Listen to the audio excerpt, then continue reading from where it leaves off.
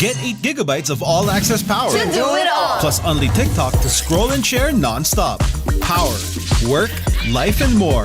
With Smart Power all-access data now up to 90 days. Load now. Tuloy-tuloy live selling, tuloy-tuloy content, tuloy-tuloy gaming. With new Smart All Access 99. May 9 gig ka, now for 15 days. Load now, live more today, and tomorrow, and after, and the day after.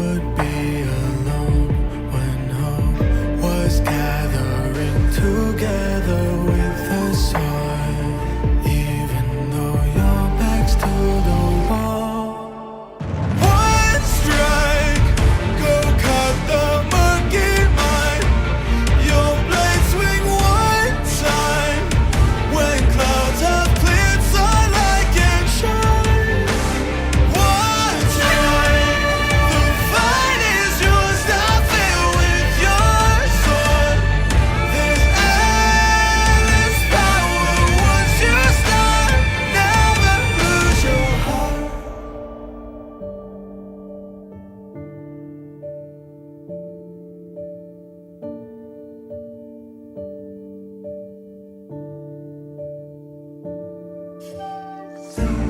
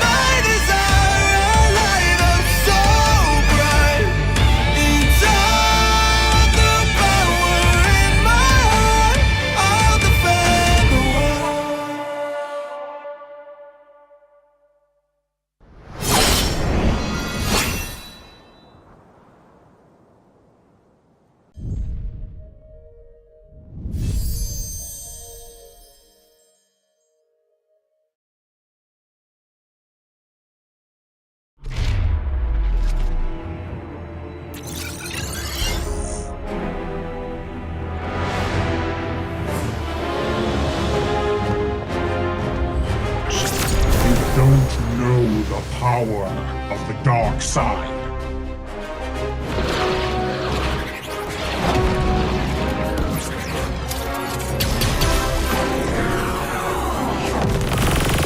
Target on the move. Prepare to engage.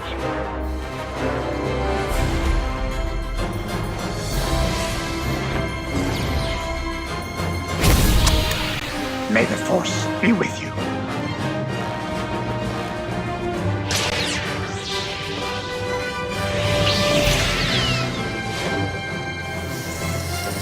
I will do what I must.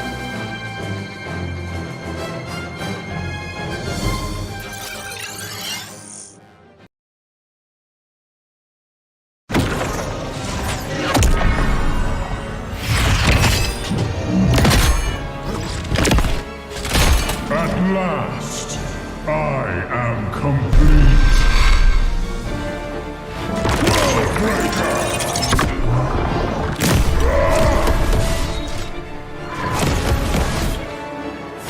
Come in fairness.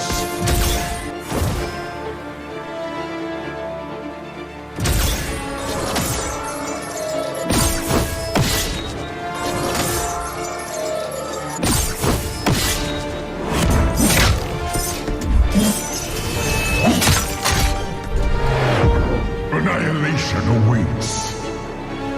Boundless is my hunger.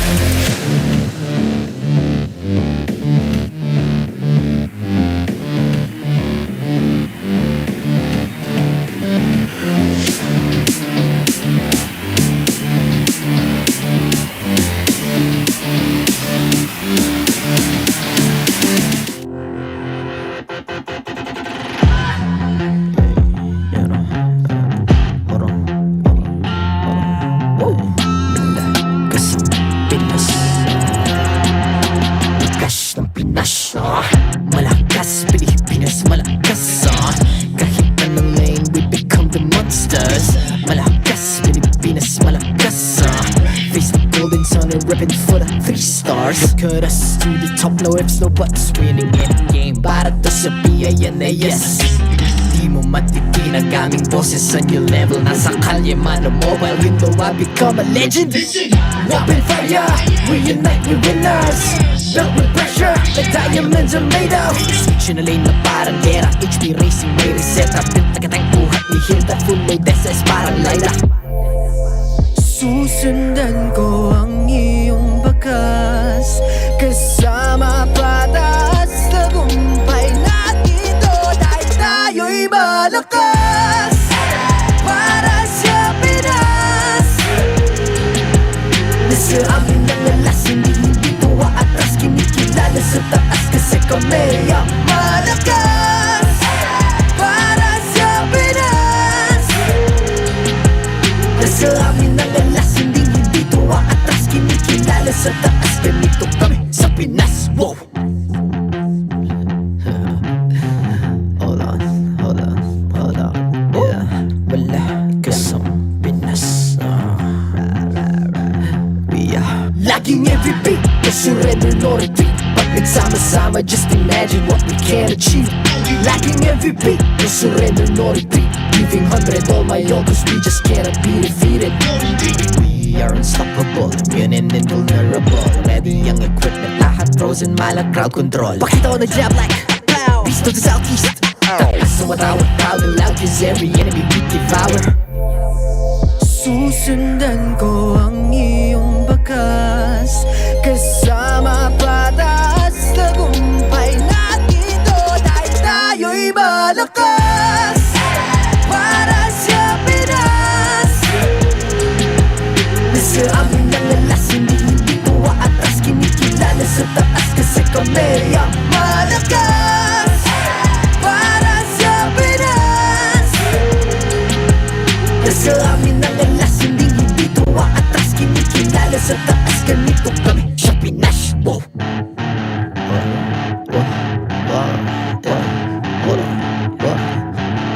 Malakas, Pilipinas, malakas. Kahit anong lane, we become the monsters. Malakas, Pilipinas, malakas. Face the golden sun, we're repping for the 3 stars.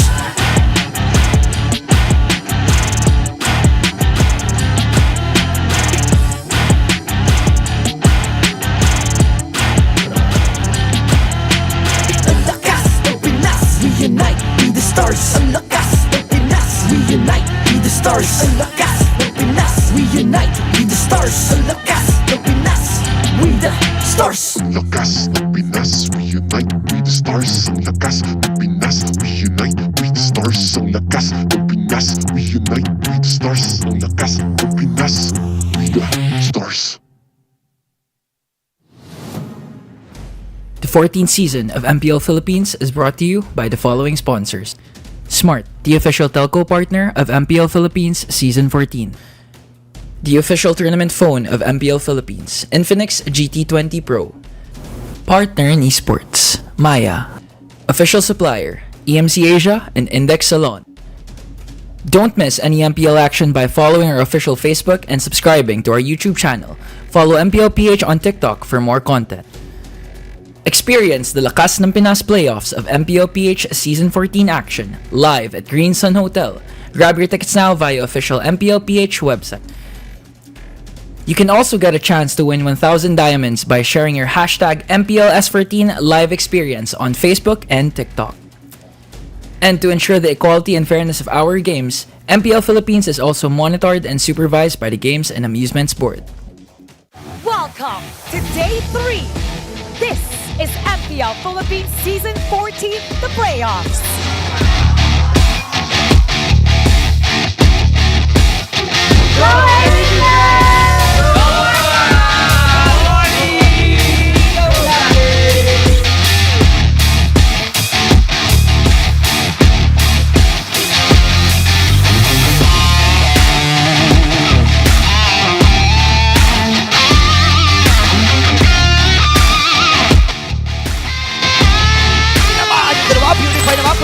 hakbang habang si Q ay hinahabol din. At si Cruz, yung mga shoot mo niya, and Sipa!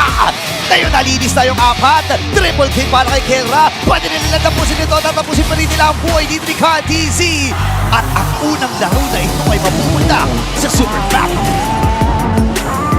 Wala na dito ang ating Onyx Philippines. Pero tuloy-tuloy at kompleto yung top, mid, and bottom. Ilalaban na to ng Falcons APBren. Pero hindi kakayanin ang lakas ng Super Family. Hindi pa available din ang dito pero nandun yung ultimate mula kay Black TZ. Base block na daw at tinatawag ni KTZ pero layo naman yung Pilipinas at magtatagumpay. Dalawa na lang ang natitira. Parang nagmamadali na naman ang Falcon Fanatic Onyx Philippines. Meron sila mga minions dito na kasama. Black TZ. Ayan na! Nalito din. Base lock na si Kelra. At ang unang kumunan na makakakuha ng ticket para sa M6. Fanatic Onyx Philippines.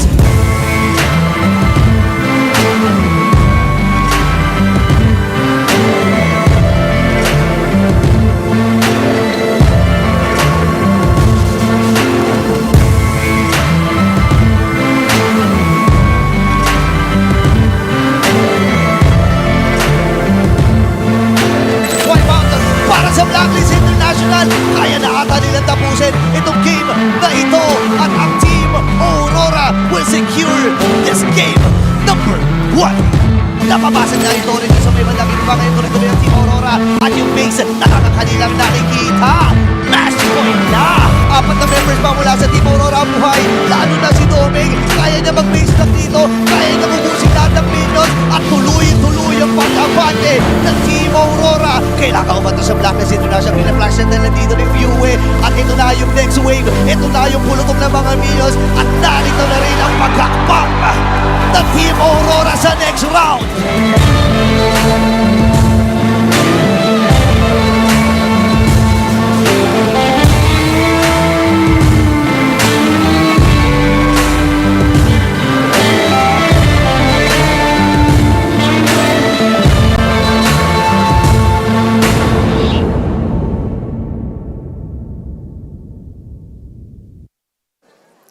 We're down to the last 2 days of the season. It's been a wild journey, full of unexpected surprises that no one could have predicted. Today we begin the first ever best of 7 match between the reigning world champions, Falcons APBren, versus an emerging contender, Aurora MLBB. The survival of the champion hangs on the line, while the latter proves that their team was built to win. Sinong koponan ang makakaabante patungo sa Grand Finals at sino ang magpapaalam? I'm Mara Aquino and this is MPL Philippines Season 14, the lower bracket finals. Casters, pasok! And you guys heard it right there, the lower bracket finals, the first ever best of 7 is about to unfold between Falcons APBren and Aurora MLBB. What is up, guys? Welcome to the English Desk. I'm Naisu, joined here with Ingan. You still got your hair. How we doing, man? I'm doing great because I love my beautiful hair and it's not going anywhere, Naisu. Okay. Well, you know, there's probably some people out there disappointed with that, but you know what? I'm happy you have your hair because right now we have an amazing game ahead of us. We have nearly a fully packed crowd here in the arena, of course, and I'm sure it's going to get more full as the games go on. Hopefully we get 7 games, but before that, we also have to thank our sponsors because now you can level up and game anywhere with Smart's Power All 99 for just 99 pesos. You get 8 gigabytes for all your favorite apps, plus you get Unleashed TikTok and Unleashed Text to all networks. And you can stay connected, improve your MLBB skills, and keep the fun going with your friends no matter where you are. Just load up now and enjoy non-stop gaming with Smart. And with that being said, the matchup once again about to start just in a few minutes. Well, we got to reset there, of course, but yes, FCAP, RORA. We saw this yesterday. I think people, like Mara put it really well. We had some things happen throughout the playoffs up to this point that people weren't expecting here. Ingan, for one, too, I think people knew how dominant Fnatic Onyx Philippines were, but that match yesterday, I don't think people actually knew just how strong they were until they showed us what happened yesterday against Falcons APBren. Yeah, you even said it yourself. They're just too damn strong. Yeah. Going up against the defending world champions Falcons APBren. That's a hard, very, very hard thing to do. But looking at the bracket, it's the final match before the grand finals. Falcons APBren and Aurora in a best of 7. First time, nice. First time best of 7 or bracket finals. First time ever, and you know, with that being said, I hope we get at least the 6 games. I'd be happy with that because you know what? What? No, don't. No, don't look at me like that. If this game doesn't go to 7 Stop. games, Stop. Naisu will cut his hair. Nope, we're not. Not until you fulfill your promise, right? Today's schedule, though, once again, Falcons APBren, Aurora MLBB, and this one's going to be a treat, especially if you caught yesterday's games, guys. You saw how dominant RORA was against Blacklist International. I think even with that, people didn't expect it or predict it to be a sweep, a 3-0, just against a Blacklist that looked really good in the playoffs here. Especially since Blacklist took a Falcons APBren to 5 games the last time that they met in the playoffs. So who knows what outcome can come here. But I'd also like to point out, happy 1.3 billion views again to MPL. Again, thank you for the milestones here. We're going to have the panel break down this matchup for us. Let's see what these gentlemen have to say about this one. This is the Infinix Game Tambayan, and you know what? We called for backup. Welcome here, and I am Rockhard, joined here by Renmar, and of course, Midnight, to make it the power of 3. How you boys doing? I'm an English baby. I'm new here. This is my first time joining the English panel. I'm happy to be with you two. Yeah, and I'm happy to finally be sharing such a close personal space with you yet again for a best of 7. So it's gonna be a long night for all of us. Yeah, I mean we can definitely get much closer, you know. 100%, Sure. especially if the camera goes on to you right now. I love it. And we're back here, and just want to remind you guys, of course, this is gonna be a best of 7. We'll get into that in just a few moments. You can see right now on your screens, that is Falcons APBren walking it up here, followed by Aurora, looking as on fire as ever. Yeah, well, you know, when I saw Aurora earlier, there was one guy that really stood out for me for multiple reasons, but for the sole reason of he looks so absolutely locked in today. Domeng, man. Yep. Domeng looks like he's hungry to prove something. I mean, not just today. I think for the past 3 days, we've seen Domeng just, you know, locked in with that serious face. Even with the player walk-ins, even in the stage, he's always showing a cold stone emotion. You know, that face where he doesn't show anything. He's not even like that excited. I'm pretty sure he's excited about like, you know, possibly going to M6, but you don't see it in the face. That's true. Maybe we'll see it in their actions later on. Of course, this tournament is brought to you by the Infinix GT20 Pro, the official tournament phone of MPL Philippines Season 14. Now, we are going into this in a best of 7, and we're going to harp down into this because first time ever that we're going to see a lower bracket best of 7. And we're going to talk about that in a little bit. And of course, what better way to talk about like really long tournaments, preparation, and whatnot than the guy himself. Coach Panda is actually joining us today via call. Is none other than a very well-decorated coach, RSG's Coach Panda. Hello, Coach. And of course, our English panel, that's Renmar, Midnight, and Rockhart. Salute to you, boys. But as of the moment, Coach Panda, kinagagalak po namin na makita kayo. Thank you so much for giving your time. How's it going? Kamusta ang panonood ng MPL so far for you? Good afternoon, everyone. Grabe talaga yung MPL Season 14. I mean, I've been in MPL for a very long time, and I can really say that this is the most competitive MPL, especially in playoffs ever. I love it. You mentioned more about the competitiveness, and I feel like the English panel is going to dive a little bit deeper on that one, right, guys? That's right, because we want to know, Coach Panda, how would you rate the performance of Falcons APBren right now? You have your famous scoreboard, brother. Give him a grade right now. I like that. If anyone has any eyes, and I can really say that I'm not in the position to rate right now. APBren. APBren is already proven and tested. They're 100 out of 100. Today's match is really going to be about who's going to be more excelling in the draft or in terms of ult luck regarding some rotation and gameplay. So I'm really excited to watch today. That's the idea that they have in mind. More gameplay, the draft, very much important there. Midnight, you have another one, right? All right, Coach. I know you've been watching a lot of games in MPLPH, and I know you're very particular with players. But in this current playoffs, who do you think are the standouts, or who do you think are the shining ones so far in this playoffs of Season 14? I've been really seeing that the gold laners, especially for all the top tier teams, like literally they have almost zero debt, or they're super consistent regarding sa team fight and sa puesto, and regarding sa sariling play, how to turn around the game. So again, today's game is really going to be about, for me, not only the gold lane, but really all the roles. So I'm really excited. Yeah, Coach. Now, talking about Falcons APBren, which specific players do you think should step up to the occasion for this match against Aurora MLBB? I guess usually when it comes to two strong teams, I always look at the performance of the roamers, Ogwe and si Renike, because roamers are really the game changers, especially when both teams are super pantay regarding sa calibration.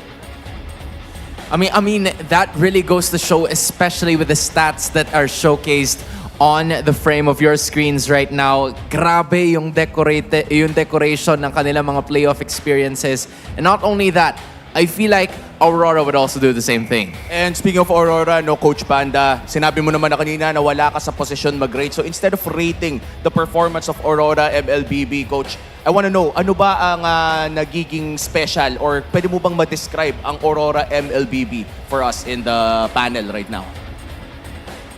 I can really say that Aurora game style is really aggressive. They have a balanced draft.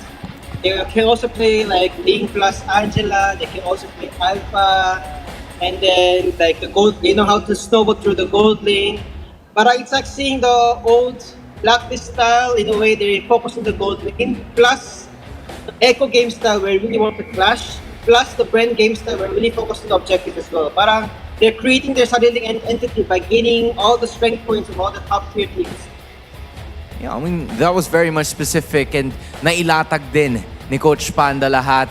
In the same way, you see everything for Aurora on your screens right now. Renmar, I know you have a lot of things to ask about this team, but you have an opportunity to ask Coach Panda about that one now. Coach Panda, it's Renmar here, and we had a different question prepared for you, but it's similar to what we had prepared. What or how would you say Demon Kite, your former player, is performing right now with Aurora? How would you like to comment on his performance, considering that you've gone up against Aurora and his team this season, and I'm sure you've seen his performances in the playoffs? How would you comment on Demon Kite so far? That's a good question. Kite, I am super proud of him. Instead of spinning too much with my words, I will just say,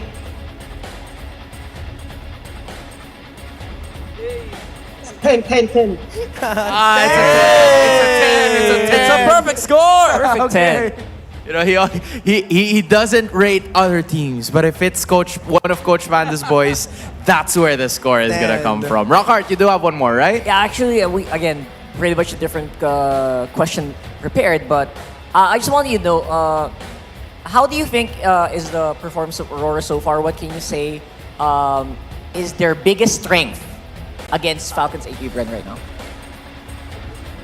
I can quite say that it's going to be the aggressiveness, and then also knowing the patience when they can hit their power spike, when they know when to come back in the late game. So kahit lugi sila in the early game, napansin ko na as long as they have Doming's farm, they know how to come back in the late game. Okay, one of the few, or there have been few of the many strengths that I mentioned ni Coach Panda about both of the teams, and I feel like that's gonna be needed now, because for the first time ever in league history, we're gonna have a best of 7 series in the lower bracket finals, homie. Saktong-sakto, no, Coach Panda, you are one of the most decorated coach in the Philippines, at kitang-kita natin yung prowess mo in long series such as this. In a best of 7 to a best of 5 matchup, kung ikukumpara ang dalawang yon, Coach, gaano ba kahirap mag-prepare para sa isang best of 7?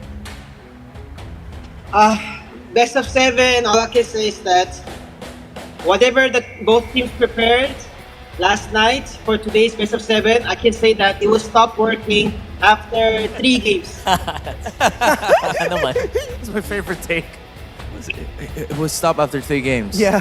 It was like anything that they prepared daw, Hans, ay mawawala din lang pagkatapos ng 3 games. Kumbaga, bardagulan na by that time. Pero kung titignan mo rin yung mga muka na nandito sa screens nyo ngayon, kumbaga batika na tong mga to sa best of 7 series eh. Sila lang. You would see most of them all the time. Midnight, I'm sure you have something else in store for Coach Panda in terms of both of these teams. All right, considering the caliber of our top three teams here, Coach, with Fnatic Onyx already in the grand finals, and we're still waiting for the last team to fill the slot going into M6. What do you think are the chances of Philippines in the upcoming M6? Super matas for me. And I'm very excited also because we have FNOP right now in the grand finals already for going to M6. And I can say that FNOP really deserves where they are right now because their chemistry and then the way how they play the game and they understand how to play the game is just really superb. See it. Okay, so that's the thing that we've seen. I always like listening to Coach Panda's thoughts, and also in terms of the games, we're starting to see it, even though it's low-key Coach Panda. Now, I feel like this is a perfect time to ask you, Coach. You probably know what this is. Nako. And it's related to scoring. So, I'm just gonna go straight to it. Who's gonna join Fnatic Onyx Philippines in the grand finals? We need a score, Coach. May We need a number. score. Coach, English may panel, number. do we need a score? Do we need We a need score? a score. Yes. We need a score. We need an actual, accurate score. All right. Sorry, Coach. It's unanimous It's here. tradition, it's tradition. Go ahead, Coach. This won't be cursed because I'm not Mirko, right? Yeah, No, you're not. You're Coach Panda. You're It's the Coach Panda Panda. blessing. It's the Panda blessing.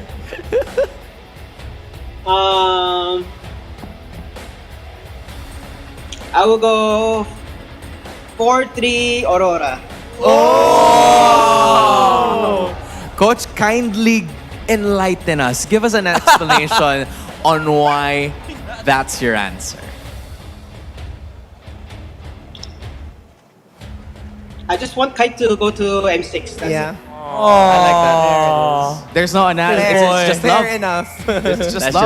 That's just love. Coach Panda, we surely love all of the insights that you've given us today. I am sure na sobrang daming Raiders din na nanonood para sa araw na to. What's your message for all of them in supporting? But again, so far, I guess that message is gonna be for later, Coach, because we're gonna head back to the games in just a bit. So I'm gonna stop you right there, but thank you so much, Coach Panda. And thank you also to the English panel. I hope you have lots of fun. I'll see you guys again soon. Paalam. Thanks, Coach. Thank you. Bye-bye.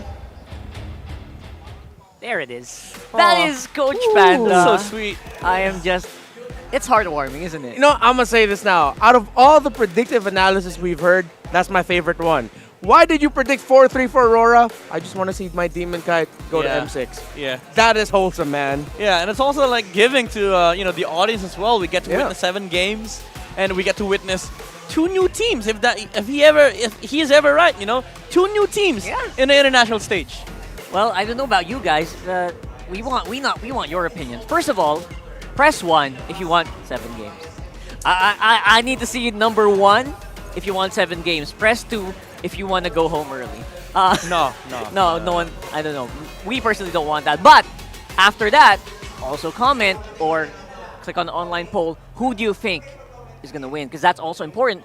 Is it going to be an FCAP victory, of course, reigning world champions, or the young guns, Aurora, coming into play here? I personally will mirror what Coach Panda said. I think this is going to be Aurora 4-3.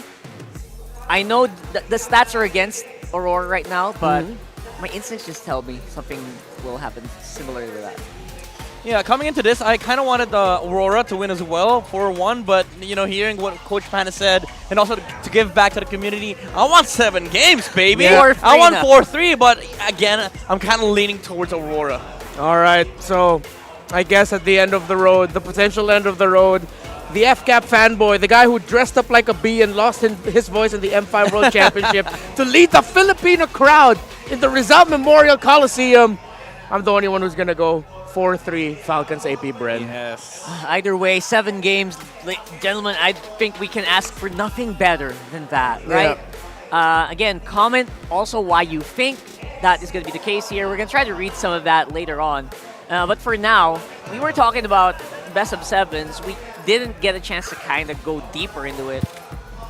Why is it such a big deal? Why are we making it such a big deal? You know, I feel like this guy should answer it. You fought a 7-game series to go to Riyadh. Yeah, you know what Coach Panda said about best of 7? It's actually true. It's true. Everything you've prepared before the match, it expires by Game 3, at best Game 4. Game 5, Game 6, specifically Game 7, it's about how well you can adjust and how well prepared you are to face against the other team.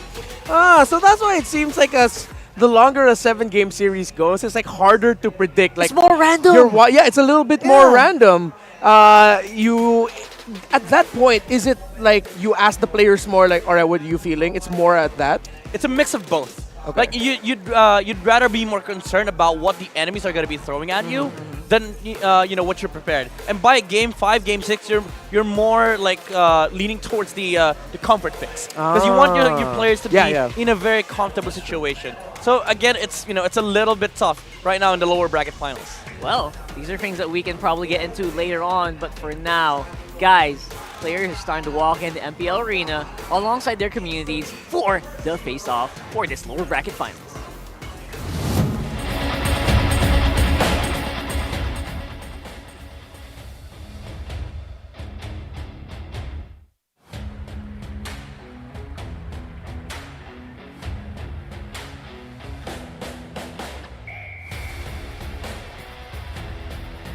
Ang palag ng madla. Para sa Aurora MLBB, ano ang palag mo? Tama na, kaka-World Tour. Magpahinga na kayo, kami na bahala sa M6! Para sa Falcons APBren, ano ang palag mo? Wala kaming palag, talo kami kahapon eh. Manood na lang tayo. Palag kung palag. Fist bump. It's a clash between legacy and a force built to conquer. Who will reign above all? Panel, pasok. Let's bring in our panel of marshals for the lower bracket finals, the first best of 7 series. Yaku Jeff, Chico, Patrick, and Wilbert!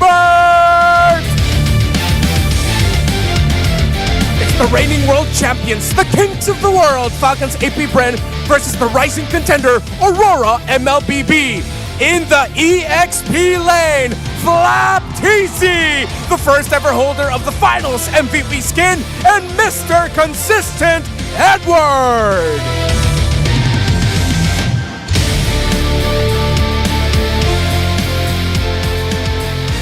In the jungle, the inheritor of the TZ blade, Kyle TZ, versus the smiling demon, Demon Kai.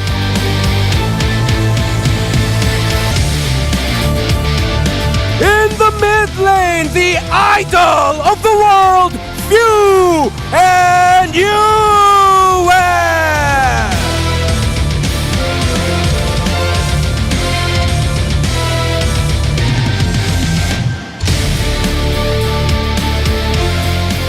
The Roamers, Master Ogwen, and the Hitman, Renegade.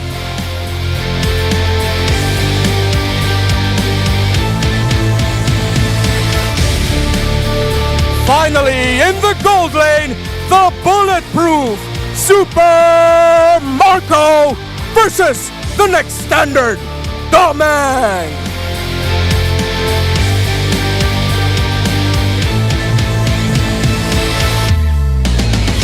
And their coaches, Coach Trevor and Coach Master the Basics. Only one of these 2 teams will go to the grand finals and fly to Kuala Lumpur, Malaysia to represent us in M6.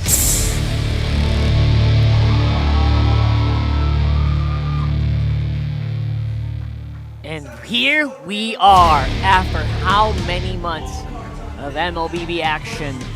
we are about to determine our second representative for M6. And who knows that better than Falcons APBren? Last year, they stood at the top of the world, and right now, the mission is to go back. Falcons APBren, even though they sit at the number 2, it's not a problem to be the second team to go to Malaysia. And going up against them is a team newly minted. Players who have played with one another for a good amount of time, but 2 new faces with them. And together they have formed a new organization that is challenging the world. Yue, Edward, and Renegade with Demon Kite and Domeng. One of the most unexpected teams to make it this far. Well, don't doubt them anymore. Here they are. That's a good way of putting it. You know, Aurora is trying to challenge the world here. But in the face of Falcons APBren, who has been very dominant in terms of macro and micro, all the skills required for them to be able to take out the reigning champions of the world have to show up here. Macro and micro is going to be very, very important for Aurora MLBB. Again, preparations just can take you so far. We're gonna have to see maybe someone plan at least for match number 5 or game number 5. But so far, it does feel like, in terms of drafting, Master the Basics really has grown as well. And here in the head-to-head, it feels like the mid lane is just as important as ever. Yeah, Few and Yue and their hero pools, the tradings between the Faramis, the Aurora, the Vexana, but Yue, surprisingly enough, still hasn't shown a Zask in the entirety of the playoffs, and that's one of the picks that helped carry Aurora in the position that they are in right now. My question for Falcons APBren, are you really going to give us Valentina?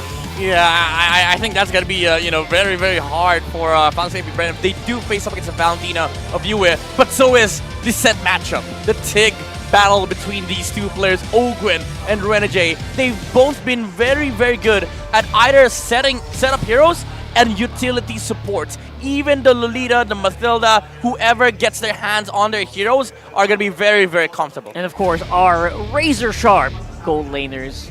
This has been a point of discussion for quite some time now. It does feel like they're very consistent. Marco, despite some of these losses, do remain to have a pretty high KDA, barely dies even in the games that they lose, while Domeng, really a guy on the rise. You know, yeah, on the rise, 100%. There's a stat line I've been following with the gold laners, the bulletproof leaderboard. Yep. They're both standing at 16 games won with 0 deaths. Ooh. At the end of this matchup will determine who's more bulletproof. But these 2 are not bulletproof. Their job is to take those bullets. Yep. They take the damage, they front line. But right now, Edward seems like he's just been a little bit more consistent in terms of holding the front against Flap T. And maybe Flap can kind of catch up. Here are your Infinix keys to victory. For Falcons APBren, remind everyone why the Bees are the reigning world champions. Pretty much speaks for itself. For Aurora MLBB, you have to cement MPL PH's new landscape, possibly being the next team to qualify for M6. And that means we're going to be seeing 2 new teams again. Yeah, and if you don't want 2 new teams, Falcons APBren, if you want to defend your world championship, Aurora, if you want to contest that, and as a new team make it to M6, play it like it's the grand finals. This is our very first best of 7 lower bracket finals in MPLPH history to solidify the idea that lower bracket is for Bees. Falcons APBren.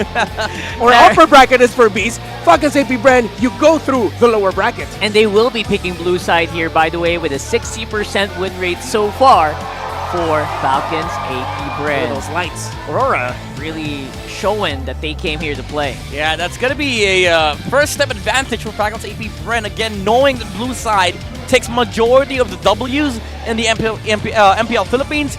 But so far in this current playoffs, I think that's changed. Yep. Some teams have actually been able to take over on the red side because of the fact that the first pick has been really the story of, do we get Suyo or not? Yeah, and most likely teams would rather get the Suyo. But the problem is there have been teams who have been able to counter the first pick Suyo. It's not like he's unbeatable. Yep. He has somewhat of a 55 or counting win rate percentage, but that's still something that you have to respect. That Suyo first pick if Falcons APBren is going to get it. Yeah, and guess what? The most successful team against Suyo is Aurora MLBB. Oh, that is saying They have the something. most wins against Suyo, and we've seen that yesterday. They let it slide twice against Blacklist International. They won against that hero once before facing the Blacklist International yesterday. And it might change today, but we never know. That definitely is a challenge up to Falcons APBren. Despite the moniker of Suyo, does feel like he is not immortal, at least inside this game. Heading in the draft for game number 1, any big first picks you expect? They're letting go of the Suyo. Are they? Are they though? I mean, they can just ban out the Mathilda and let Falcons APBren have the Suyo, and then take the Ling for Demon Kite. Yeah, I think if they're gonna give the Suyo here and the Matilda's also open, then that means they're setting up for Renegade to steal it. Knowing Falcons APBren though, you'd rather take the Matilda. But it's Suyo, it's a Gatot Kacha removal because that's been a trend of Falcons APBren recently where they'll get the Gatot Kacha for Ogwen in pick 2 and 3. Yep, but they go for Suyo, first pick on Falcons APBren. Phoveus and Mathilda is up for Aurora, so is the Alpha. The quote-unquote soft counter against the Suyo because he's able to match the jungling speed of the Suyo, and he also deals so much damage in the early to mid. That's right, and Suyo becomes like a question of who can actually follow up well with the Suyo. Hylos is actually open, so I don't know if it's clear-cut Matildas yet, but you're right, Phoveus is also a really big tool of Falcons APBren, as well as Aurora. Oh, Edith and Matilda. Okay, instead of the Phoveus, they go for the Edith. Of course, you gotta lock that in. Phoveus will be available here for Falcons APBren, but it's been hit or miss for Falcons APBren. It's not hit or miss for Aurora, though. Yeah, but it's gonna be up with the Paramis, though, for Falcons APBren. They haven't picked up their gold lane yet, so we might be able to see a gold lane on the side of Falcons APBren. But again, just the thought of the Phoveus and Paramis being a same lineup is kind of tempting. Yeah. But instead of oh! Wow! Okay. Little change up in priorities for Falcons APBren. Yeah. I understood why they ended up going for the low E. With the Faramis still open, if they picked it here, the Valentina could have been picked third for Aurora. Oh, you're right. Yeah. And this time around, you sort of level out the map pressure that Matilda can provide, but again, it's you being reliant on the ultimate to apply the map pressure. It's kind of funny because like you also don't want Yue to pick up the Valentina. So Falcons APBren go for a different route. They go for a Khalid, which we don't know yet if it's gonna go to XP or Rome. We haven't seen Ogwen yet put his hands on a Khalid. Yeah. But so far, again, the story of the matchup between Aurora and Falcons APBren, it's a game of 7. Any form of surprise is definitely much welcome. That's right. And again, Louis is the best tool for surprises if there ever was one. Oh, yeah, right? You're right. Aside from the draft surprise that we're talking about here, and I'm also going to be surprised if we see a draft that doesn't involve Hylos right now. I think they can forego the Hylos here for Aurora. Yeah, for both sides, it's still definitely up for the taking, but Aurora, they're now on the 3rd pick.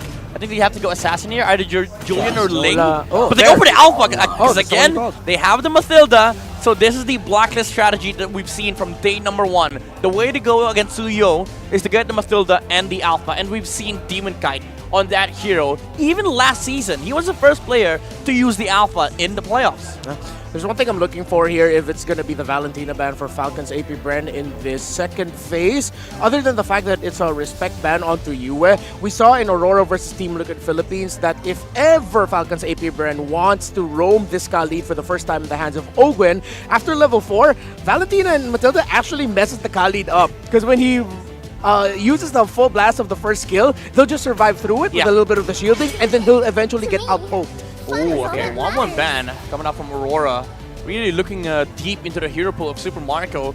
But again, going back to what Renmar said, I think it's a warranted ban for Falcons APBren to remove the Valentina. Maybe alongside the Promise. You don't want to give up so much utility to the side of Aurora because they already have the Mathilda and the possibility of taking up the Promise there with the potential, I would say, fighter gold lane, something like that. Maybe like something like a Lunox, that amplifies just the early group up from Aurora. But it does feel like there are options here for Yue. Either go for the Faramis or go for that the Valentina. Yeah. It's all right. No, it makes sense because if you're Valentina, you're still Faramis. You're still Faramis sometimes. Got in my head. Depends on the cost and too. if that is the case, it will become a 4 protect 1 here for Aurora. So their gold laner is just going to be even more important. Oh, okay. 60%. win rate on the Suyu. I think Calties is just behind King Kong when it comes to the actual win rate of the hero. Because I haven't seen King Kong lose on the the Suyu. He still has a 100% win rate on that hero. If I'm not mistaken, yeah, he should be. He is, right? Yeah. Should be. So now, coming into second phase, it really is up to Falcons APBren to force the matchup on Yue. They can either choose to let go the Paramis or the Aurora. Because I think what FCAP is thinking here is that they remove the Paramis, deal with the Valentina, because you don't want to be dealing with the Netherrealm if you're the Suyo and Khalid. Again, you're trying to remove that for protection. Ooh, none of the above. They're willing to give it. I think they're confident in their team fighting that they could get if ever that is a Faramis. And if Yue ends up with this Comfort Valentina, just make sure that the Kali definitely goes in the EXP lane. Because if that goes wrong, again, we saw it happen, it's going to struggle against the pokes of the Matilda and the Valentina come level 4. Yeah. However, though, what if Aurora will surprise and just bring back the Zask, the pick that brought them back that's success? that's actually nice. Does that fit here? I think it is nice to have a Zask with an Alpha, because like, you just dive in. And then you can just use the Guiding Wind to let the Alpha go out of the team fight, and you still have a Zask that can rain terror on the team fight. It's either the Zask or the Paramis, honestly, because again with the Paramis, it also blocks the potential for FCAP to pick up a tick. Yeah. So they go for the Valentina. They default. Maximum comfort for you. I guess that's pretty smart as well. It still does the same thing. It still blocks a tick.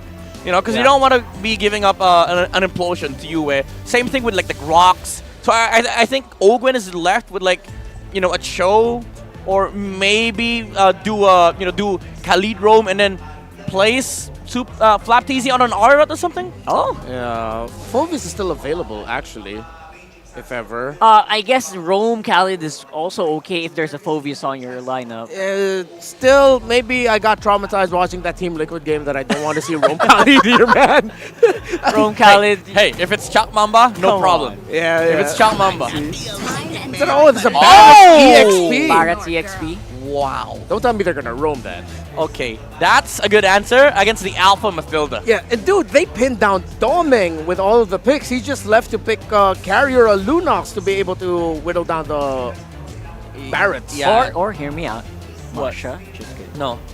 God, no. They're probably gonna go with Moskov here. Moskov, yeah. It's the winningest marksman for Doming, specifically for Aurora. Would you carry here? No, against Bea, Khalid, Suyu. Yeah, they go Moskov. That's the safest route. I would say. 3 purple heroes on the last phase.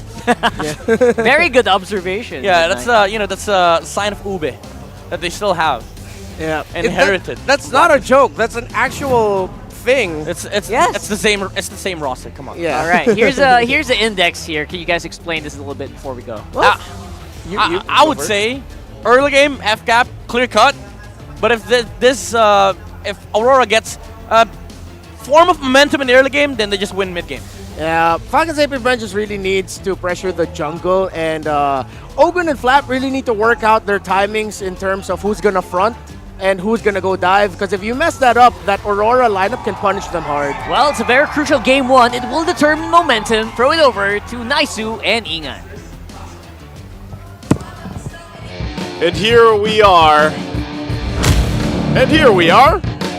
Well, welcome to Mobile Legends. And here we are, jumping into the land of Dawn. Game number 1 in this first best of 7 that we're going to see unfold here for us. Ingan, Naisu to bring in the action here. I know we have a really loud crowd here, and I hope you can hear me, Ingan, because I'm looking to hear you. Naisu, I do agree with the panel. Again, Falcons APBren, they do have a good potential to dominate the early game. But let's see, because so far the Alpha and the Mathilda, like what they're doing right now with the picks onto Ogwen, that's going to give Ogwen, even with a Khalid that can be dominant in the first 5 minutes, it can be hard for Falcons APBren. So let's see, how's the rotation going to go for both of these teams for game number 1? Okay, so here we are. We're going to have to wait for this to unfold again as they're trying to get their paces going here. One of the big things about this, though, and I like that they talked about this, is, the potential for that early game that can happen, of course, for FCAP, and also paying attention to where Demon Kite goes. they got to be able to put pressure on the jungle. They got to be able to work towards that as well. Because right now, based on this lineup and everything else, RORA, if they get to that mid-game, they're going to find a good spike. They have a ton of utility to work with. Well, speaking of working with, they're trying to work on Few! But Few manages to turn things around and take 2. Demon Kite and Renegade will fall down. The over-aggression of the Aurora was capitalized by Falcons APBren. Now, that's the strong start, actually, the panel was referring to. Because, again, we all know that when you have a Calidrome, as much as possible, you want to invade the jungle like what Oakland's been doing. Don't give Demon Kite a good time, because so far, Demon Kite has been performing phenomenal all throughout the season, all throughout the playoffs. And if he gets his groove right, especially with the assistance of Renegade on the Matilda, Aurora can easily turn things around. But right now, Kyle Teasy is working on it. Here comes the Donus Welcome. They're going to catch someone there as Kyle Teasy gets the first turtle. Here comes the clash. Demon Kite has to walk away to Spear of Alka, but Edward, though, might be sad because of the Raging Sandstorm. Gonna get ganked up by 4, and now a diversion for Few onto the middle lane. Man, good response, I would say. Not only that, but also you get the objective to work around from, and this is what we were saying, you know, with the early game potential from FCAP's lineup is going to be quite devastating for RORA to deal with. They've got to be able to adjust to it. Look at this pressure on Demon Kite. And just look at Oakwood. Okay, he has the flicker. Now here comes the Raging Sandstorm. US stole from him just to make sure to punish Ogwin.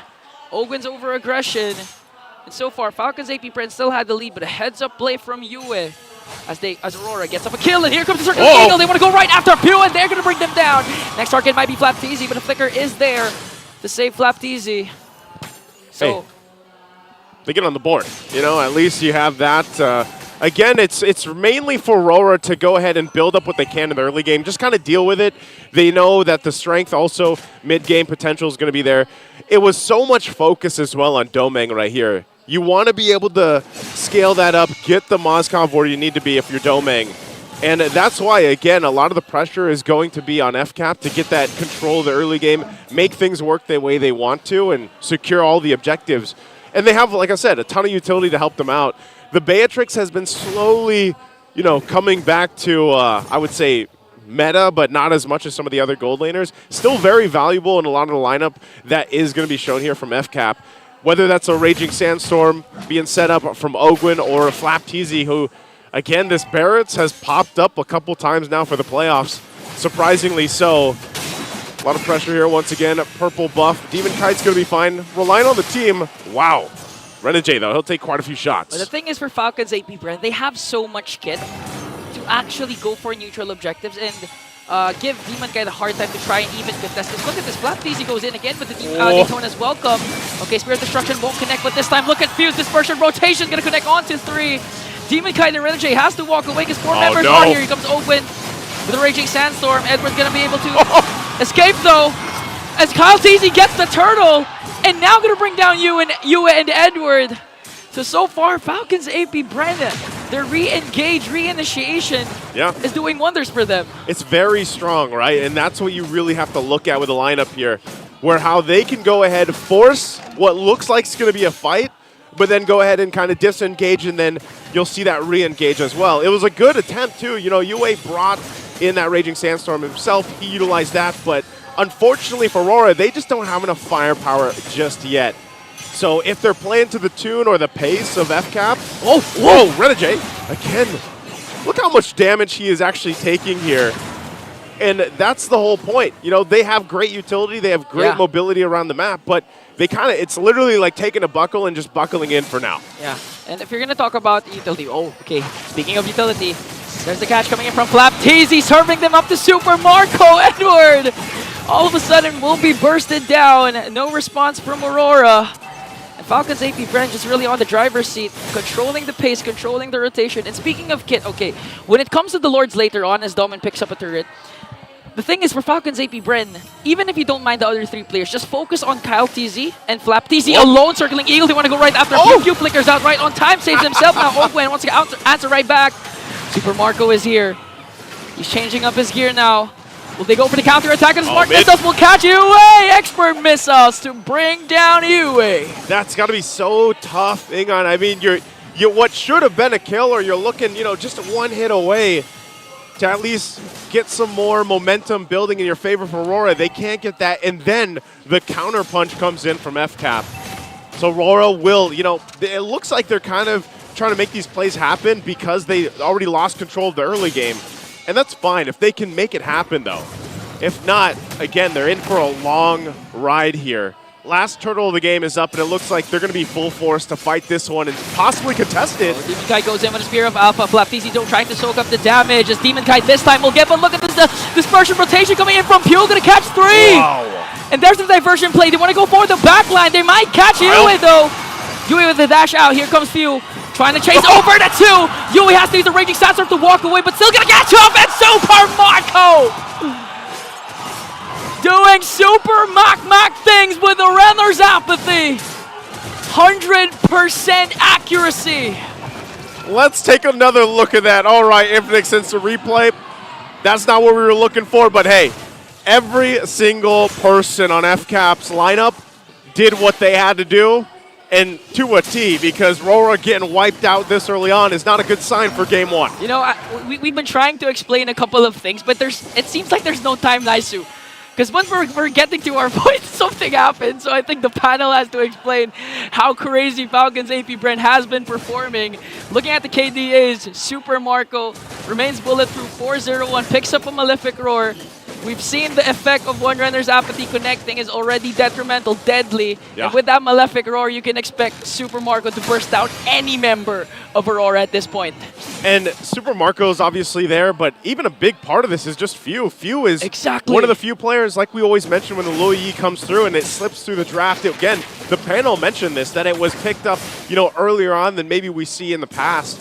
But nonetheless, it's Few, and off the top of my head, I think Super Friends as well, that just love this pick. They are so devastating with it. So, I mean, whether it's a diversion or not, it's just the hassle for RORA of being like, all right, where are they coming from? And even if we try to retreat or disengage, we don't know. Like, there's too many angles that FCAP's lineup can take. And, I mean, I'm not even talking about Ogwin. Like, he can literally just sandstorm over a wall if he wants to and cut them off. Here we go. Here comes a Daytona's welcome. Another catch, plus the Raging Sandstorm going to connect onto all the members of Aurora. They want to go for a Demon Kite, but Demon Kite has to back away. Now I'm going to work on the top lane turret. Renegade and Edward again.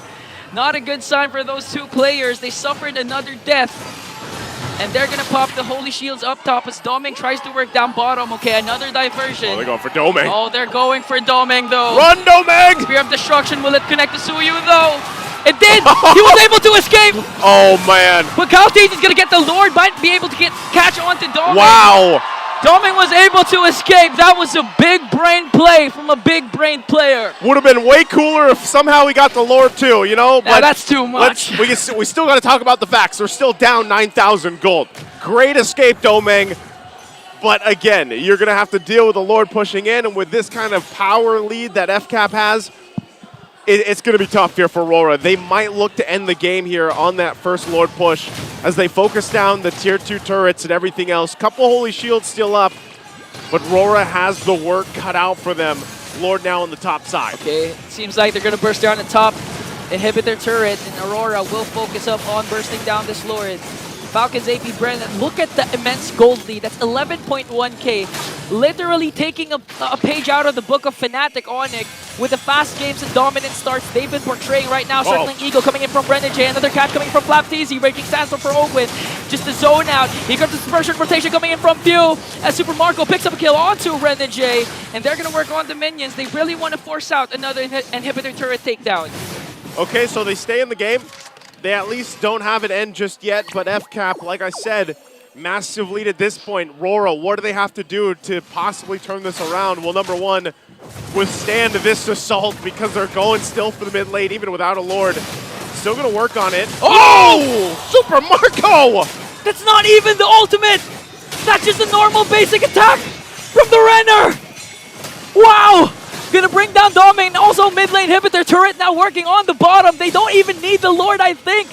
They can actually end this with a beautiful clash. All the ultimates are here. Ogwin goes in with the Raging Sandstorm Flicker combination. They're bursting down Edward. They have minions. Here comes Marco with the Renner once again. Gonna bring down Renegade as well. Next is Demon Kite and Falcons APBren breezes through the first game. They breeze on through game number 1.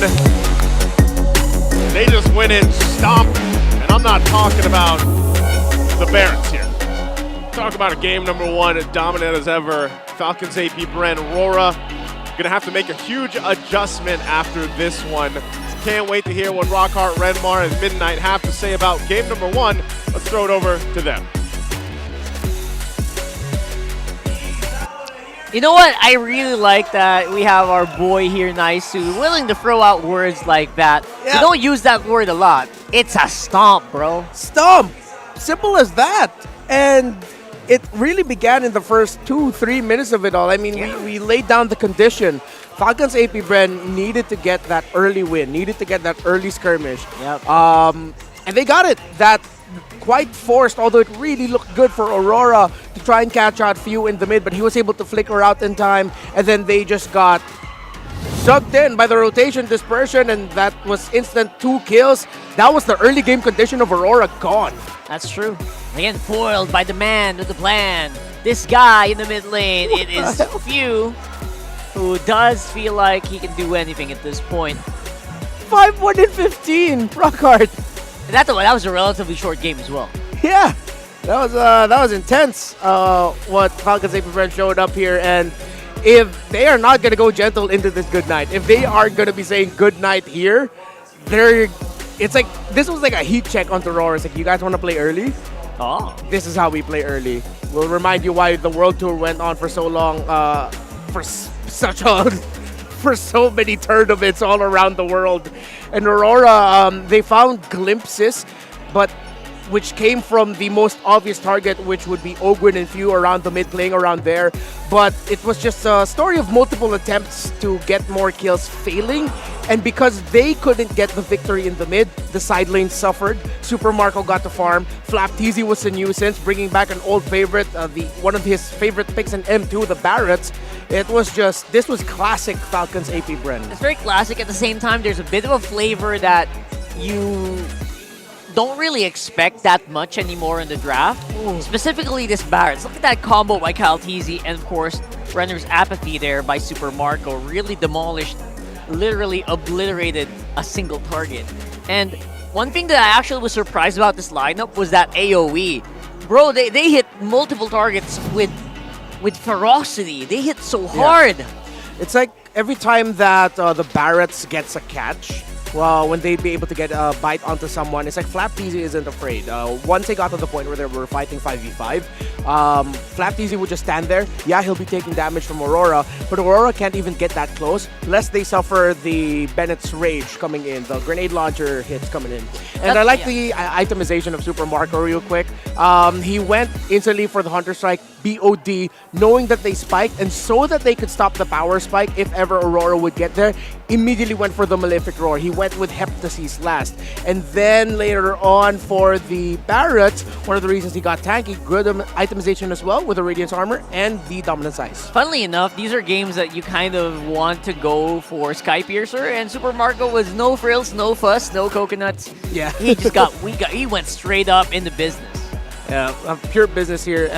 Even though at some point you could have argued, hey Marco, come on, show us a little bit Sky Piercer, maybe for the second, maybe for the third.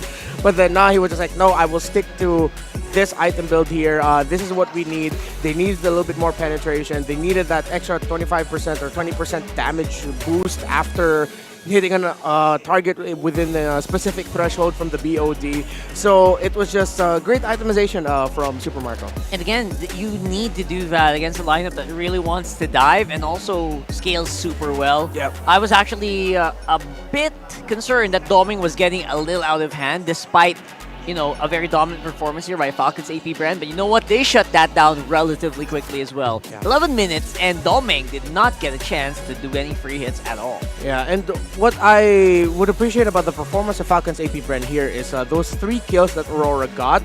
They went back to the idea of, okay, we need to trade it. But lately, Falcons APBren, especially in their series against Fnatic on in Philippines, it looks like there were lapses. This wasn't the cleanest game overall by Falcons APBren, but it's close to the standard that they want to have for themselves in terms of like how cleanly they were able to get the win. Yeah. However, one thing that I'm seeing that maybe Aurora is seeing as well that they could really pinpoint on for the next games is the aggression of Ogwen through read the map, because usually that's where things start falling apart for Ogwen, for Falcons APBren, from Ogwen, from Few.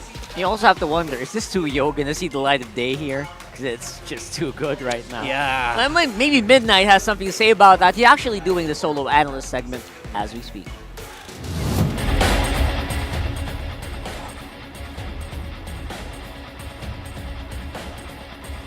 It looks like they came to the stage with their engines already running. We're going to be breaking down game number 1 as to what happened in that game, as to what contributed to their victory. Well, first of all, Falcons APBren understood their timings and how to utilize their hero lineup, specifically when they picked up the Barats. The first objective of the game, the first major objective of the game is the first turtle. 2 minutes in, we already saw Falcons APBren utilize their crowd control advantage over the Alpha. And after that, they waited for their next timing, they waited for the next turtle, and then it just went snowball from Falcons APBren from there, and Aurora didn't have any answers against the Daytona's welcome.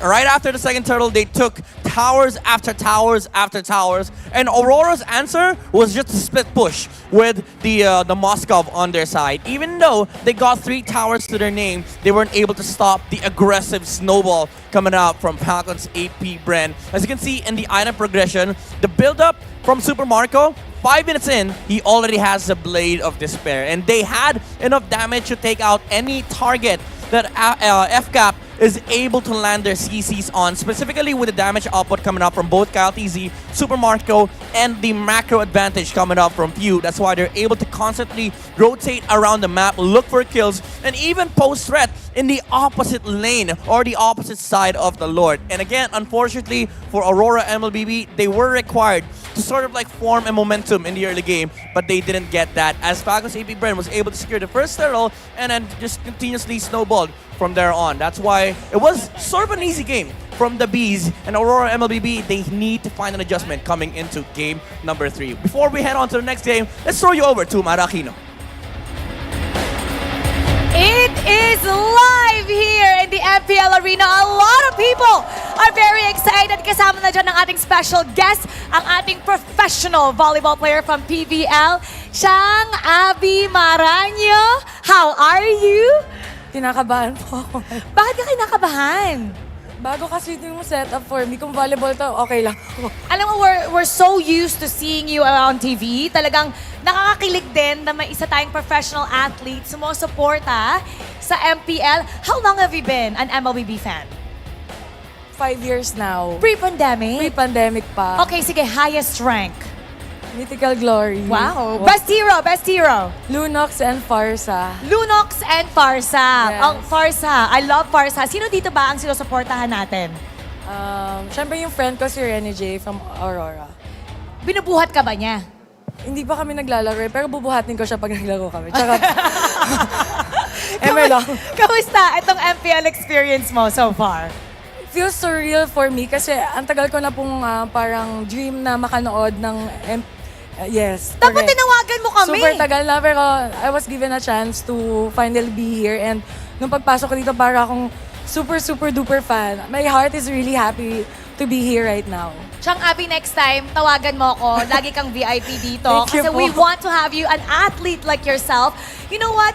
How would you compare, what would you say as a professional athlete? What are your thoughts on esports athlete? Kasi yung iba sinasabi na ibang type naman daw of sports ang esports. What can you say about esports athletes? I guess different stereotype ng mga tao is pag sports dapat it has to do with physical games, but this one is really different.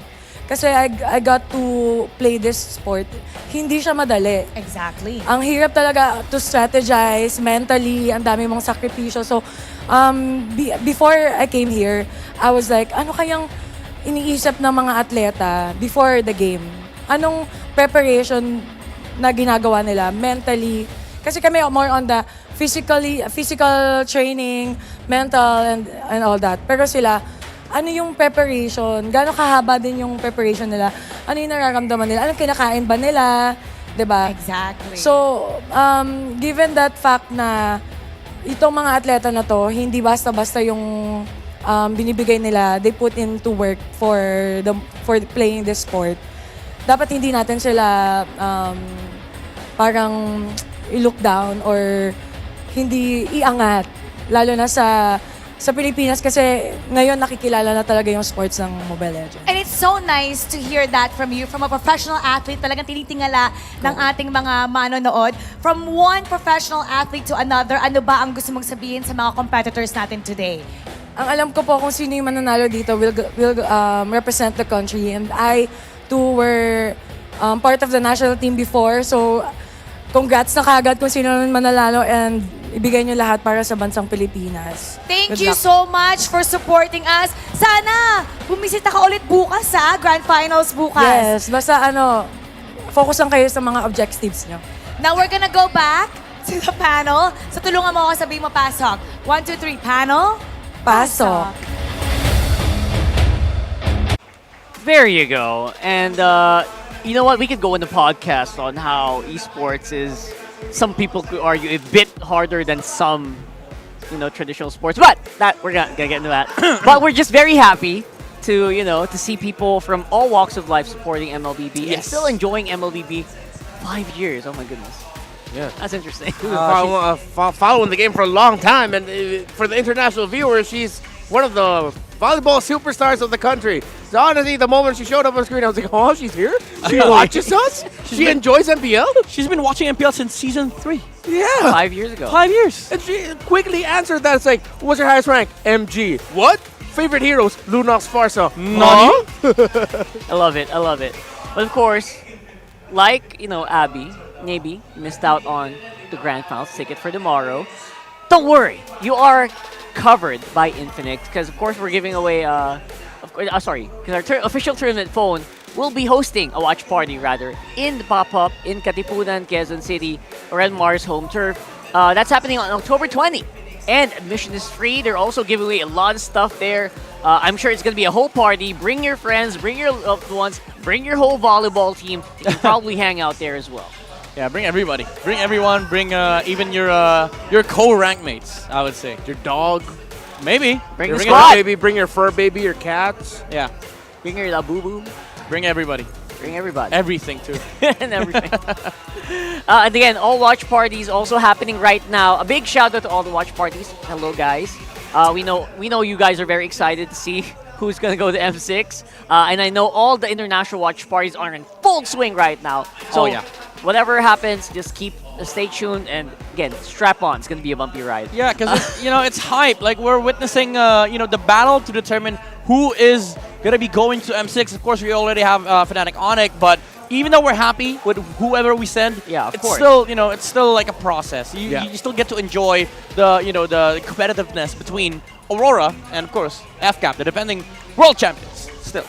And don't forget, we're also, again, we figured this out yesterday, by the way, and I'm surprised. We're actually giving away an all-expense-paid trip to Malaysia for the M6 World Championships.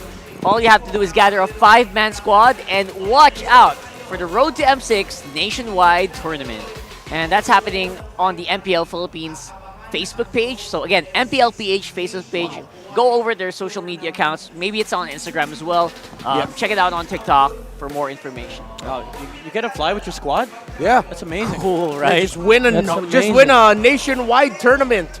Nationwide 5-man tournament, and you get to fly to Malaysia. All expenses paid. Yeah, we just win a tournament. You get to enjoy breakfast, lunch, dinner, all expense paid. Yeah. I'm pretty sure you're gonna be able to eat a lot in Malaysia. Food's amazing there. Yeah. But of course, the electrifying atmosphere of getting to watch M5 live in Kuala Lumpur. Yeah. Wow, just by winning a tournament. Sign up. Let me inspire you. If ever I'm not gonna be working the M6 World Championship English broadcast in Malaysia, I'm going to be paying for everything myself. My own flight, my own food, my own accommodations, my own ticket. So, if you want to avoid being a loser like me, play with your 5-man and join that nationwide tournament. That's like the biggest flex, right? I'm flying with my squad all the way to M6. It's a big flex. You get to enjoy with your friends, with your family. No expense paid, everything for free. And again, you get to witness Philippines win again in M6. No, just kidding. Whoa. Come on, man. We're going to end up in a clip compilation. I know. I mean, you know, we get to be hopeful because like we've been winning internationally. I mean, we did lose MSC, but we're getting there. Still, we're getting you know, there. we have an amazing track record, and I'm just being hopeful. You know, And I'm just being hopeful. We're all hopeful here, right? Yeah, Because nothing wrong with hoping. We got to rep. We got to rep. And of course, Aurora picks blue side, by the way, with a 60% win rate on that side. And of course, if they choose their side, they get 56% so far in the playoffs as well. Close to the actual win rate for Aurora's blue side. Yeah. So that just means they're a blue side team.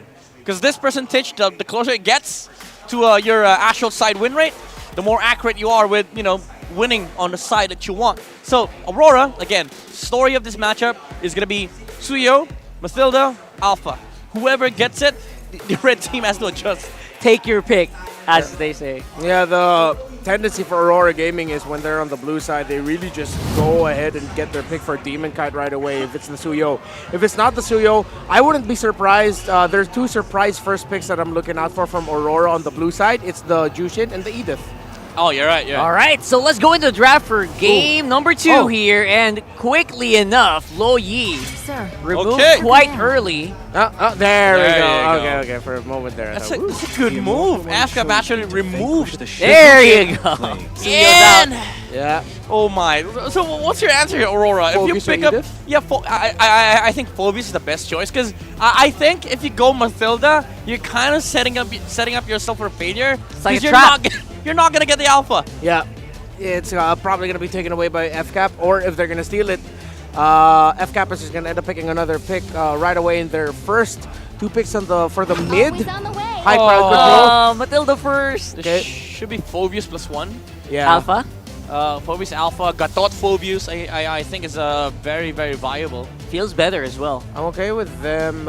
If they want to continue the trend of Flap being a little bit more active, I think just get the Phoebus again, as you mentioned. And you know what? Surprise it. Pick up a Vixana for few. Yeah. You know what? I actually love their priority on Flap because I'll be honest with you guys. I've been watching some of the replays. Flap TZ has been...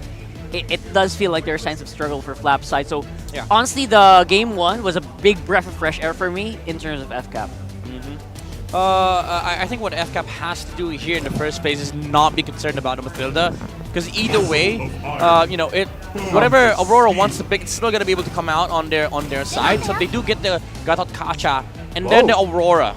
I really like this because that now you have engage and re-engage for the side of FCAP. You also are forcing Aurora to sort of like pick their jungler first. It's not a good lane game, honestly, for Demon Kite, so he has to go back to the Julians, the Nolans.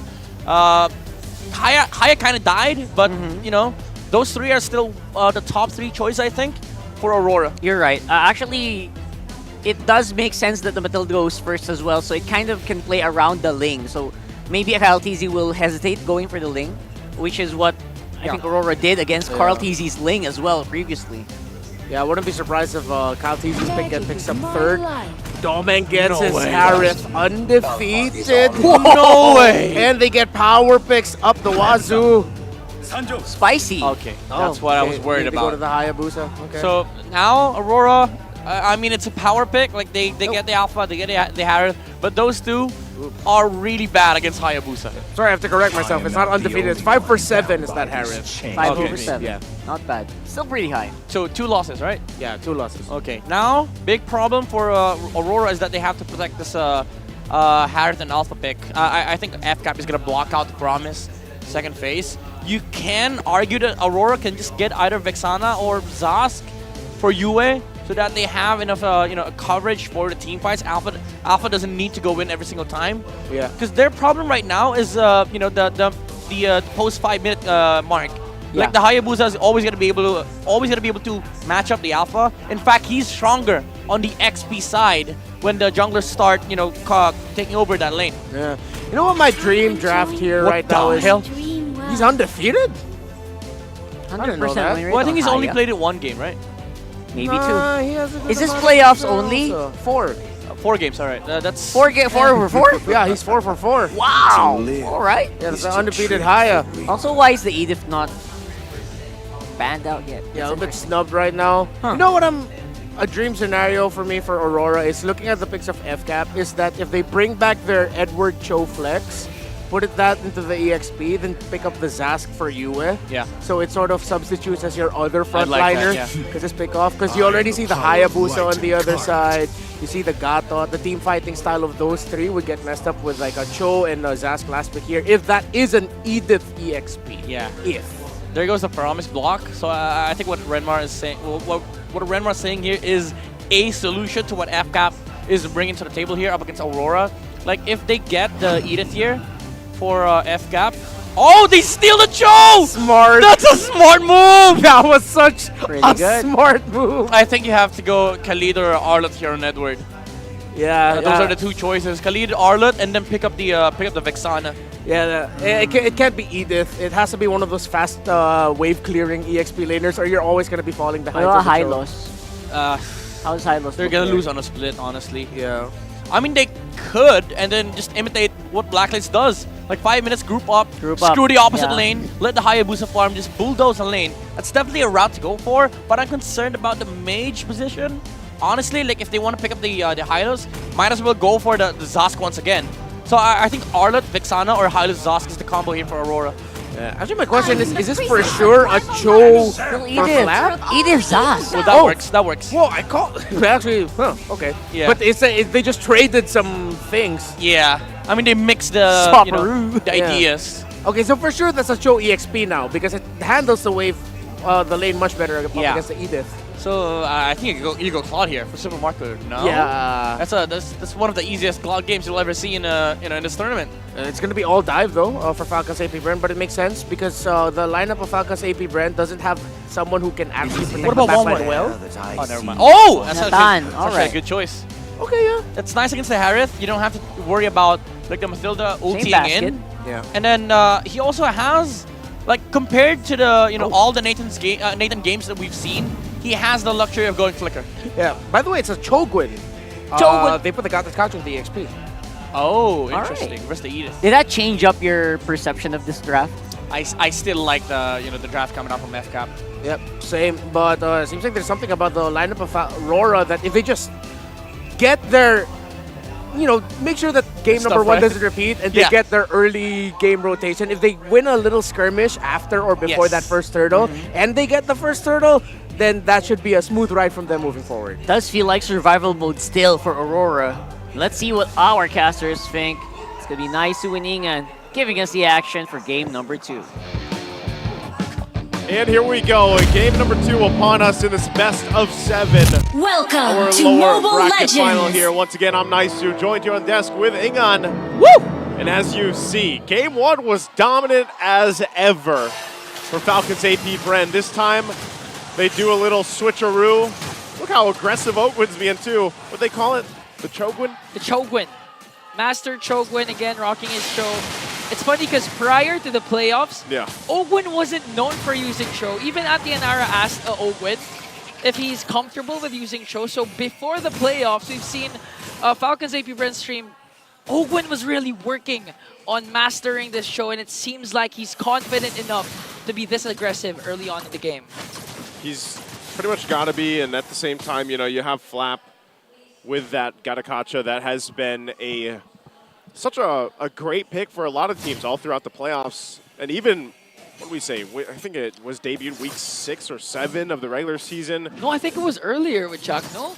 No, I think it was towards the end. I know it was the second half of the regular season because that's when we started seeing more of those kind of interesting roam picks picked up, and now you see them flexed. Yeah, now they're flexed either in the XP lane or they're put in the roam, and part of that again is you have to play against that plus that revitalize, because over on the other side for Aurora, you're not going to have that. And it was interesting because when you saw the index coming into the game, they had a massive rating, Edward. Okay, now they're trying to go for Flap Teasy. Here comes the revitalize. Kyle Teasy goes in.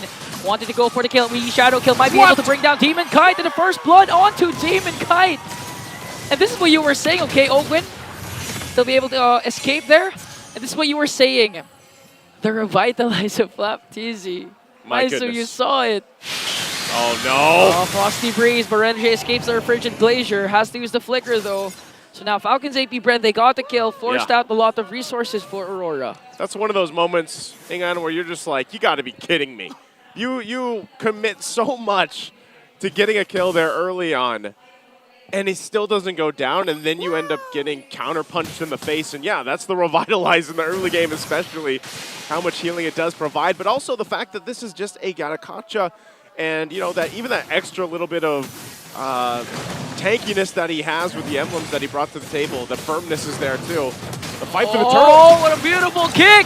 Plus paired up with the AOG. Few gets the turtle plus the kill onto Demon Kite. Not a good start once again as Edward pops his Primal Wrath, but look at that, just ganking up on Edward. Falcons APBren continuing to extend the lead. Now this is what's alarming, as what the panel has been mentioning. The spike of Kyle TZ, when it comes especially past the 5-minute mark, the Hayabusa is really going to overpower the Demon Kite.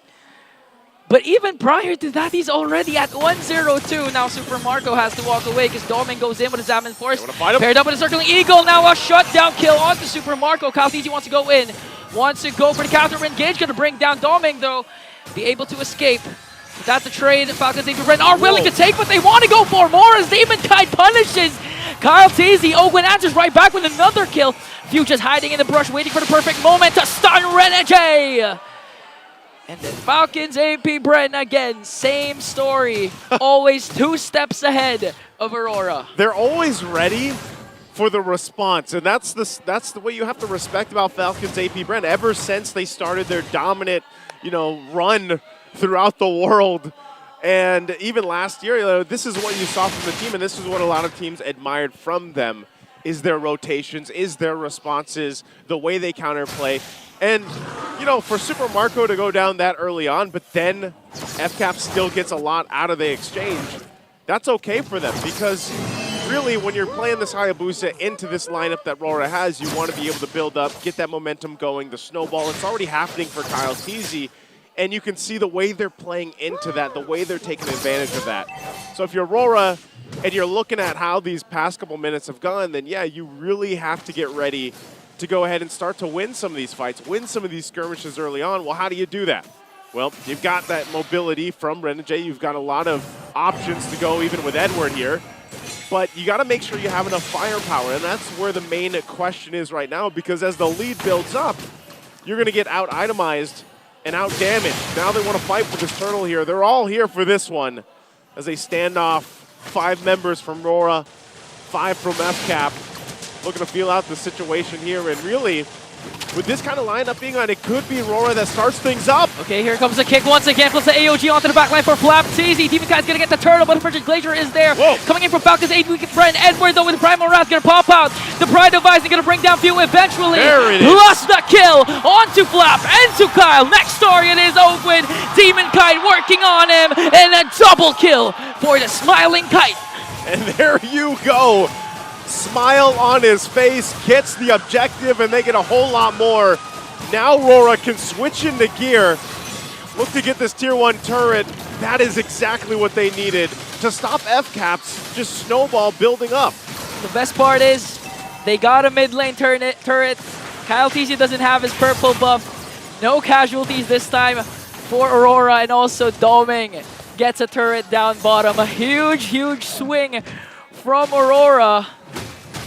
And I hope that there's an Infinix instant replay, because honestly, that was a good catch from Ogwen with the Way of the Dragon. Unfortunately, they weren't able to burst down Edward. He was still able to use his Primal Wrath, then burst down Few. Even with the Pride of Ice, it was more than enough time to bring him down. A catch from Flap TZ onto the back line with the AOG wasn't enough, because Falcons APBren, during that clash, they were separated. They couldn't target, they couldn't lock on anyone from Aurora, because Aurora was just literally in a better position for the counterattack compared to Falcons. And that's why I said it comes down to the positioning for them, how they started up. Oh, okay, here comes the Circling Eagle once again. Gonna work on Flap TZ. Here comes the Revitalize. Might be tacky enough to out-sustain this though, but here comes the AOG. He's gonna escape. Edward was there. With the catch, just waited for one of his most familiar rivals. Calculated is the right word for Legend Zero. And a dominating start for Aurora. I literally, like, the way that I saw that in my head is Edward is like, arms open, here I am. Jump on into them. So he's ready for that. Super Marco will go ahead and get a little damage here on that tier 2 turret on the bottom side. Trying to get something through that. But now the turtle's up here. 1-for-1 for both teams, but this one's just going to go over to RORA very easily. Demon Kite clears it up. Demon Kai just continuing to ride with Renegade. And that's just a statement that Aurora is telling Falcons APBren that we're not going to give you an opportunity to counterattack, to come back, because our aggression will continue. Every single time they get a neutral objective, automatically it translates to other objectives, like turret takedowns down bottom, into the middle lane, and now the crowd's going wild, nice too. Oh, they're going in blind right now. So that's the reactions we have them. Again, right now they're just waiting here. They're gonna have to pull out their phones to hear what's happening. But hey, looks like we're going back to it. Still top side. That tier 1 goes down mid lane. A big part of this focus here. Whoa. You know, the RORA fans they're feeling good about this one. Now that they have the lead built up, they're working through it. FCAP is the one that has to kind of adjust from this, because this is all what we were talking about, even when the panel mentioned that Matilda and everything else, right? You have it. You utilize the fact that you have a circling eagle. You have the guiding wind just like this. Okay, now that's just to make sure to let Ogwen go out of position from the brushes that they have. And apart from that, credit to UF for a clutch Nightmare response, because right now they're just camping on every open brush that they can find. But Aurora has to watch out for a potential kick coming in from Ogwen off angle though. Now Few has to cast the Frigid Glacier, want to go for the counter-attack. AOG coming there, but Ogwen's going to fall down. They have to walk away. Nightmare response. Dominator's Descent is also there as Flap TC pops his Revitalize. They're only going to lose Ogwen, but this is Aurora maximizing the lead that they've established. 12 seconds in, the first Lord is going to spawn, and so far Aurora's controlling the map and the pace. This is a lot better game for Renegade here. He's got 8 assists right now, and he's doing a lot of work, and that's what he has to do with Matilda. You know, gets that second chance to do it, pulls it off really well so far at this point of the game. And they're following through with it. So RORA, their fighting capabilities when it comes to those, you know, small choke points, even in the jungle, even if they put pressure on the purple buff, if they want to, or the orange buff or anywhere, they have this kind of advantage to work around because they can displace themselves or get an angle that FCAP has to respond to. Look at this. They're just going to drive Falcons APBren off the Lord.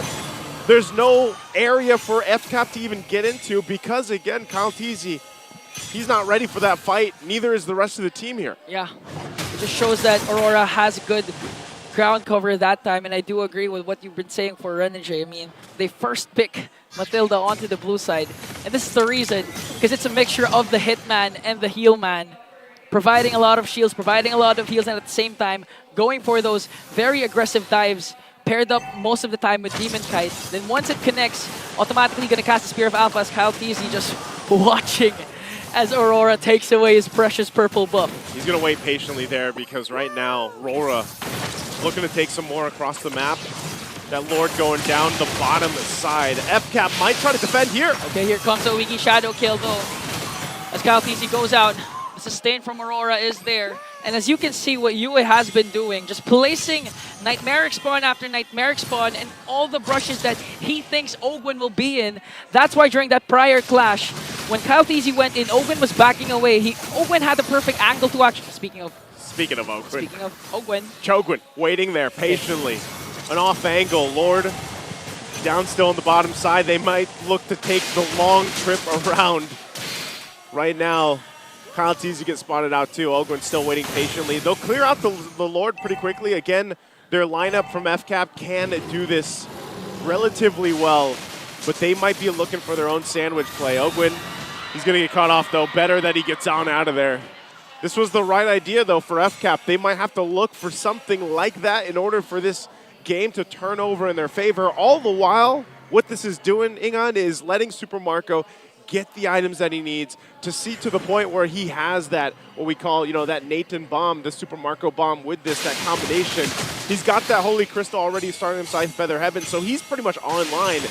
It's more so surviving these areas against Rora's lineup.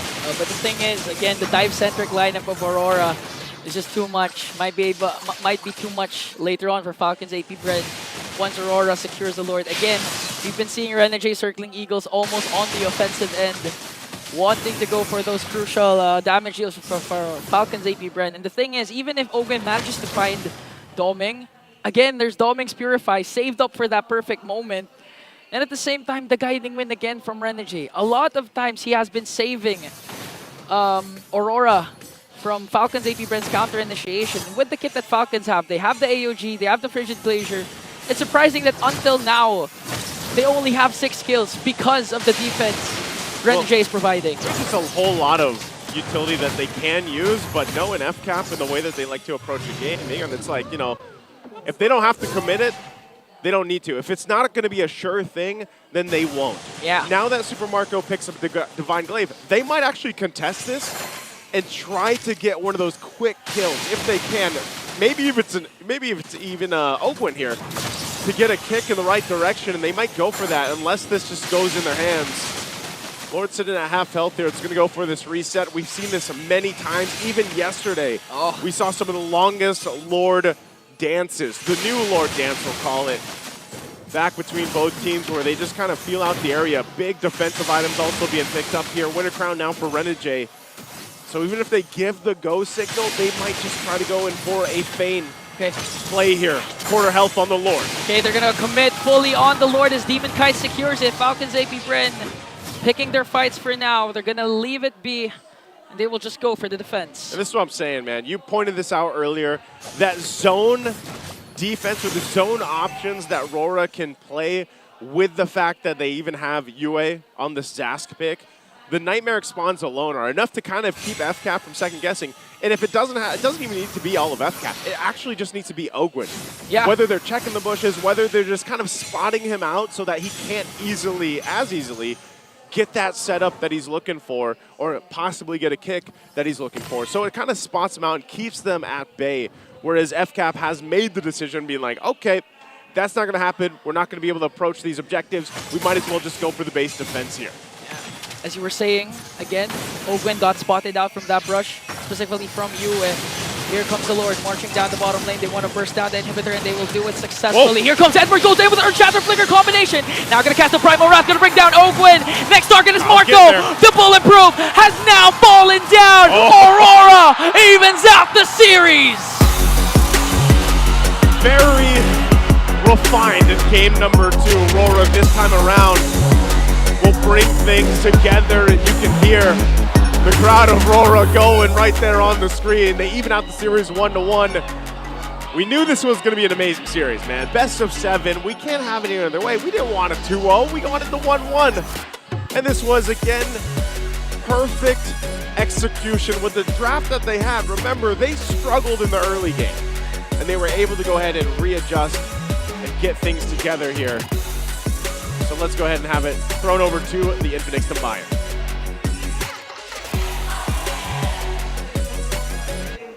And what do you know? We got a series, ladies and gentlemen. They're getting going here. Aurora equalizes 1-1 against Falcons APBren. And I must say, in a pretty descriptive fashion, pretty dominant one. Yeah. I like it. Yeah, and that came from the fact that their early game wasn't going exactly as they wanted it to be. Chogwin was doing great until he didn't. He sort of overheated a little bit more on that later, but eventually, again, it was very important for Aurora to get the early game that they wanted. And on the back of Renegade as this Matilda, again, the roamer plays such a crucial role in terms of setting the tempo. Early on, they made questionable trading decisions. They were able to get a key kill onto Kyle Teasy, but that came back to bit them. That became a big losing trade. But then after that second turtle fight, when little by little, Aurora realized, wait, we got a big win here. We can continue that. You got to commend how Renegade rotated with the rest of the team, not stepping their foot off the gas. That's right. And you know what? This team played pretty similarly to what we know from a specific team that they just beat. Look at this positioning here. We have to really commend Kyle Teasy's effort, obviously, to do what Hayabusas do, but the ongoing team fight, after you threw all your skills, you know what? Aurora was still alive. Yeah, the problem for that team fight is that Ogun actually got the kick onto Edward's Edith into the back line. So that left the Nathan and the Aurora very susceptible to just getting free hitted from an Edith that had a full Primal Wrath stacks. And then eventually Falcons APBren. From this play also that came from Ogun failing to get the right angle on the kick. And from those two errors, Aurora capitalized. Again, errors only look like errors of the team who committed it, eventually lost, but it became an error because Aurora capitalized on it really well. As usual, targeting, punish one small thing. And for some reason, Aurora is just so good at doing that. Yeah. And then this was not as short of a game time as we did in game number 1. But the biggest difference here is we didn't actually see a big full-on team fight erupt like in a 50-50 manner. It does feel like Aurora was ahead each and every time. Well, they had that one team fight out for that second turtle. After that you could clearly tell that it was just Aurora's tempo that they were going for. The lack of Sea Halberd here on Kyle TZ, going for a Sky Piercer despite them falling behind, came back eventually to bite them. Yeah, it did. And I think that at this point, you kind of just wonder how powerful is the Edith, right? Still in the hands of Edward. We came into this playoffs with Edward, I think, still having a pretty stellar win rate, probably around 80 to 70%. Yeah, right now, he should be around 80% with this game. So you kind of... 75 because they lost in the first one, excuse me. Oh, right, there you go. So you have to wonder, is it really worth it to leave picks like this open so late into the draft that, you know what, they really capitalize hard on it. And on the other side, though, I love the Aurora pick, the hero, for a few. But somehow Ogwin just wasn't slotting in the way that we expected him to be. Yeah, again, he overheated. It was going well until it didn't, and he missed some key kicks, and eventually, actually, a few kicks ended up becoming a detriment to his backliners. So when you have a mid lane Aurora, you gotta make sure that the itemization of your jungler really needs to be on point. You're gonna need that Sea Halberd. You're really gonna need that extra bump of damage because, again, you're gonna be the bridge for that Nathan. Up until that Nathan gets his items, it's gonna be the assassin dealing majority of it.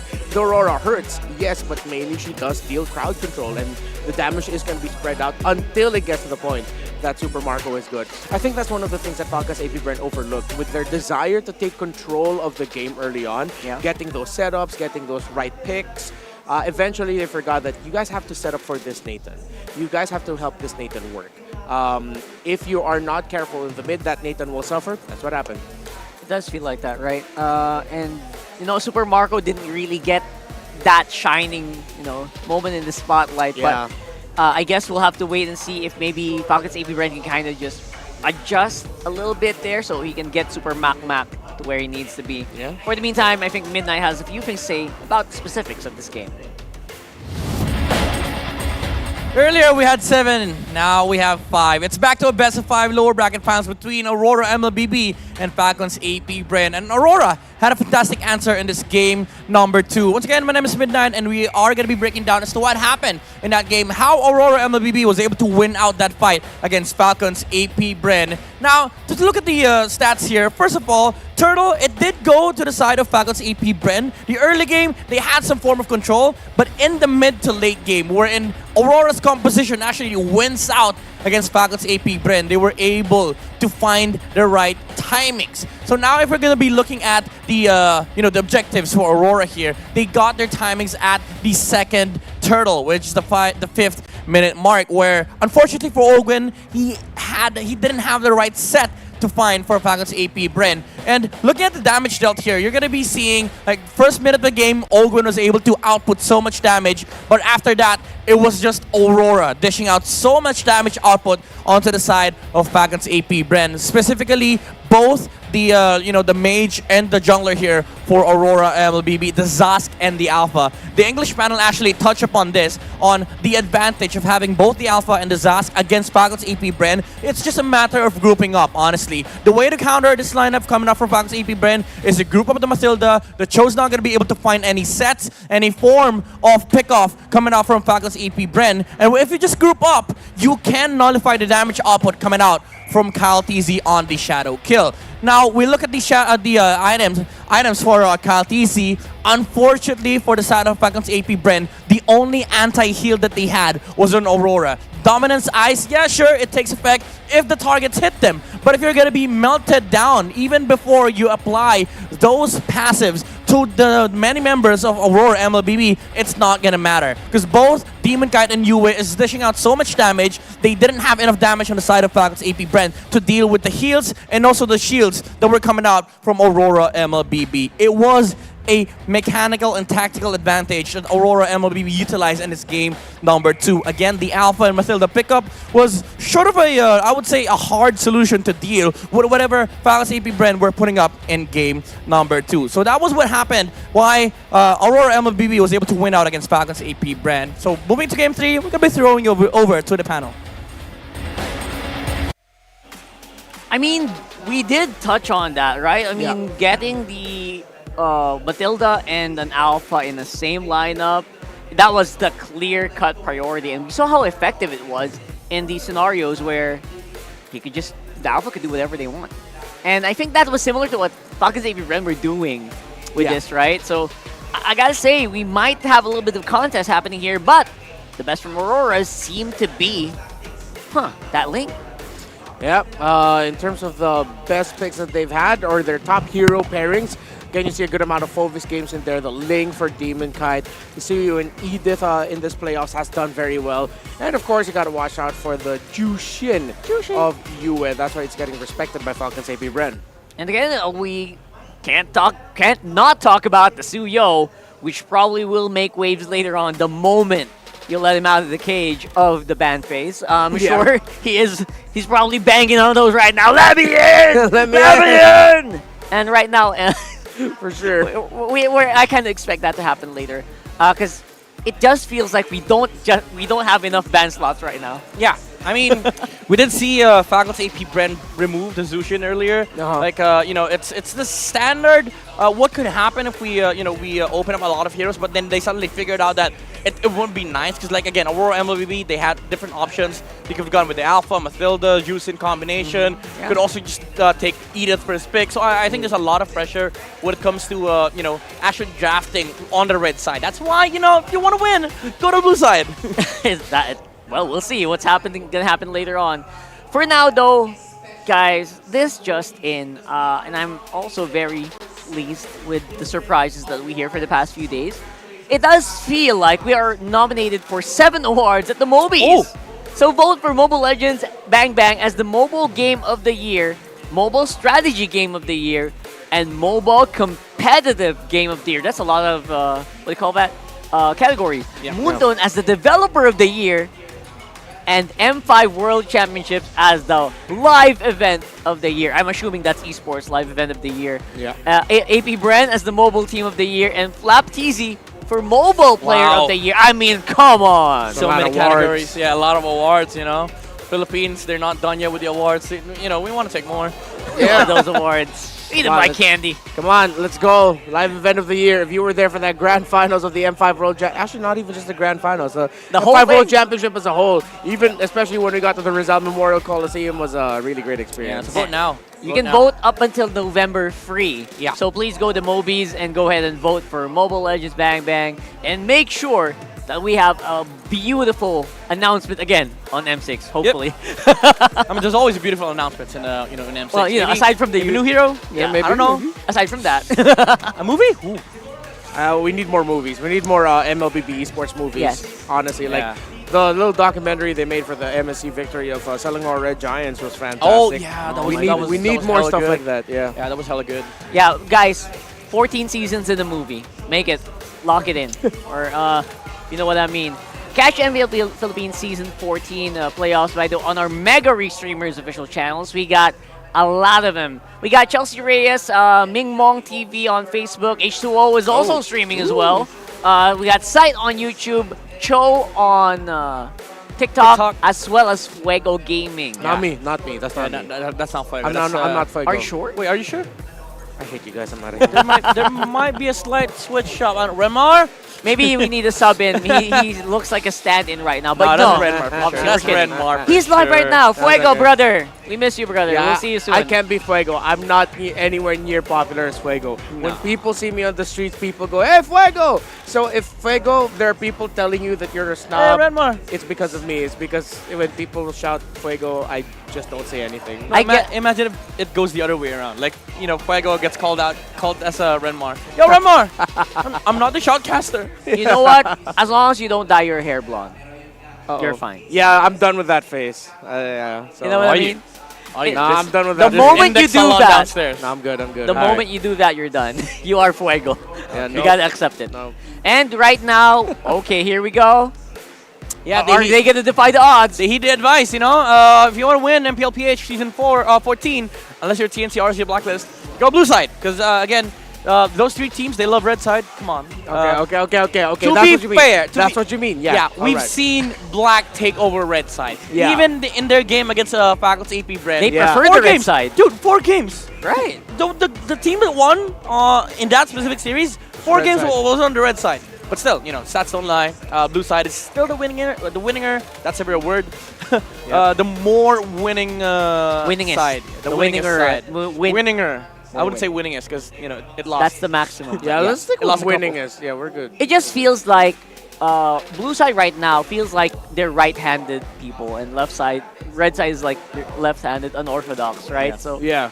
that's the short story to that. Obviously, a lot more people are used to right hands, but Yeah, it's again, like the southpaw of MLBB. there you go. Yeah. Some teams just really go that way, and again, if it works that way, if it works for them, why not, right? So for now, the trend does feel like it's still blue-sided. And again, what do you do with this blue side, right? Yeah, well, for Falcons APBren, it's one of the 2 TZs usually that they go around for. Their EXP pick or their jungle pick on the blue side. And then eventually, once it gets into the second and third phase, that's when they start picking up their mids. And if they don't have their jungle yet, then they pick it up there. It's like XP jungle mid is their usual priority over in the blue side. See, that's why he's Renmar. That's why we're sure he's Renmar. He has the stats. Got the numbers. He has the sequence. He has the numbers. I have the lack of followers across all my social media. That's not true. That's not true. It's true. Compared to Fuego, man, the dude's a celebrity. And technically, Fuego does do stats as well, a little bit, right? But For like, you know, a lot of his videos. Smart He does. dude. I learned a lot from him. He's very very nice. Yeah, him and Elgin. Yeah. those guys are like huge helps to the community. They're to be the honest. goats. If you guys want to learn more about some certain heroes, some certain plays, do check out those channels. Yeah. If you don't want to read up on the advanced server patch notes, just go to Elgin's channel. Elgin does it so eloquently as well. You should. Hey guys, Elgin should what's up? join us here someday, right? Soon. Elgin, if you're watching, if you're listeing, you should definitely be here someday. I will look forward to that. Yeah, I know he's a little shy sometimes. Hit us up. Hit us up. Anyway, going back. Anyway, sorry, we got into a tangent here. Yeah, we are looking for what Falcons APBren's gonna do Yeah. with blue, and do you think Aurora might falter on red this time? I do want to say though, I don't want to see Suyo. And I mean, as much as hyped as we were before the playoffs, I think it's high time that the red side always bans Suyo. Like, for the love of God, we've never seen Chip in the entirety of the season. You know what's funny? I think Suyo deserves the same amount of respect for sure. That's what I said on day one. I feel like we have a new love team on red side. Yeah. And I feel like that should have been the case since day one, right? To be honest. Yeah, but I think it's one of those things where teams realize, especially teams in the Philippines, that you're going to face it eventually. If you want to make it into M6, you're going to have to get used to going up against it. You're supposed to be ready for it. And I think in a region that is very macro-dependent, of course, Chip makes sense as a do not give at all costs hero. While Suyo's like, yeah, he's a great micro hero, but I mean, there's a lot of workarounds. We can work around with it. Yeah, exactly that kind of idea. I mean, to be fair, that was literally Chip like 3 months ago. Yeah. Like people were saying, "Oh, he has macro advantage, but we can work around it." And then PH just comes out with like a couple of Chip picks, and then the world was like, "Screw Chip." Yeah, no more Chip at all. Oh Suyo, no, still gonna be Suyo. That's why I think Jushin. Yeah, Jushin. they lock it in. All right, no more alphas. I think Aurora, they definitely have the ability to pick up the Suyo because they cannot pick the alpha without the Mathilda. Feels like a power pick. Suyo, again, we mentioned this yesterday. He's not immortal. He's at a 60-something% win rate right now. Yeah. But that's still pretty good. I think 55 to 6. I think he won. Earlier before we started, he was 61. So Well, maybe yeah. 65 now. Yeah. Because he won. I want to see them get jungle and EXP here. Gatot, maybe. Gatot, yeah. Gatot sounds like a doable. I'm more for, you know what, just get the Edith on Edward again, honestly. Yeah. Let's go for the comfort. Yeah. Personally, the Edith is just too good. Edward's win rate is climbing right now. But again, Suyo, not surprising. Oh, And Aurora? C? Okay, Aurora. I was gonna say CC. Sounded like her. Oh, the swerve!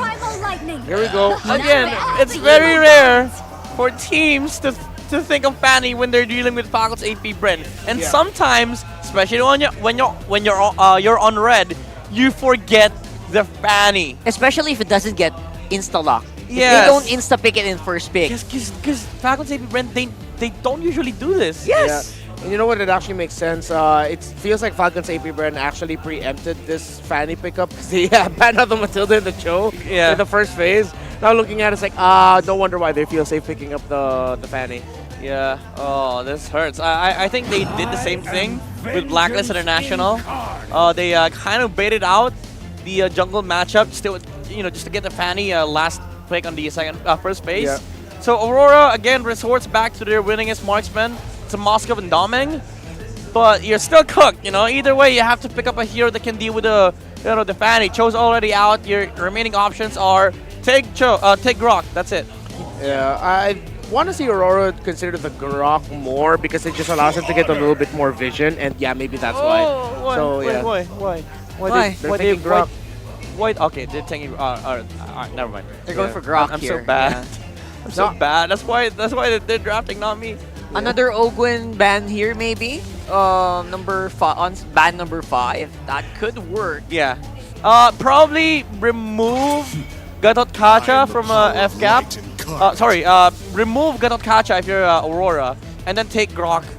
Just like what Renmar mentioned earlier, because now it makes sense. You're kind of limiting the hero pool of Ogwin, and then you're also setting up for a potential good early game answer against the Fanny. Because now you have Moskov and Grok. These two heroes work wonders. Even if they don't get to invade, just the Moskov Grok duo in the gold lane is so annoying to deal with. And you can set up those instant Guardian Barrier stuns combo if you can coordinate properly. Yeah, with the Guardian's Barrier, one thing that it does really well against compositions that has Edith and Jushin is that if they're not careful, they get split off from the rest of the group. Yeah. Or you're gonna already be forcing the Crimson Beacons from the Jushin to come out. What the hell? What? Call me crazy, but is this right, Renmar? That doesn't sound right for me. Did they just remove their last remaining option against the Fanny? Are they gonna go Aurora? Angela? Also, Carmilla? We didn't even mention that Grok is so great against Fanny because Exactly. Guardian's Barrier will block out the Fanny altogether. Yeah, and of course you ban out the Jawhead because that's remaining. like the last single target. Wait, Rafaela is open for Aurora. I think what they're looking for here is to get XP. I think Gatot Kacha would suffice here. Either Gatot or Terizla. No, not Terizla. This is Jushin. Randy J, throw out the Franco. Come on, give me a Franco, bro. Gatot, okay. So I think they're going for a Rafaela or Estes even on the last pick. I like it. Well, yeah. I like Franco better though. Yeah, Franco Renegade. Yeah, the hitman, the literal hitman. Literal hitman, right? Back in season 9, yeah. Come on, Franco Renegade, give it to us. I experienced Franco versus Jushin. If I don't get my hooks on the Jushin, I cry as a Franco. Yeah, because you just get sliced, right? Yeah, it's like, let's say I missed my hook. Instantly, I got Lantern Flare on me and have to walk away, and then I'm just like, oh, I'm dead. Goodbye. And then the Suyo serves you medium rare. Yeah. I think I fall under that idea also where this might be a support healing type roamer. Yeah. Last pick. Estes? Yeah, if ever that EXP pick will be a Gatot. Marco Lunox? Oh, click. Okay. And they go Hylos. Okay. That's bad for Aurora though. Yeah. I'm surprised Hylos is reaching this moment where super last pick. Yeah, I mean, FCAP just needed to find a hero that can, be a meat guard for the Fanny alongside the Edith, and they also have this Jushin, so it's a nice protection. But I'm really looking forward to an Estes. Cameraman thinks it's either Estes or Rafaela. Somebody shouting behind the English panel. They're also rooting for an Estes here from Aurora. Jella. And Angela would suffice with the Suyo in the early game. Any other surprises could come out from Renegade? I will choose my own path. Not super surprising. All right, that's not bad. We got our hopes up. Yeah. It should be an XP Arlott. I'm not mad. Arlott's win rate. We were talking about Arlott's win rate, right, a few days ago. I feel like it's not that high right now, especially with these matchups. Yeah, 50-50 if it's going to fall into the hands of Edward. I'm not a huge fan of Aurora's draft right now. I'm not a huge fan. I mean, I get the idea. This might work against the Fanny, but look at the meat shields. Even their mage is a meat shield. Yeah. Exactly. Arlott versus Hylos usually doesn't fare well for an Arlott, so this feels like Aurora picking up a lineup that might actually be able to capitalize on mistakes by Falcons APBren in objective team fights. Yeah, I think so far the panel does agree. It is a very FCAP heavy lineup. So let's see if Naisu and Ingan is going to agree with that as they bring us into the action for game number 3. Meat shields, ice shields, all types of shields, and tankiness. Welcome is to what's gonna have to Mobile be dealt with Legends. here. Again, we'll see if RORA has the answer to this lineup, especially that Fanny. Can they shut it down? Can they keep Kyle Teasy from building the momentum?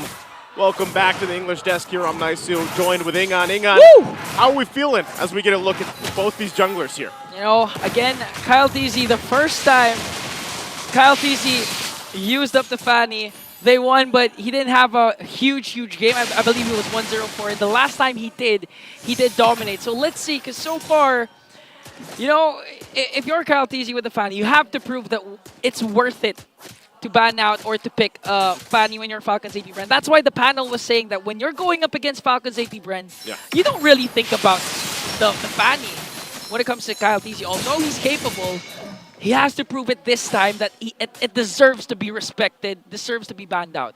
I would say for a lot of teams, when they're thinking about the junglers in the current meta that come up, Fanny is very niche to specific junglers. Yes, Kyle Teasy is one of them, but for the most part, you know, you've seen so much of Alpha, you've seen so much of Ling and the Suyos and the Julian occasionally and Nolan's, right? But and that's all because the Fanny, obviously you have to have a pretty high skill ceiling on it, but also you have to be pretty confident that you can also rely on your team to help you out when that when the game transitions to, all right, we got to protect the purple buff almost at all costs for a Fanny. And so for Kyle Teasy, knowing that, and the rest of the team, that's why they drafted what they did. I mean, they have a ton of utility with this, especially the Jushin alone. Like, we have seen how valuable this hero can be and how much it can cause havoc on the lineups that are like this from RORA. Yeah. So this first turtle, they can't even contest it. Look how fast it just goes in the hands of FCAP. Yeah, and at the same time, Jushin, in terms of zoning, is there, and there's literally no hard lockdown when it comes to containing Kyle Teasy. I mean, you have the final slash, and if you paired it up with the Frigid Glacier, that's assuming you catch Kyle Teasy. So it's really going to be a hard thing for Aurora right now. And this is also where part of this equation comes in for Edward. Like we saw from the previous game where he was very proactive. You know, he's going to have to do essentially the same thing here. Now, this would change a little bit because Renegade is on that Gatakacha, and we usually, I don't know, where you feel like you'll like to see him better. You know, do you like the Gatakacha more so in the roam or the XP lane? But in the hands of Renegade, this should allow him to be that, you know, more Hitman-esque roam that he needs to be. Plus, again, Revitalize is very useful here, and that's why Flap took it up as well. Okay, Kyle Teasy goes in this time. Edward's going to miss that final slash. They want to burst down Edward here as Flap Teasy just soaking up the damage coming in from Aurora. So, okay, those are the things that Kyle Teasy eventually needs to secure. Those instantaneous steel cables, then Cutthroat, eventually going to burst down anyone there. And if Falcons APBren continues to find these kinds of kills for Kyle Teasy, man, it's just going to give Super Marco a huge advantage, because now they don't have to think about Marco. They have to think about Kyle Teasy first, and eventually we all know the Clint when it gets to the later games. Man, it's going to hurt as hell. It can, and that's the thing. So Kyle Teasy, if he can get kills, it's either way. Like that statement can be for either of the junglers, whether it's Demon Kai or Kyle Teasy. Yeah. Because we've seen Asuyo do pretty much the same thing to an extent where once that snowball gets going, it's really hard to stop. And so this is relatively a pretty low-key early game. There's nothing much happening except for these objectives being focused. You know, little fights for control here. And this is where FCAP also has some of that advantage because of this Jushin pick and that Lantern Flare. So now the level 4 is coming to play. A catch onto Edward. Crimson Beacon going to be casted to walk away. Here comes the pull from Renegade. And now a good zone coming in from Aurora.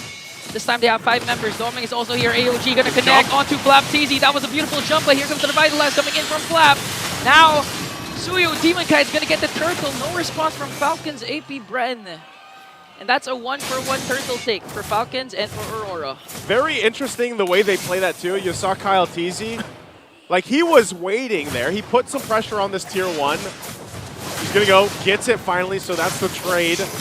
Oh, the steel cables. Oh. Edward, though. Well, okay, goes out. Gonna be able to escape. That's Edward, you know, Legend Zero. It's not embarrassing if you don't pull off a kill onto Edward, because, I mean, veterancy, accolades, he's got it all. Huge final slash also for Edward to focus on the minions, but fortunately for Kyle, he still was able to bring down the bottom lane turret. So technically, Edward didn't miss that final slash. He was really aiming for the minions. Yeah, he was clearing it out, trying to save the turret. But that's what I was saying. You know, for FCAP, they traded that turtle knowing farewell because Kyle TZ waited down there. And then it ends up getting a turret, so that's fine. They can go ahead and now work with this mid lane. And beautiful catch plus chain CC.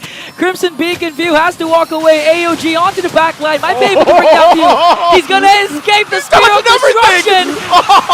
But still, View's gonna fall down. First blood will go to Aurora. Now working on the purple buff. Flap TZ has a glorious pathway as Edward works on the back line. Supermarket though being able to deal out the damage. Flap TZ just trying to zone out the members. Another catch coming in from Edward. Here's the Revitalize though. Over with the Earth Shatter. And they're gonna bring down Flap TZ.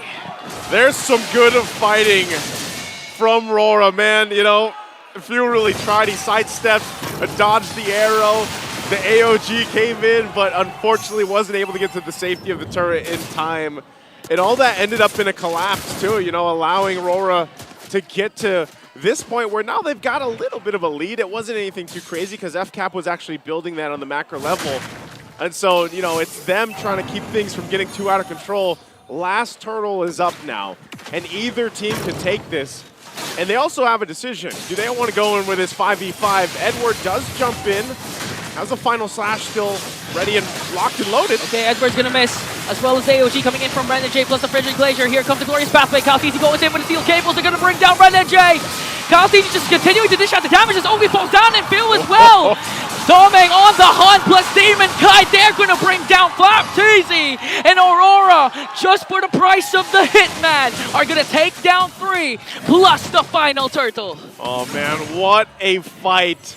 This game number 3 is bringing us so far. Still going to be working on this turtle, but they'll go ahead and call it off. Wait for this to come up. Kyle TZ's now here too. And you're seeing, you know, this is where, when you look at RORA's lineup, the fact that they have some of those utility options where, yeah, even if Edward doesn't get the final slash he's looking for, if they're fighting around objectives, they have great options, whether that's an Avatar of the Guardian from Renegade, or they just lock down with a Frigid Glacier. Conceal's going to be used, fighting for it. Demon Kite gets the turtle. Oh, and another catch onto Flap. Paired up with the Frigid Glacier. It was just too much crowd control as Owen has to flicker away, cast the Primal Wrap. Now the chase is on. 5 members after the Master. And Demon Kite's going to bring down Ogwin. Oh man, RORA really making the adjustments. The calls are looking really good too. The way they secured that turtle very quickly, and then they go in for the fight. And this is a big pickup for them, a big swing in the momentum that they're going to be able to build into. And you know, all this too, Domeng, he's got the Corrosive Scythe, he's got a Golden Staff working on his next, a little bit of defense too to help just in case Kyle TZ shows up. You know, he's got his pair of steel pants.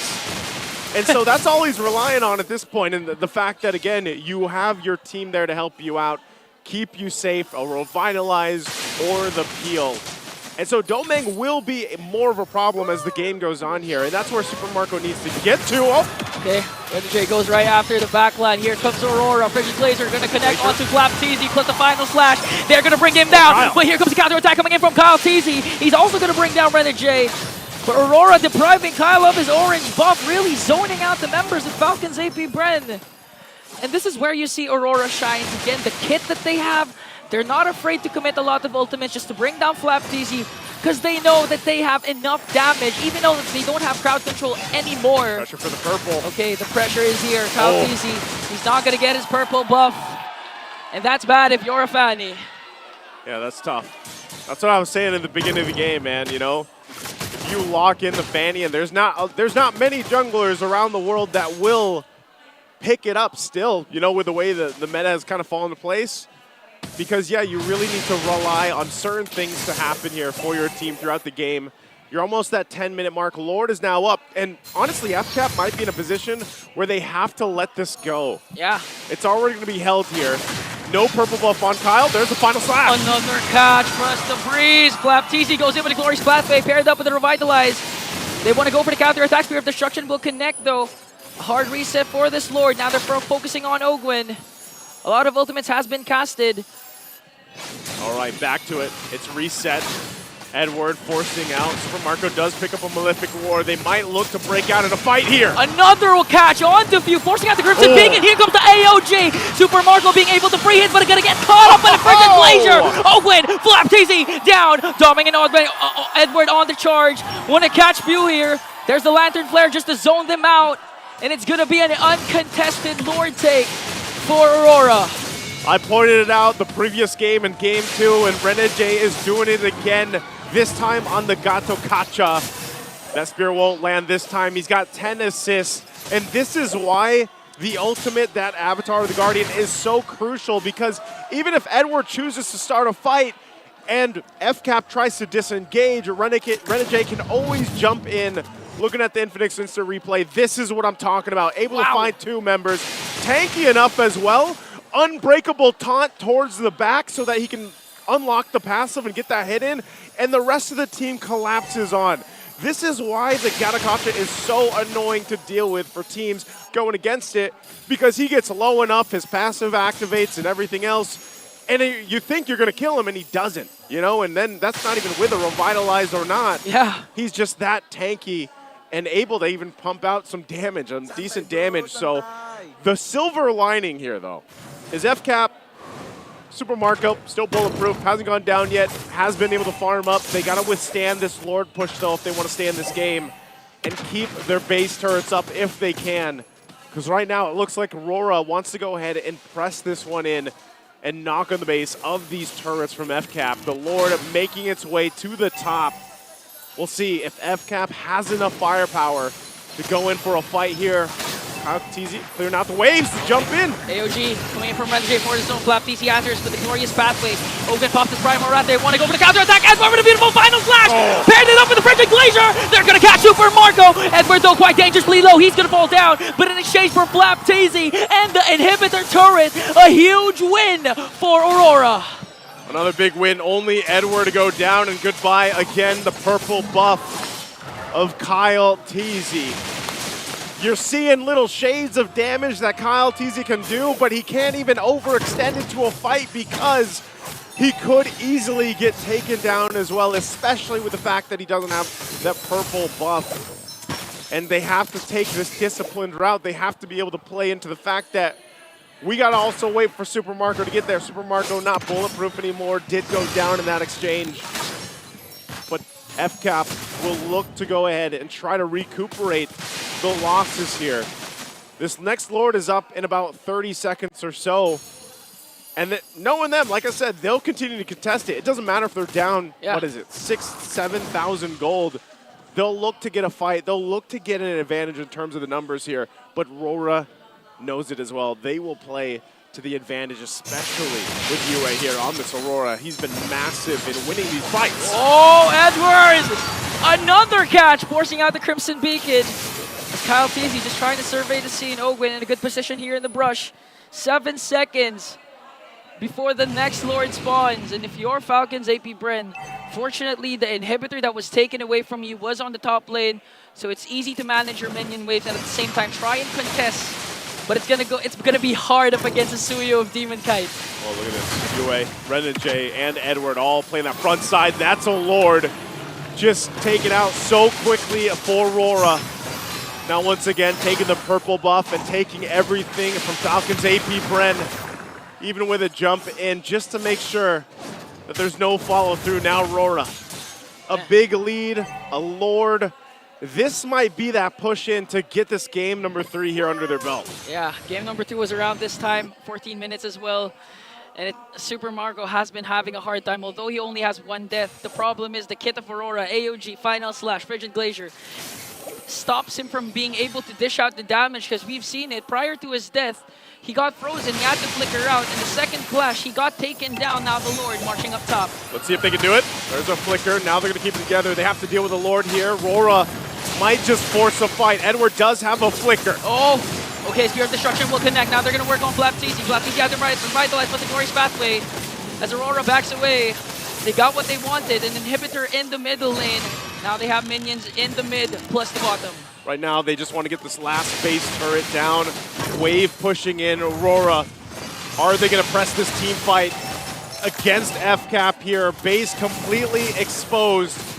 They have a moment here. They have a choice to decide, even with a 9,000 gold lead. Do they go and take the chance? It looks like right now Aurora will take the discipline route and back off for now. Ingan, we are at an interesting point in the game, almost the 16-minute mark, and so far FCAP, aside from the early game, has not been able to do too much, even with this lineup. When we look at the items, Super Marco still working on his next, maybe a BOD, but is he going to have enough? Or does he also go a defensive option? Because at this point, when you have a base completely bare, you've got to be able to win these defensive fights. You've got to be able to turn the tide here. And now if they do it for the next Lord, if they actually try to contest this in about a minute, still, we might see FCAP just get collapsed down on.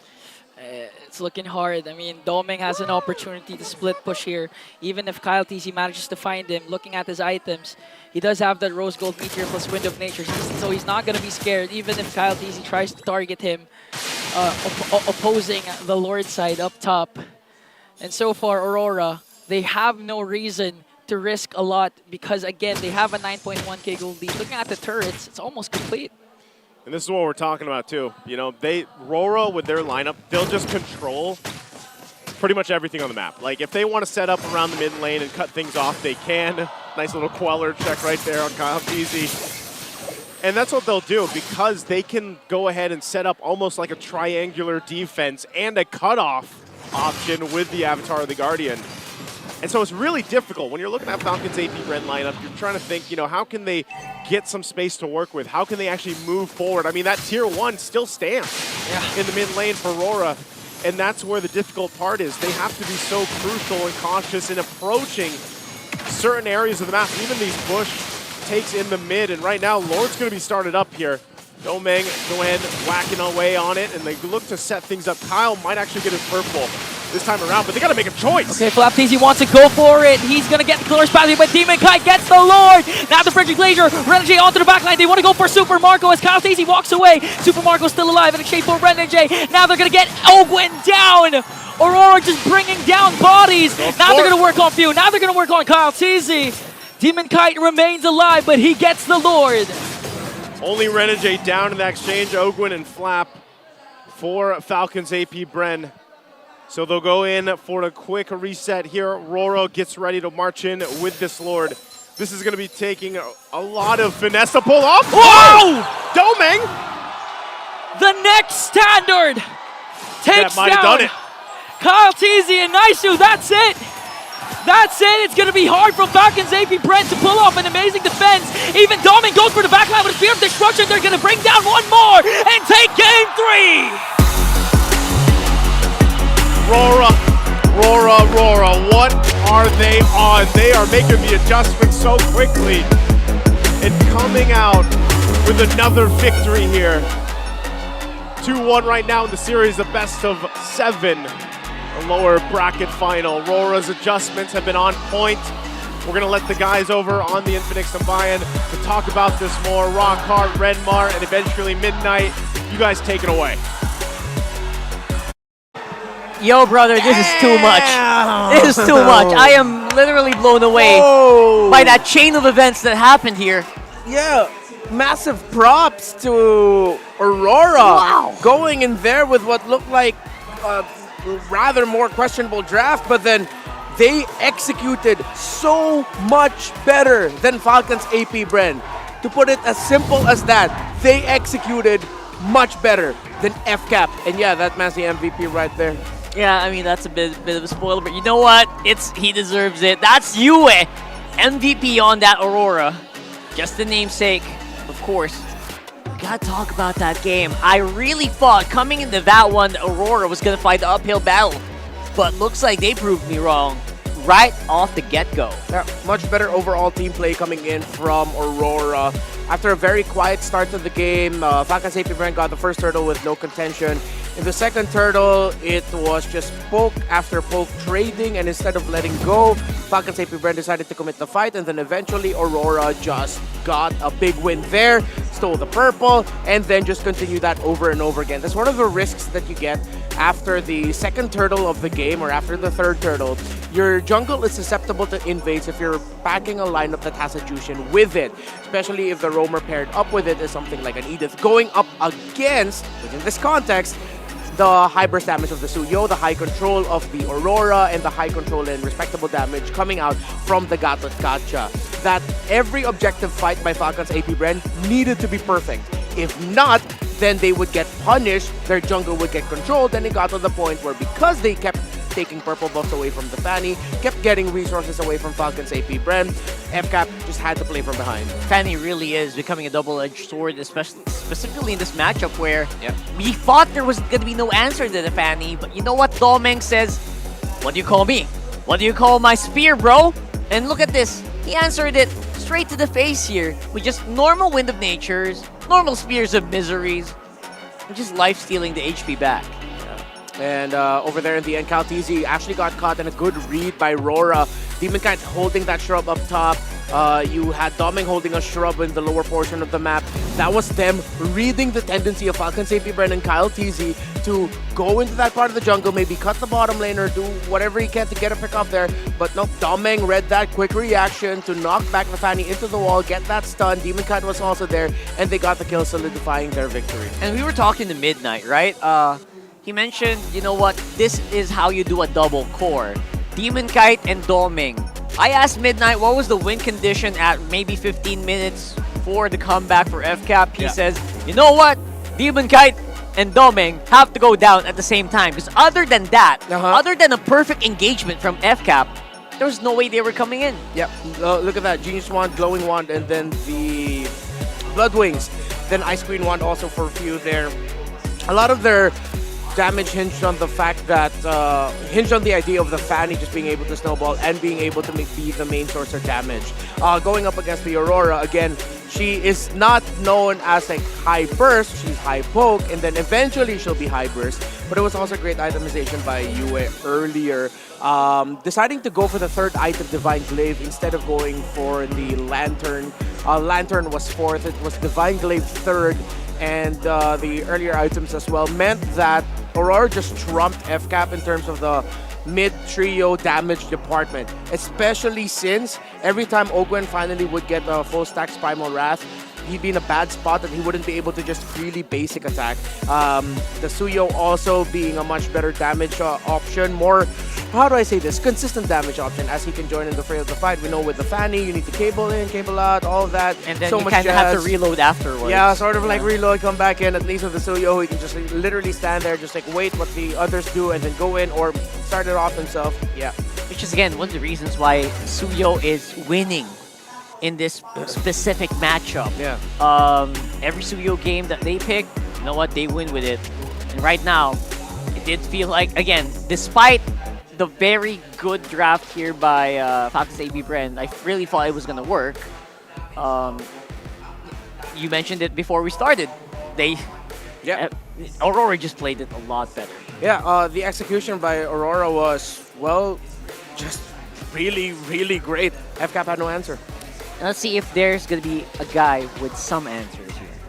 Let's see if we roll it over the Midnight. Aurora MLBB is now 1 point up over the reigning world champions of the world as they take momentum in game number 3. Once again, we are going to be breaking down as to what happened in this game. My name is Midnight, and we are going to be looking at some stats here that will help us dissect as to what happened in this game. Now, first of all, again, objectives are key here for both sides, but there's one difference in this specific game.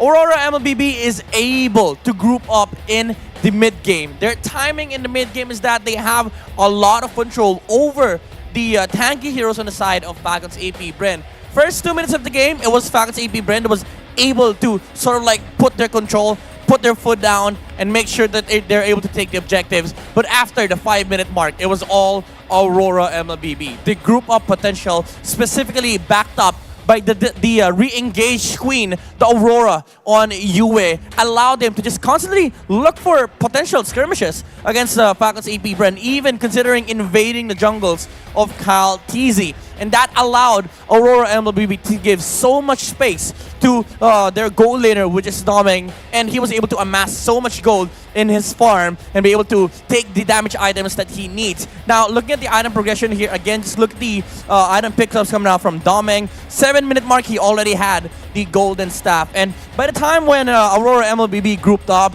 they didn't exactly need damage. All they needed to do was just be able to make sure that these zoners on the side of Falcons APBren are not able to put damage or put a dent into their lineup. Now, looking at the damage dealt here, if you look at all throughout the statistics here, majority of the damage came out from Aurora MLBB. Because consider this fact, their damage dealer on the side of Falcons APBren, it's just a Fanny.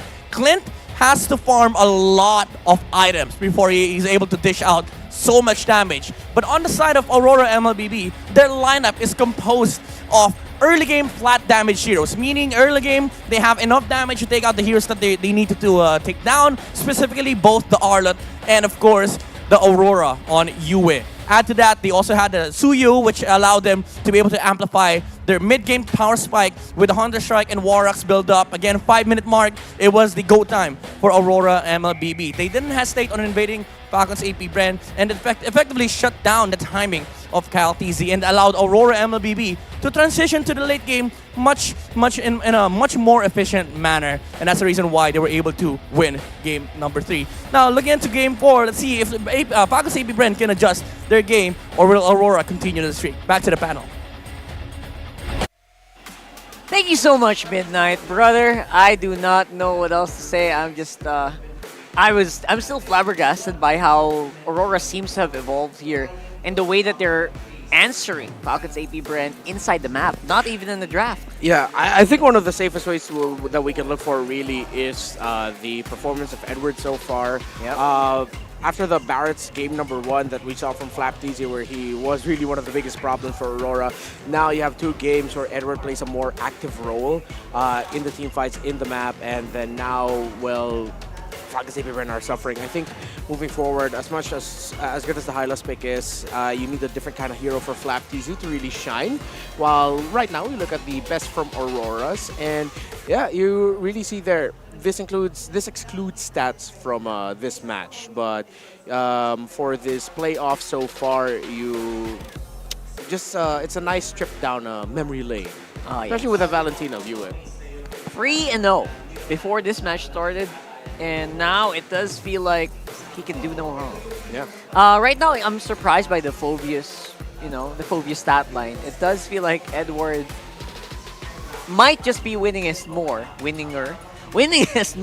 on that Edith.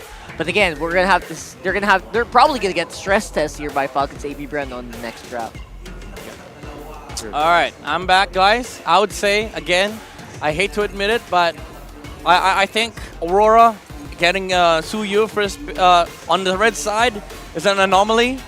And also add to the fact that I think Aurora MLBB just understands assassin junglers, how they pace, how they move around the map, how important the first 5 minutes is. Because consider this fact, like in that game alone, for the first 5 minutes, their attention was just solely solely on survival. Survival without getting scared. And what I mean by that is you see you and Renegade moving around the map, looking at the greens, making sure that Falcons APBren have to react. Because again, in the minds of Falcons APBren, they have to protect his Fanny. They have to make sure that he snowballs. Yeah. But that does not happen against the likes of the Gatot Kacha, the Aurora. Because even if you try taking them down, it's gonna take a lot. Like for the Aurora, you have to kill her twice. For the Gatot Kacha, he has the Revitalize. So I think that was really key for Aurora MLBB in terms of shutting down what the pacing could have been for Falcons APBren. Yeah, I think Falcons APBren now needs to acknowledge that this isn't the heyday of the World Tour era, the Titan era of Falcons APBren, wherein you can just pick a draft that you could say wins. At this point, you're going to also have to think about, okay, how does it mesh well in the team fight versus the other team?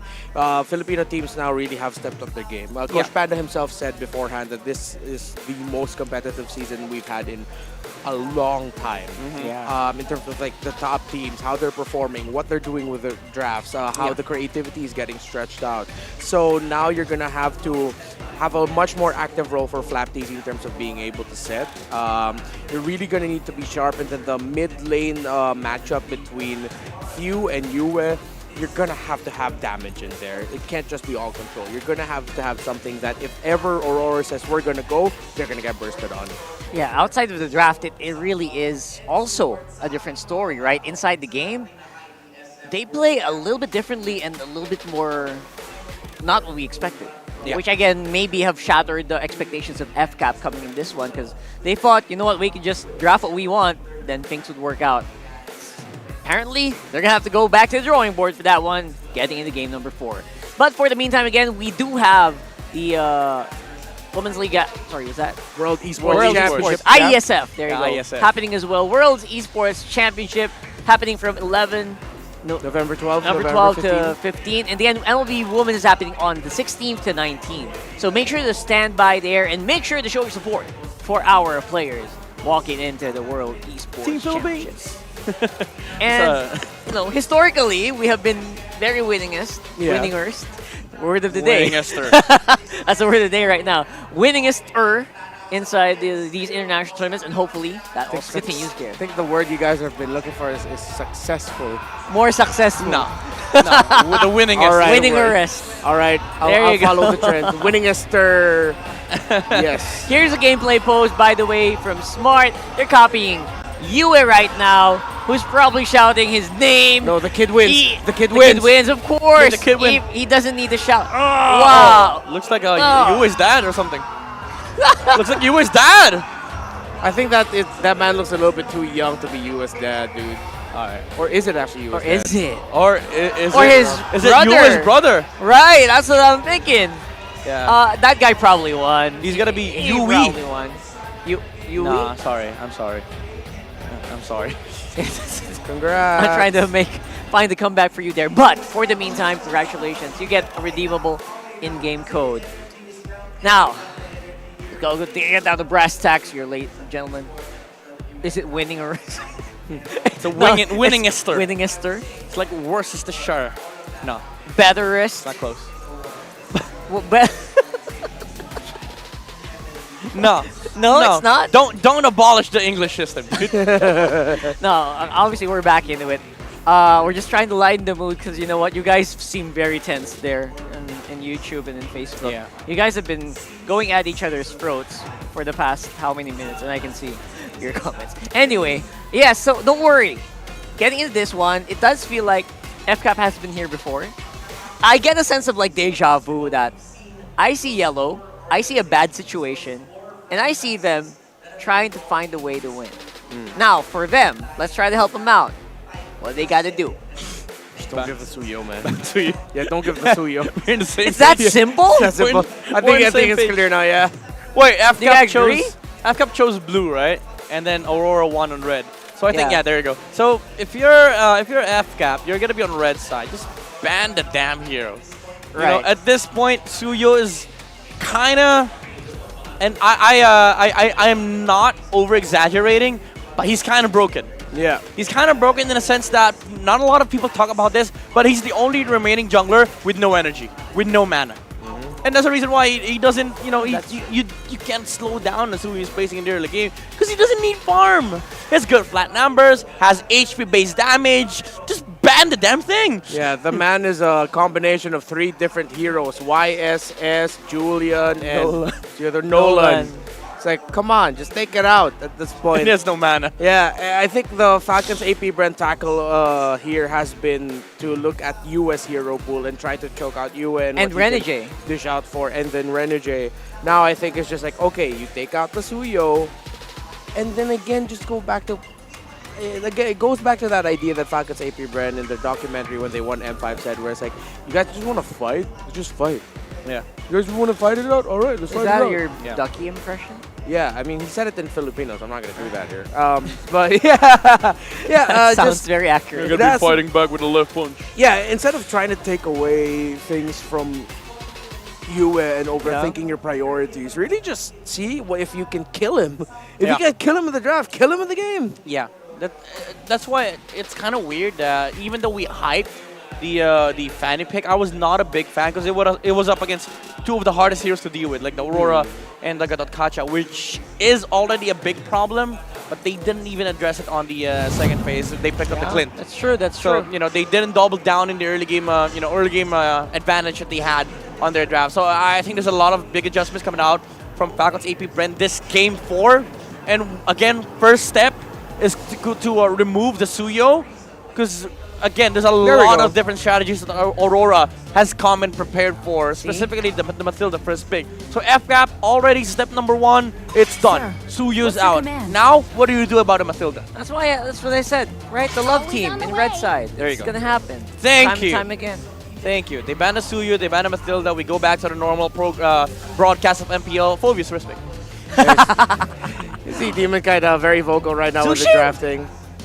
It's dishing out ideas. Yeah, Jushin available for you. The Phobius available for Edward. Again, you're kind of right. It doesn't need to be a priority, right? But it could get picked up by few again. Yeah, they don't take it here. I mean, there's still the option of going for the Hayabusa. So they go for the Zushin. It does block some of the the tanks and XPs, like the Gatot Kacha, but they're gonna pick it either way. And then maybe they go for a Hayabusa, Julian, or Ling. I know that Chase Jang. Oh, Cho! Wipe out all the injustice in the world. That's a rush. Chogun Part 2. Well, they gotta pick off. Let's see if they can Chogurden just, better. What? I'm sorry. I'm trying to make the movie title. Cho- Chogun Part 2. The Chogun, the better. The Cho Oh. the better. That works. Okay. That kind of works. All right, there you go. Sorry. Ling? Continue. Ling, Khalid. Caliban. Oh, yeah, you're right. Ling Moscov then. Honestly, I don't mind just picking up the Phobius and the Harith. Oh! Oh, Harif's open, yeah. Yeah, it's Good- very good greedy, catch. but it's open, dude. Harith? Get the Phobius. Phobius? Clap, clap, clap, Ling? clap, clap. Phobius? Or it could also just be the jungler, yeah. I like the Julian, Ling. Nolan, Ling. I am the priestess of primal lightning, Okay, good. the hunter of all the I mean, that evil works. gods. Wow. He's been on fire, so why the hell not? Why not? Lunox is up for the taking, but I don't think you want Lunox against these trio.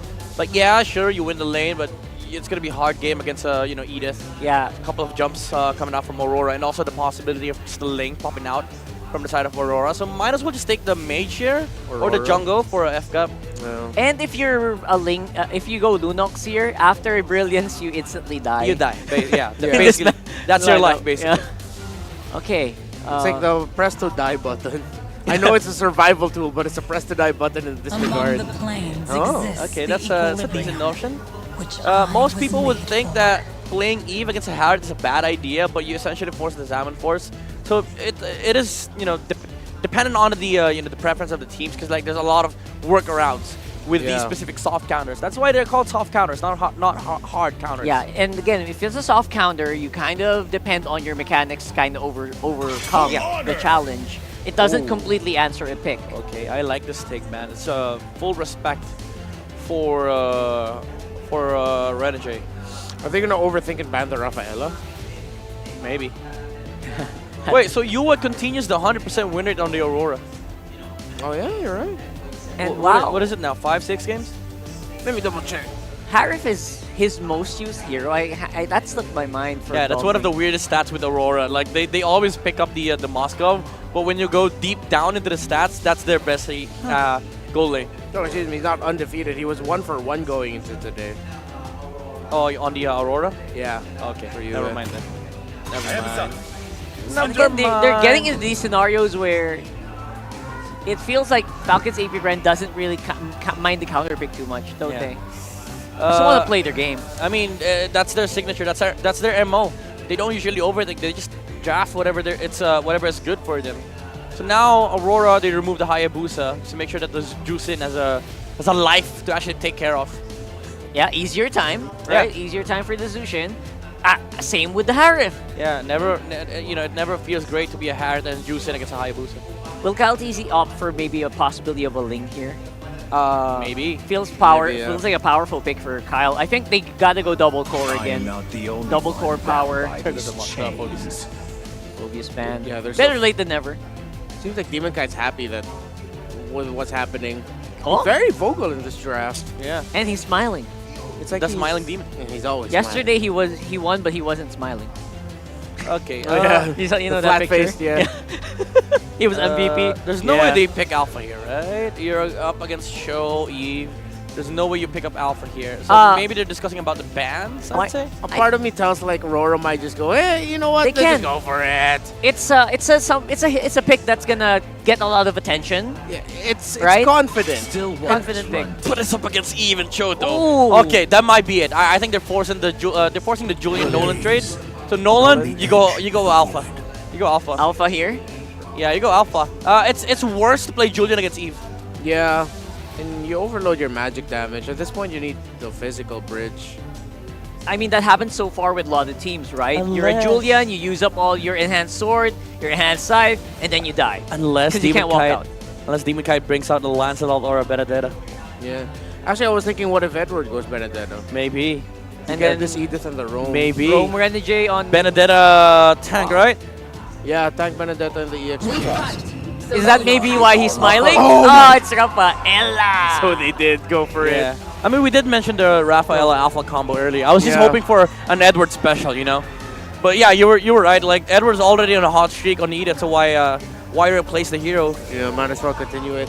It's an easy Cloud game, honestly. Cloud, Moskov should work too. I don't know if there's any other hero that Super Mario can place against this Harith. Like Lunox is just a death ball at this point.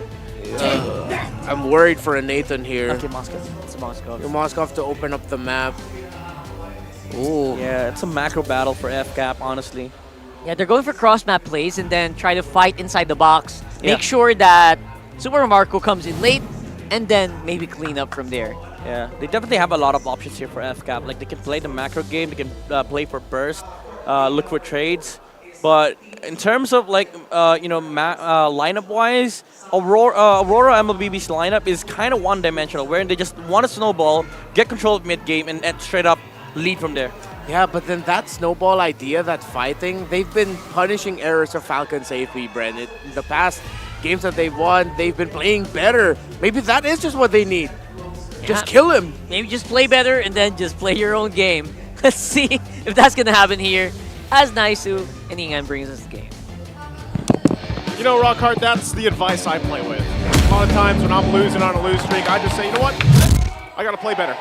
Welcome to hey, that's Mobile what's going to happen here. Legends. FCAP wants to even out the series. The current world champions now sitting at 1-2 against Aurora here. Ingan, what do you think of the lineups here this time around? Is this the adjustment that Falcons APBren needs to get and even out the series? Yeah, I do agree with the panel. In terms of what they can do, it's not one-dimensional, especially if Kyle TZ manages to snowball early game. They're going to have a lot of options to deal with Aurora's lineup. Fight in the box whenever there are neutral objectives. Go for the macro. If Super Marco decides that he doesn't want to join the fight yet, go in. But okay, Ogwin, very aggressive start once again from the Trove Ogwin. Yeah, this is it's almost like a page out of Renegade's book when he played the Cho even yesterday when we saw that, very aggressive early start, gets them the first blood, but that time, it was worth the risk though, I would say, for Ogwin. He knows it's going to be available later on once he needs it. They just kind of have to adjust some of this early game, and it looks like for Falcons APBren, they want to put some pressure on this.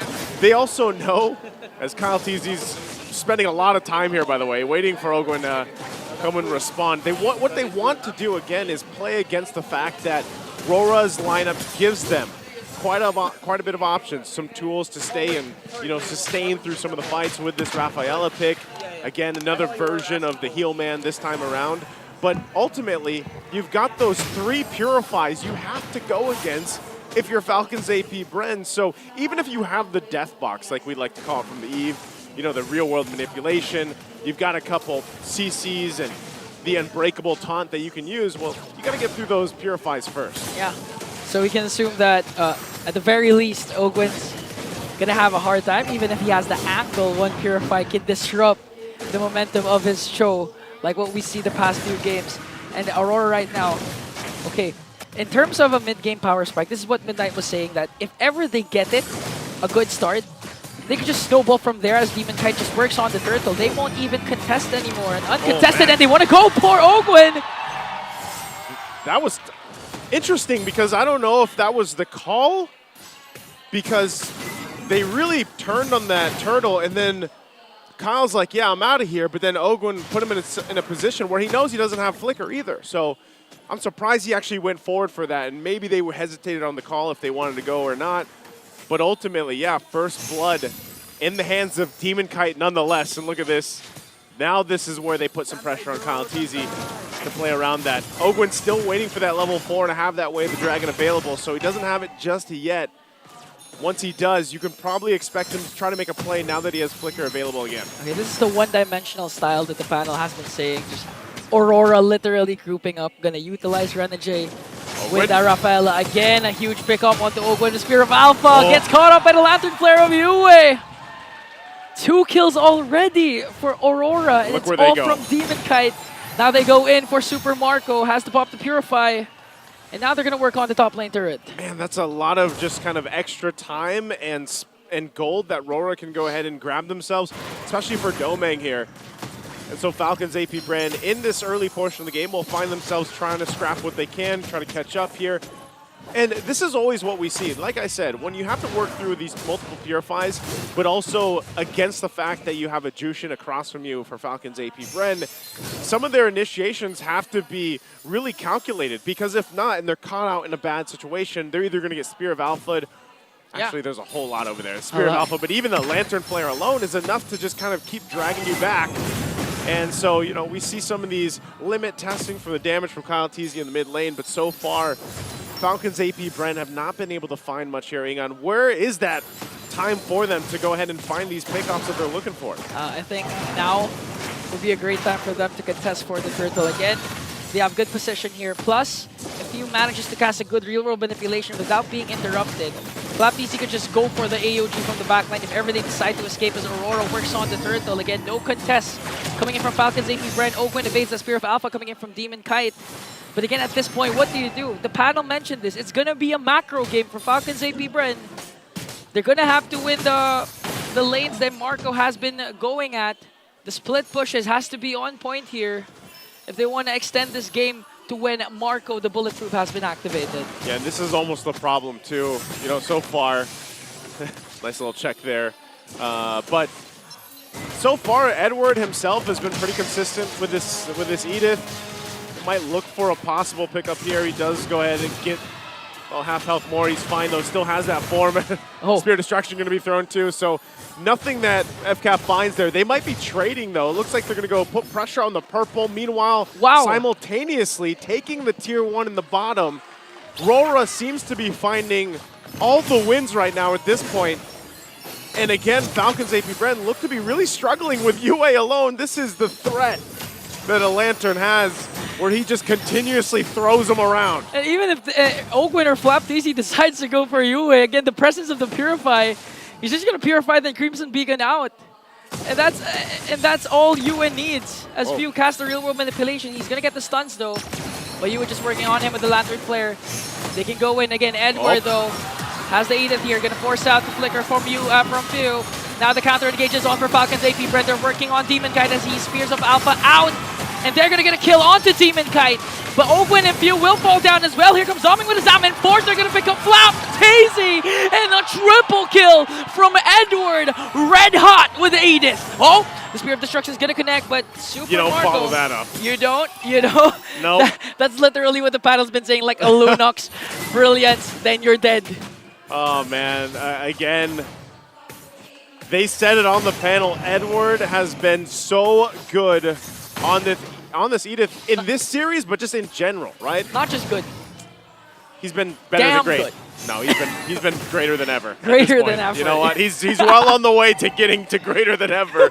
But I'll tell you this: the triple kill for Edward after he dealt with some of that pressure earlier on gives him more of that confidence to go ahead and even pump out enough damage while simultaneously being tanky enough to sit on the front. But let's take Edward out of the equation here. UA is doing that himself. And FCAP hasn't had a response. They tried to go ahead and bait that fight in to give them a favor, even with the setup from Few with their RWM, but they might look for it now. Okay, here's one the kick. Edward goes in as well. Flap Daisy with an AOG. And this time, Aurora wants to go for more kills. They're going to catch Few! And they're going to catch more!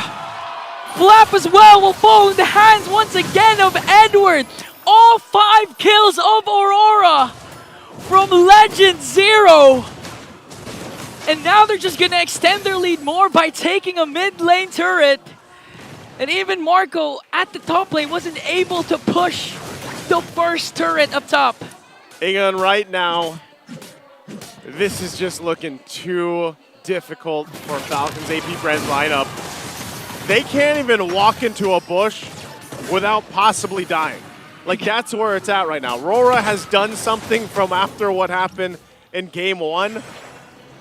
And they've just showed a new hue of this lineup here from RORA, as they've continuously done throughout the regular season to where they now are in the playoffs. And for our current world champions, they're really looking for something with this to work. What kind of pickoff do they need? What kind of itemization do they need? Because, hey, none of them right now are in shape to really fight. This might be a moment where they can try to turn things around, but look at the fight for the purple buff alone. Kyle TZ still gonna get his purple buff. Real world manipulation coming in from Pew plus the AOG. This might be Falcons APBren's opening. Edward with the Primal Wrath still alive. Flap TZ's gonna fall down in the hands of Doming as they want to go for more. Still no casualties for Aurora. Kyle TZ was able to get this purple, but again, at what cost? Flap TZ. Edward 5-0-2 right now. This is what we're talking about. That triple kill just minutes ago really helped scale into this where he is now. And even so, when you commit so much and you throw so much at Edward, if you're FCAP and he doesn't die, he just pops the Primal Wrath. Next thing you know, he's back. It's kind of demoralizing, you know, if you're Falcons APBren. And so this Lord is up. And they might go ahead and try to get in position for this, try to get some information, but we already saw the preview of these team fights. They need to be able to have enough firepower to win these fights. And with the way things are going, this is going to be very difficult. UA alone driving off Flap and Ogwin. This looks like a Lord to take. The spear comes in, but you can't do anything about it as RORA will secure that Lord take. And that's when you know that you have a huge lead. No contention whatsoever for the first Lord. The opposing Zushin just zoning you out, even if you're a Gatotkacha who's quite tanky, even if you're Ogwin who's a Cho who's quite mobile. You is just literally leading the charge, flashing his light up against Falcons APBren. And even again, if you decide to dive in onto Yue, the Purify is there. There's also the Crimson Beacon. There's also the help coming in from Renegade. So right now, at this point, you don't even have to worry about doming first because Yue is literally on the front lines. And then after you get past Yue, there's doming. With that, they're going to have to defend here. Kyle just goes and grabs purple on the other side of the map, trying to get something. Again, this is not the game you want to have as a Nolan 0-0-0. Not much value at all. Almost 11 minutes in. This might be his moment, though, to turn things around with the FCAP. As Lord marches in on the top side, RWM going to be dropped down. They're going to clear this out. They are going to lose that Holy Shield, and Kyle TZ will now take the orange buff as the rest of the team clears things out. They'll stay in the game. They keep things together here. But we got to start thinking, Ingon, Is this enough? Is this enough for Falcons APBren to buy time, to hope to turn this situation in their favor? Because the top turret's going down. AOG from FlapTZ just to work on the minions, but the problem is the Salmon Force is there coming in from Doming, plus Demon Kai with his Spear of Alpha. They brought down Flap and Marco! They have minions though! CalTZ gonna be able to clear it out, and the discipline will be instilled for Aurora. They got more than what they wanted. First Lord, an inhibitor up top, and you also brought down Bulletproof. They might be looking to get another turret or two here. Eyes set, mid and bottom, pushing it in. FCAP trying to defend. Man, they're not even bothered by CalTZ's fracture because at this point, they're quite tanky enough, and Falcons APBren also lacks the damage as Aurora clears out all the turrets of the reigning defending champs of the world. So they go in, take the discipline route. Aurora staying true to the fundamentals here, not taking chances even with the lead that they have, because they can rinse and repeat. Honestly, at this point, rinse and repeat, do the same thing. And for FCAP, looking at the items, they are not where they need to be. Looking at all the lanes here, quite the deficit, even for Super Marco, who we say bulletproof. He's had a hell of a game trying to farm up, trying to just find some space to work with. And he needs quite a bit of time. There's almost, what, 3,000 gap between him and Domeng here this time around. But that's just the case of the team overall. Really struggling from the early to this point now. And with these Lords coming up. Oh! Oof, they might have to make a choice. No Avatar of the Guardian. Kyle might try to pull a miracle out, but look at the push to a bot. That could happen. But right now, Lord for the taking as RORA secures that one. You know, Yue again doing wonders for this team. We just saw how he solo forced FlapTZ to cast that AOG away. And I mean, Falcons APBren, even with the AOG, they have literally almost a zero chance of contesting for that Lord. But without that kit, it's going to be harder and harder for Falcons APBren. But look at Edward. Goodbye, They know that CalTZ has to work on the macro as Edward pops his Primal Wrath. Gonna try and delay CalTZ for the defense here.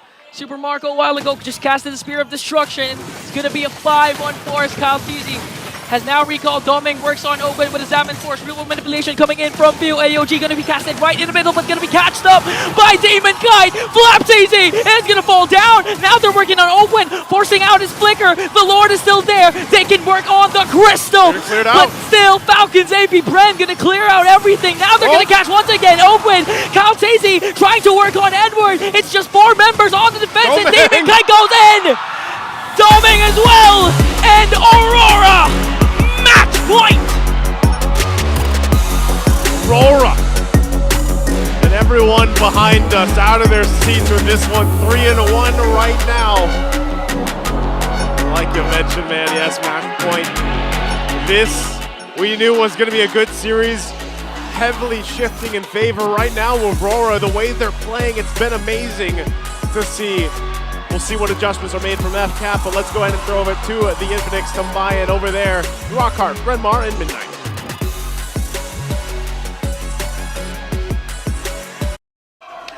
I don't know if you woke up today seeing these results and expecting, you know what, this is going to be super duper close. Aurora kind of separated that completely and gave us a whole other story. Yeah. Imagine after the stomping that they felt in game number 1, it's like, they reminded us why they ended up here in the first place. Yeah. And they showed that, yeah, you've been in the top for so long, Falcons APBren, but that means there's been so many eyes on you. So many eyes to think, we gotta take you down. Even Fnatic Onyx Philippines considers Falcons APBren the final boss. And now Aurora is showing, yeah, we're ready to take him down. 1 game away. And it goes all the way back to this legendary EXP laner who for 3 games in a row now has been a massive thorn on the side of Falcons APBren. Yep, you think gold laners are bulletproof, so are XP laners. 603 on the Edith, and a massive thorn in the neck for the side of Falcons APBren. One of the major things that Falcons APBren missed in this game is Aurora's read on their movements. Every single angle, every single corner, Yue and Edward is always there to find the targets, catch him off guard and potentially kill him. Around objectives has always been true as well. And an amazing performance coming out from Edward. Even on those last few moments, Calteezy thought he was going to be able to reset that wave in the top lane, but he couldn't. He played out of his mind here. He actually got a triple here in this one, which I guess would catch a lot of people by surprise. And maybe because of the gold here, it translated into the XP lane becoming completely dead for FCAP. And then after that, it was easy for them to take these objectives. Yeah, Aurora just, this is really their strength, like fighting as a unit. The thing that Fnatic Onyx Philippines does best too, it's been shaky throughout the season. They weren't a top 2 team, weren't a top 3 team. But then now we got to the point where they're showing us, no, yeah, we definitely deserve to be in the spot that we're in right now. Shaky in the playoffs, but then now up against Falcons APBren, they just really are showing that if we know how you move, if we know your tendencies, we'll show you how good we are at every position and how good we are together. Yeah. It was honestly a flawless game coming out from Aurora, just dying 2 times in this game. And considering the fact that, yeah, they picked up the alpha against the Eve, but it still worked wonders with the composition that they had with the Rafaela provided by Renegade, giving him enough movement speed, enough HP back, so that they can outlast the team fight here of Falcons APBren. 1 turtle was what they needed in this game, and it felt like game was over by then. It didn't feel like FCAP really had any chance. Even with Fuse real-world manipulation, it was immediately answered up with 4 heroes jumping in instead of running away. Again, this pick brings me back to an interview where we were talking about... No, that's not an interview, actually. I met him in the hallway. I met Master the Basics on the hallway after they played Renegade's Rafaela into the Eve previously. MTB said, bro, RNJ picked that before I said go. Oh. So, wow. Before I said lock it in, he insta-locked it himself. So yeah, I guess that's the reason why, right? These are instances where they were confident that this was going to be the result. Yeah, and I subscribe to that school of thought. Like a lot of people say that, oh, the Rafaela will just be given a lot of difficulty for Eve. But for me, the best thing that Rafaela does, again, is just to give you a chance to survive and a chance to get out. Once you get out of the box, that's done his job. And the Rafaela will always be able to do that. Yeah, and it's, you know, that aspect, give that to Harith and Alpha, they're gonna be so happy with that. Yeah. It's like I've seen so many Alphas live by, you know, 5% HP, and then 5 seconds later they're full HP. Full HP again. 100%. Right? And even with the Harris, like you survive with 1% HP, you can get so many dashes out of that HP, and then you get your shields back. Yeah. And then nobody on the side of FCAP could actually finish the job. There was no Sky Piercer. Yeah. Super Marco wasn't really allowed to join the fight. No pun intended. But like, imagine a Moskov jumping into an Alpha, into an Edith, who can just use Primal Wrath and be a marksman herself. And then the shields coming out from from Doming. Like, there was no way for FCAP to actually fight into Aurora.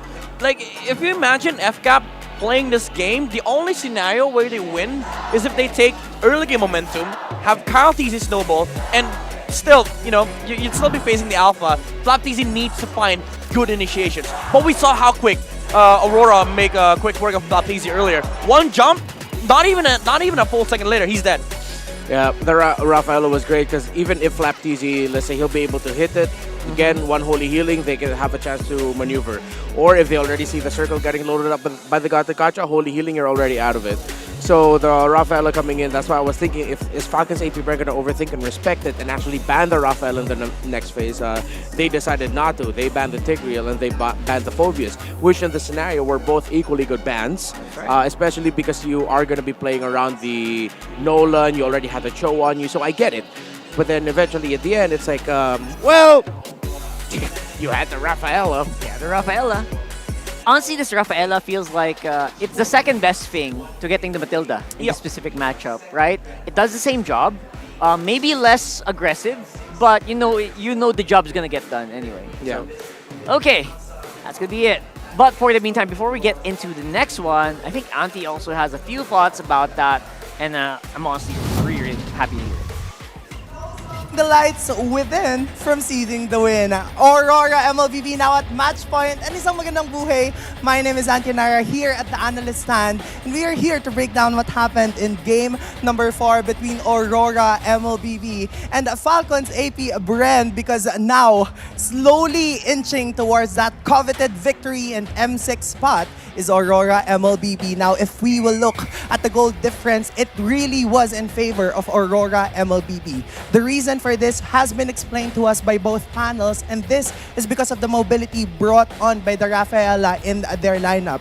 To me, the first 3 picks of Aurora MLBB were so strong power picks that it gave them enough space in the earlier stages of the match and secured the win. They were able to secure majority of the neutral objectives, and they were able to tear down turtles and turrets even at the 5th minute mark, giving them enough and ample gold lead, which also paved the way for the rest of their team to be able to be aggressive throughout the match. They weren't able to give their opponent Falcons APBren enough space such that they can fight back, because if we will look at the crowd control comparison, despite Renny J just choosing the Rafaela with the Holy Baptism as his ultimate, the highest CC dealer towards the latter stages of the match were both Yue and Edward, 1.5 and 3.65 with the Lantern Flare, and the Onward plus Earth Shatter combination were potent enough to dish out damage even to the frontliners of Falcons APBren. And again, a while ago, we were talking about how the gold disparity gave Aurora MLBB their lead. Also, the crowd control brought to them by those 2 heroes were more than enough to ensure that they will be able to secure the win. Now, if we will look at the item progression here, specifically by Demon Kite, we will be able to see that he chose to go with the Winter's Crown as his 3rd build. This means that essentially whenever he overextends with the Spear of Alpha, he will have that insurance and security that he will stay alive if he chose to go with that Winter's Crown. And add to that, the Queen Swings, he really has enough sustainability as well as Spellvamp if he needed to. Which is why Aurora MLBB was able to secure that win. And again, Aurora MLBB now at match point. 1 more game, and then we won't be seeing any of the strongest Titans compete in the M6 and even in the MPL Philippines Grand Finals. But now, let's head on over back to our panel. Tayo sa Infinix booth. This is your very own Odin, kasama ang mga kabarangay ng Smart Omega. That's Nolly, BJ, Light, Nico, and The Rod. Kakatapos lamang nila ng match against the Phoenix Army at na 2-0 sweep nila. Guys, kumusta naman ang naramdaman nyo after that match? Masaya, kabos. Na-excite din kami dahil pagpo-finals na kami, tas ang lamig. Ang lamig dito sa playground, guys. Bumisita na kayo, diba? Oo. Road to Grand Finals na kayo. Sino sa tingin nyo ang makakatapat nyo? That's Aurora or TLPH? Kahit sino na lang. Ikaw? Sana mga sino rin. Kaya naman lahat. Kaya naman lahat? Sabi ni Loli, kaya naman. Pero may napansin ako, parang may magkamukha sa inyo. Ay, hindi ikaw. Itong dalawa, si Nolly at si Nico. Bakit kayo magkamukha? Magkapatid po kami. Tapos meron pa kayong kamukhang pro player. Sino yun? Si Ryota. Si Ryota? Hindi ba ipagkakaila, no? Ikaw ano ka ni Ryota? Kinakapatid. Kinakapatid! Alright! Thank you so much, guys. Hindi na nakakapagtaka kung bakit ang lakas ng kabarangay ng Smart Omega.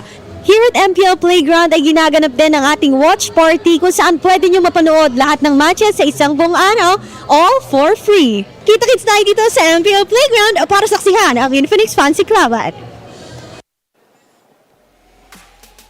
There you go, happening right there on the ground floor. In case you guys wondering, there's actually 3rd floor. Yeah. So downstairs. yeah, they're downstairs. I had to remind myself that all season long, because the dressing room is also downstairs. I always saying we're gonna go up to the dressing room, and then I realized, you know what? No, we're going down. And anyway, just it's a bit confusing, yeah. It's a short story. But then again, welcome back, ladies and gents. Infinix Fancy Laban, full swing. They also have their own playoffs.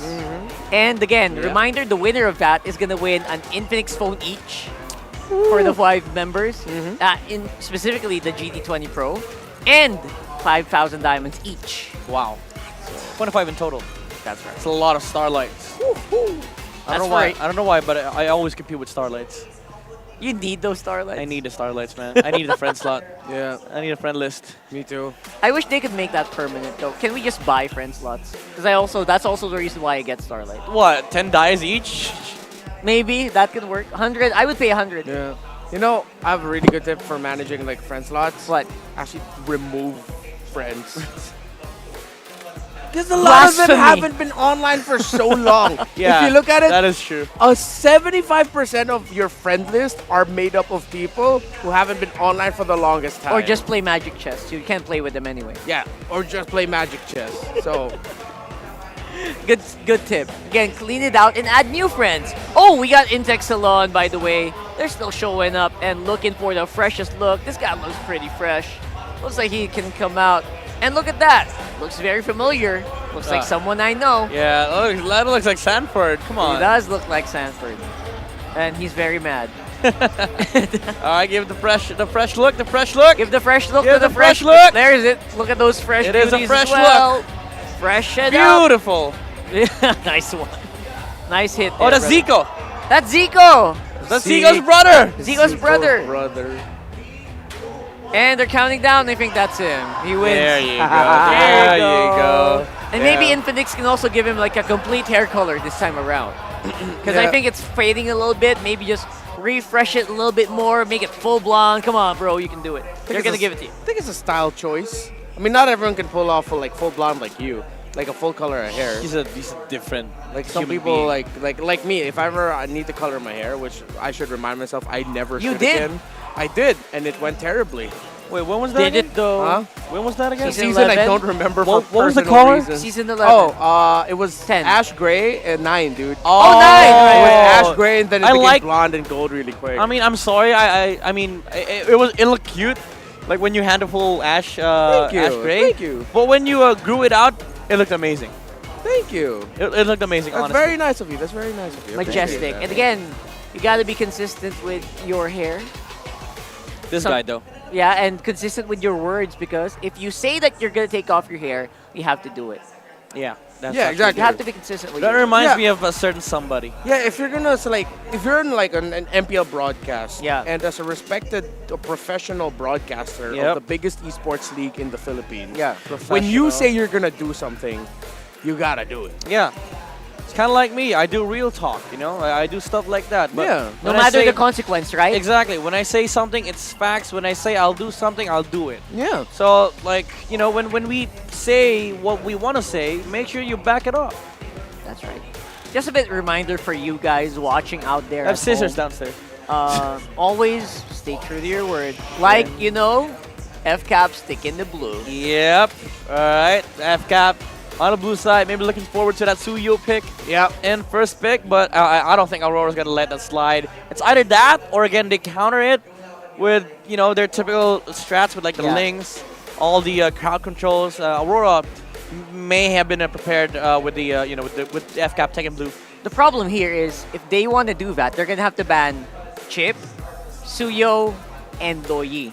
No, they let go of the. They let go of the. You let go of the Suyo. Loyi here? No, Oh, you let Suyo. go of Suyo instead of the Loyi. Again, Aurora is kind of one of the winningest team against Suyo. Yeah, they look comfortable with Alpha as their jungle. Good If I'm Falcons APBren, you ban the Alpha, you ban the Fanny on the blue side. Because it looks like you no longer have the option to play Fanny.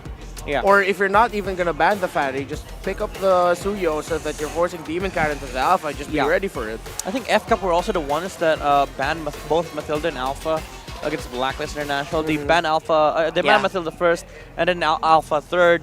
But now they're actually cornered with a team that that plays Alpha even without the Mathilda. They play Alpha with the Rafaela. So I think to save yourself 2 bans, don't even mind about the. Don't even think about like the Mathilda or the Rafaela. Just straight Let up it ban the go? Alpha. Just let those picks go? Yeah, ban the Alpha.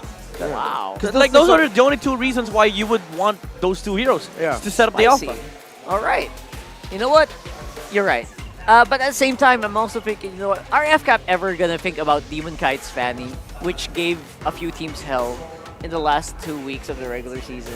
I think, take it out. If you have one of your bans for Falcons APBren blue side has to be the Alpha and then Fanny. So you pick Alpha, Fanny, Harith, take it away from Dominic. That's good. Or Alpha, Fanny, That's Alfie. Alpha and Fanny. Yeah. Alfie. Oh, good point. Good or point. Phobius. Phobius.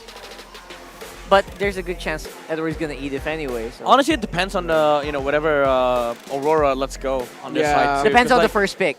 Right. No, depends on what the second ban is for Ah, Aurora. okay, Like for okay. example, you see the chip ban, and then they don't ban the Suyo. You're kind of screwed if you're FCAP. It's like there's a lot of heroes that will go through in the draft. So if you're FCAP right now, it's not as comfortable as you'd think being on blue side. Yeah, and again, the trend for the last 3 games has been clearly right now Aurora is just fighting way Boom. better than Falcons APBren. Holy cow. Okay, they did ban the Matilda, and they go for Gatot and Vexana. Now I like this. You get Alpha either way, third pick. From few, pick up Aurora. Aurora actually does feel like it can control the field that the Gatot Kacha tries to set up. And also just slow down whoever's trying to follow up with the Eternal Guard. Yeah. So you know what, you're right. Aurora looks like a perfect pick here for FCAP. Yeah, the funny thing is, if Super Marco picks up Moskov here, they go Alpha.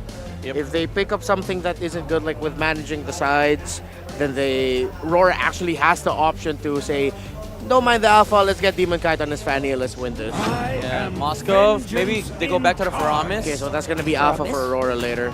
Yeah, just to back up. Oh, all right. Okay. No more Edith for Mr. Consistency. I still think you go Alpha. Even with the Edith, you still go Alpha. Yeah. And right now, that just saves their possible Faramis pick for maybe later on, which does run the risk of getting banned out. Yeah. By Aurora. I think it will be banned out. Both the Faramis and the Aurora would be banned out. Either the Faramis Aurora or Faramis Tig.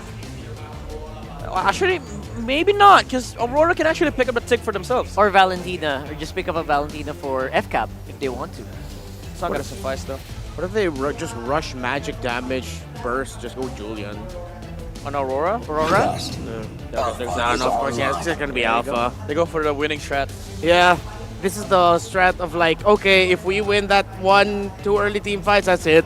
Yeah. We're going to Malaysia. That's very true with Alpha. Like, I would know. I would know. You win first 2 turtles with Alpha, you're heading straight to the airport. Not to go home, to fly out. Alpha Enjoyer, Mr. Midnight. Not me. Not me. People who face against you. I mean, you used to play with me and is now against me. Ooh, all right. But Alpha's kind of nice because like if you win early game, which is kind of the trend in the current meta, you win the first few turtles, and if you don't have any counter, then game just feels like it's over. Yeah. I'm looking at it.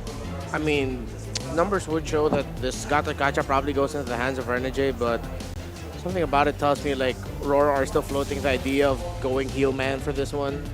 What's Edward's rate on the Gatot Kacha so far? I am not the I feel like we don't see a lot of Gatot Kacha on Edward, don't we? No wins. No wins. All right, I'd rather heading into this match. I'd rather stick with the comfort picks here. You give Edward the Arlot or the Terizla because I like the Arlot. Yeah. I feel like the Gatot would be enough as a heel man for Renegade, considering that he does rock the Revitalize on Roam. So I think it suits Aurora's needs right now. So I feel like you go last pick gold, or if they have something in mind, maybe just pick up the Bea on 4th, and then you flex the Gatot Kaja till the very last. Yeah, I like that. You know, a part of me is looking at the lineup of FCAP and just thinking, if she wasn't nerfed, I would have confidently analyzed here to say, hey, Aurora, consider picking up the Lolita now. Ooh, that's actually true. I still play Lolita a lot, even though we got nerfed. I feel like there's still a slot for Lolita somewhere. Yeah, it just reduced her reliance on the magic power for the heal and stuff like that. The shields that she provides with Numenon Energy Core. Very interesting though. Aurora, let's go for Faramis. So maybe they are looking into the Bea Arlot option, because like those two, they don't mind playing against Faramis. Okay, there. I think that they got baited. Yeah. Bea, maybe? Part of me thinks so too. Matrix is great here. Yeah, I think you go Bea here. And I will top it off with an Estes on room. Nah. Just kidding. Nah, that's too much. That's too much. Suyu's gonna have a field day in the early game. I know. Like, yeah, sure, he's not gonna be able to like kill anybody on the side of Aurora, but he takes all your greens. Yeah, the RORA lineup right now is like it's built to win fast. Like sub 15 minutes. Natan. All right. Yep, it was one of those. Clean. Already magic damage though. Not a magic spread. One true. I think you go Tig here. Tig or Cho for FCAP. I like Tigreal, yeah. Tig or Cho, and then the few here. I'm still thinking about you know, the Promise. Either the Promise or I kid you not, Novaria. For few? That sounds pretty good. That sounds pretty okay. Hell, run it back. Pick up the Nana again. What about the Barats Maybe, for XP? maybe. Well, you could also run you that? could also flex the. Honestly, that might work. That might work. Just like for the alpha as well. Yeah, just for the alpha. Because like right now he does not have any saves. Command So oh, okay, they go Grok. Rhino online. Sort of the same. Come on, Novaria. Sense, yeah. Nice control. Okay, they still go back to Promise. Novaria is like the cheese pig, right? The Pyramus is like the alright. Yeah. Let's not try anything risky. I would have loved the Novaria Tig combo though. Yeah, would have been great. But right now, it looks like RORA are in the cusp of booking the next ticket to Malaysia. Yeah, it's a good Arlot game, not gonna lie. A very good Arlot game right now. Especially if they want to stick together for NetherRealm. Unless they want to go for a Teresa. There goes the Arlot! There you go. Damn it! Okay, I think somebody's bound to Malaysia. Pretty clean cut predictions there, gentlemen. And it does feel like good comfort here for Aurora. Yeah, there's an off chance, very off chance that this might be one of those Falcons APBren for Ramis games where they win in less than 12 minutes. Very off chance. That's true. But the lineup of Aurora right now just looking better. Like early to late game potential, but the damage potential, that's why I'm saying what I said with Falcons APBren's lineup. Yeah, I mean, FCAP, they might be going back to comfort right now, but Aurora's draft is looking hella creative and is looking like it's Malaysia bound. Yeah, and they've been playing better in the past 3 games against Falcons APBren. Yeah, we gotta be greater than ever here if they want a chance to equalize. Let's throw it over to our casters to bring us the possible final game of this lower bracket finals.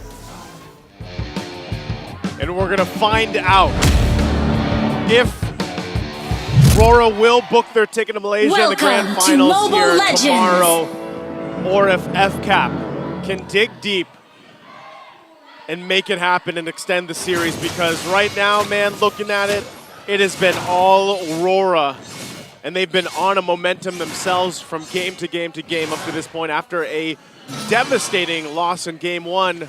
Ingan, they're looking good. This lineup is good. We got the insights from the panel. What do you feel about it? Man, I do agree with the panel. Again, the lineup of Aurora might just be too much for them to handle.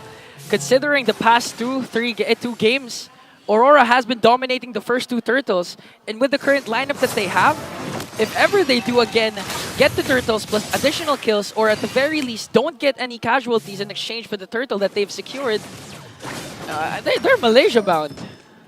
This is what I think. When you really look at this, there is that possibility, I would say, for Falcons APBren to have one of those games where they just somehow pop off, especially when they have a Faramis in the hands of few here, and end up winning really early on. The same can be said, though, when you look at RORA's lineup, the way that the Alpha plays into the game, the way that you can actually utilize UA here and Renegade to help set those up as that, mid lane trio and win these fights. Like, if it's the Turtle 1 and 2 going in the hands of RORA, it's going to be very difficult for Falcons APBren to come and fight back in those situations.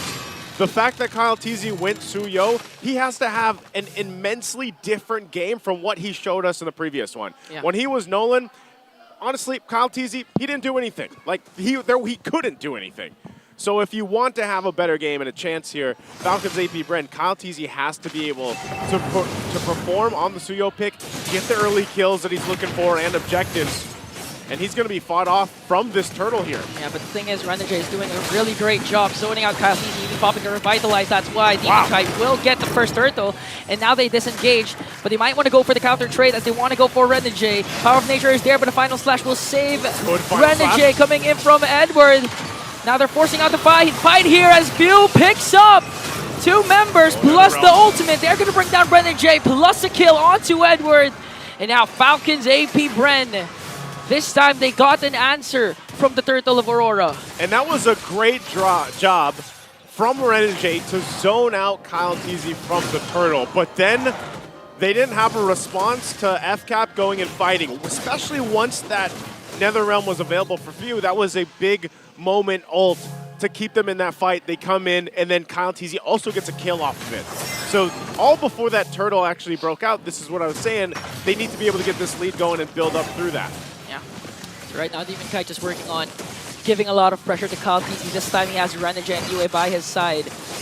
Mike will go for those green jungle minions. Just putting a lot of pressure. Again, they know their winning capabilities. Yeah. They got the first Turtle, so in terms of clashes, especially if you doesn't have his Netherrealm or... Okay, wait. Renegade though. You can jump out.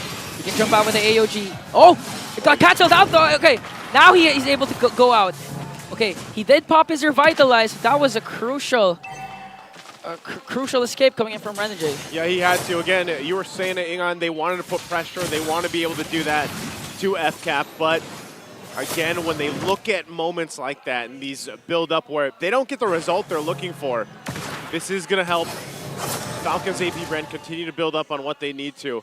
Taking things slow and steady for the most part, getting themselves in position to go ahead and contest this next Turtle is going to be crucial for them. Renegade, like you mentioned, he had to use the Revitalize early on, so he won't have it if they decide to go and fight for this. A lot of 1v1ing happening here in the gold lane between Domang and Super Marco. Oh, they're still going right after it. Spear of Destruction will connect. Okay, so now they will both disengage. Here comes a clash. Netherrealm is also there. Now they're going to work on Flap Teasy as they bring him down. Demon Kite is still alive, but quite low here for Demon Kite and Renegade. Kyle Teasy has an advantage of getting the Turtle. They have the jump as well. Again, Yue flickers in, plus the AOG. They're going to catch Kyle! Kyle is going to fall down now. Few left here to fend for himself by himself. Oh, can he pull this off? Few, Ogwin are there. Okay, they're quite low, but Renegade has the Revitalize. Now they're gonna, there's a solo kill down bottom, plus a Turtle take. Now they want to extend the fight more. They're going for it. Yue, Edward, Renegade up against 3. Renegade still quite tackly. Edward goes in with a vengeance, wanting to go for few. Now they're gonna disengage. And just like that, Aurora continuing their dominance. They flipped the script on that one really quickly. Demon Kite all alone here. He wants to put enough pressure just on them. Doesn't get the orange though. Could be in a bad spot. Spear of Alpha's out. Okay, they're trying to go for a Demon Kite. Spear of Destruction will connect. But will they go though? Because Kyle Teasy goes in, plus Edward. Flap Teasy as well. Demon Kite, they're going to bring him down. Super Marco picks up the kill. Now they're going to work on Edward. Still not going to connect, but the Guardian's Barrier is there. He's going to Vengeance in. Just a delay, but he'll fall down. Really interesting decisions from RORA. I mean, maybe chalk it up as the confidence through the series in the past few games. They had an amazing counterplay earlier for that Turtle. Demon Kite goes into the jungle, ends up getting punished, and also Edward. So, you know, choices like that where you had a little bit of a lead, you were building up on it. It's now gone, but at least Domang puts pressure, gets the tier 1 turret down. They're looking to play around some of the space that they can garner themselves. So Aurora still working against a small deficit in terms of gold for Falcons APBren. But okay, good position. Domang, the fact that he went 1v1 with Super Marco as well, impressive. But now, who claims that third Turtle? Because it looks like they just want to fight out at this point. Domang goes in with the Entropy. Gonna dish out a lot of damage onto Ogwin. Now they're setting themselves up perfectly for this final Turtle take. Again, the grouping up strategy, the Ubis strategy of Aurora has been working wonders for them. They won the last 3 games as Renegade also picks up a Thunderbelt. Now let's see what kind of play Falcons APBren will do coming into this Turtle take. Yep, let the guy go up and clear that lane because he can chop nearly halfway across the map if he wants to. Right now though, FCAP still controlling that mid lane. They're gonna see Renegade spot him out. But once again, the dance here, this time around for that third Turtle. RORA looking to take the next one. Renegade just trying to zone out Ogwin. Here comes Curse Blast, but a counter attack! A huge wild charge here comes the Netherrealm, but Edward catches him with the final stack. Demon Kite goes in, and they're gonna bring down Super Marco! A lot is falling down, Flap as well, Few as well, in exchange for Renegade. And Yue, that was a huge clash. But Aurora clearly won that trade as Demon Kite will work on the last turtle. Oh man, you can see them feeling good about the fight that they have in them. Third turtle secured, mid turret being worked on. Uh-oh. Another catch coming in from Edward. Just beating him up Domeng! to Domeng! A killing spree coming in from the next standard. Oh, the spear is going to throw. Doesn't land on Domeng. Man, what a game Domeng is having here. And I know that title has been thrown around. Some people have liked to debate it. But the next standard working his way for that goal here for Aurora. Alongside the rest of the team, they're looking so synergized in this. Now on this side of the jungle, looking to put more pressure on the purple. Okay, Edward's final slash won't connect as they try to work on the purple. Demon Kite might be able to secure it though, as Aurora will disengage. They're going to work on the top lane turret. Domin just freely pushing with the entropy even. They're going to get even Ogwin, forcing out the wild charge. AOG coming in from Renegade, but there's the catch coming in from Flapteasy. He has to pop the Revitalize though just to walk away. Aurora extending their lead by taking a turret to 1.8k. And this is where, once again, Kyle Teasy is going to face that decision. Can he play around the map? Can he find something on the macro level, whether it's a turret push, whether it's just taking buffs? He's in that position just like we saw him in the last game. Yes, this one, he's had some kills. He's had a better time on the Suyo, but he still has to be heavily reliant on FCAP, on Falcons APBren, getting to that position where they can win those fights. We've seen good layering, right? I mean, even with the Netherrealm from Few, it's so good, but the problem is they have to watch out for the final slash. Our panelists called it. Perfect game for an Arlot against the Netherrealm, and we've seen it now a couple of times. As soon as it's popped up, FCAP is all clumped up. Edward's like, easy pickings, boom, final slash. So FCAP, look at the damage that they have to deal with from Domeng. I mean, Domeng right now, this is an activated early on, 9 minutes, 30 seconds. Looking at the KDA, 302. And you're not just going up against any gold laner. This is Super Marco, a proven Titan, champion, bulletproof, as Aurora works on the Lord. This looks like it's going to be a tough one to take here. It is going to go for a little bit of a reset. Few holding out the front flap as well alongside Ogwin. They have to keep this together. Again, they're working against nothing too crazy in terms of the lead. But right now, RORA trying to gain control. Okay, here comes Flap, trying to zone out. Lord 6,000 HP, here comes the AOG. Demon Kite's gonna get the Lord! Now they're ganging up on Flapteasy with the Primal Wrath. Here comes the Wild Charge as they bring down Flap as well. Aurora wanting to go for more. They're gonna work on Few. Here comes Demon Kite with a Spear of Alpha, forcing out the Ghost Bursters. They're gonna catch Few. Renegade still working on it. And Aurora got the Lord plus Flapteasy. They got the Lord. It was a good push as well coming out from Super Marco. But right now the mid is going to be worked on by RORA. They have the Lord. They have a whole lot going in their favor as they get ready to go and knock on the doors of Falcons APBren. They can almost see that ticket to M6 and our grand finals ahead of them. But they have to stay calm and collected here for Aurora and Falcons APBren. You're looking at the items. Are they capable of holding down a defense? We already saw previews of the amount of damage and burst potential from RORA. But as they get ready and are situated, they're looking at these base turrets. The shields will be popped on all three. And now it's up to this Lord here. Falcons APBren on the defense. Should be able to block and hold things together. They have the clear. They can keep things at bay, even with Ogwin. And for now, RORA only gets the shields. They drop down the Eternal Guard. That's going to be made quick work of. And this might be all RORA gets. Okay, they have to watch out for the potential setup from Edward. Flickers are available for the side of Aurora. They're trying to work on it. AOG gonna connect onto the back line. Spear of Destruction as well. They want to go for Edward. They're gonna pop his Immortality as Kalteezy works on Renegade as well. Edward's gonna fall down, plus Renegade. A huge defense from Falcons APBren. Now they want to go for the conceal. They know Doming is low. Who are they going for? Okay, they get a flicker out from the UA. Even though they were down thousands of gold, Falcons APBren will hold it together. Again, it was only the first Lord push. They'll delay some of the recalls as well, going back to base here. Now looking to take some turrets off of the defense that they just made. They'll get this tier 1 down in the mid, and RORA will get recuperated and resituated as they try to hold down. Okay, first blast. Plus Dominic, Entropy, Renegade goes in after the backline, forcing out the Netherrealm coming in from the Few. Now the chase is on for Aurora. They're going to break down Few. The passive is there. He's going to be alive in 3 seconds.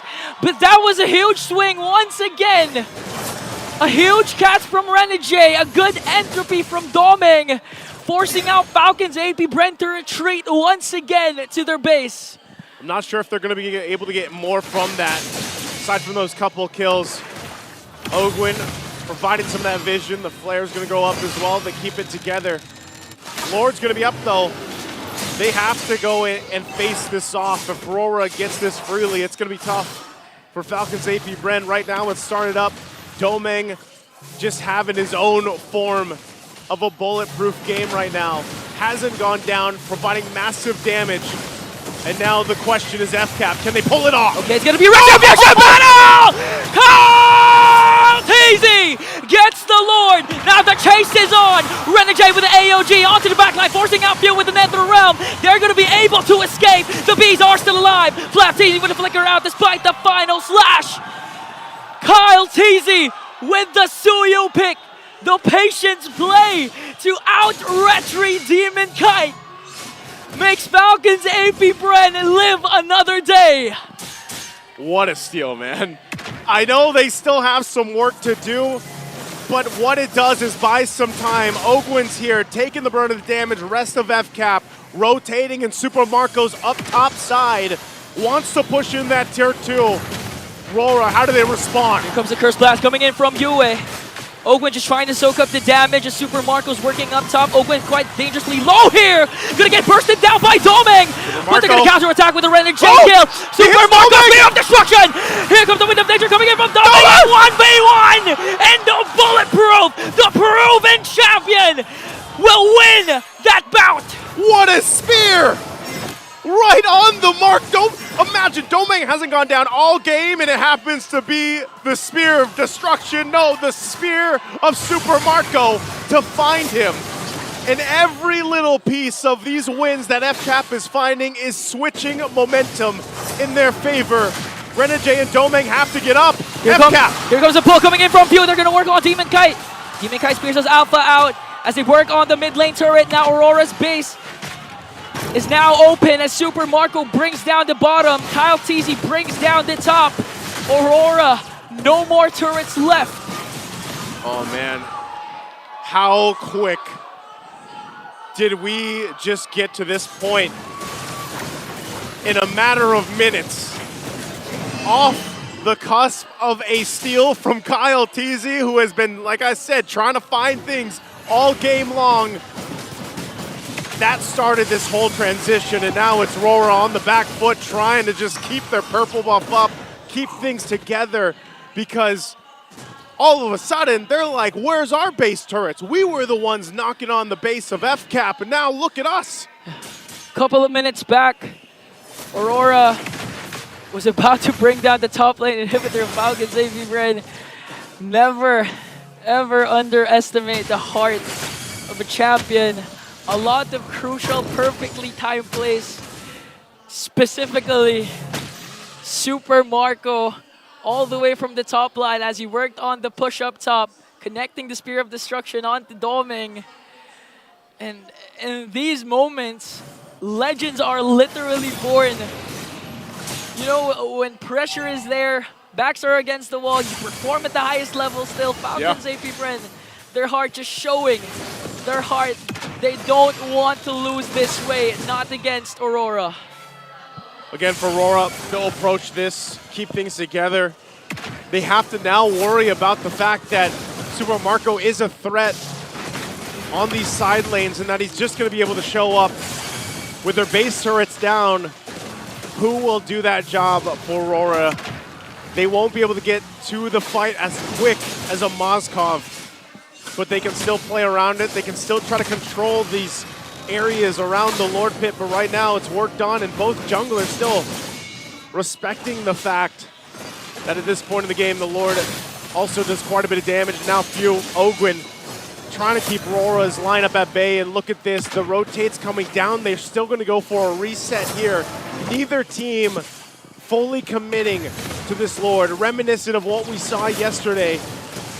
Some of the longest Lord dances in the playoffs, in the season altogether. It looks like they're going to go for it. They're going to burst down. The Lord Doming goes in with an entropy. Lefty trying to zone after that. Keep guy goes in. Spear of Destruction will connect. Oh! Tazy gets the Lord. AOG for Reggie. Oh, to the back line. Doming is gone. A lot of immortalities are being popped here as Falcons APBren continue their dominance. They're going to bring down 3. Now Few working on Yue. They're not going to let him go away as Kyle Teasy dashes in.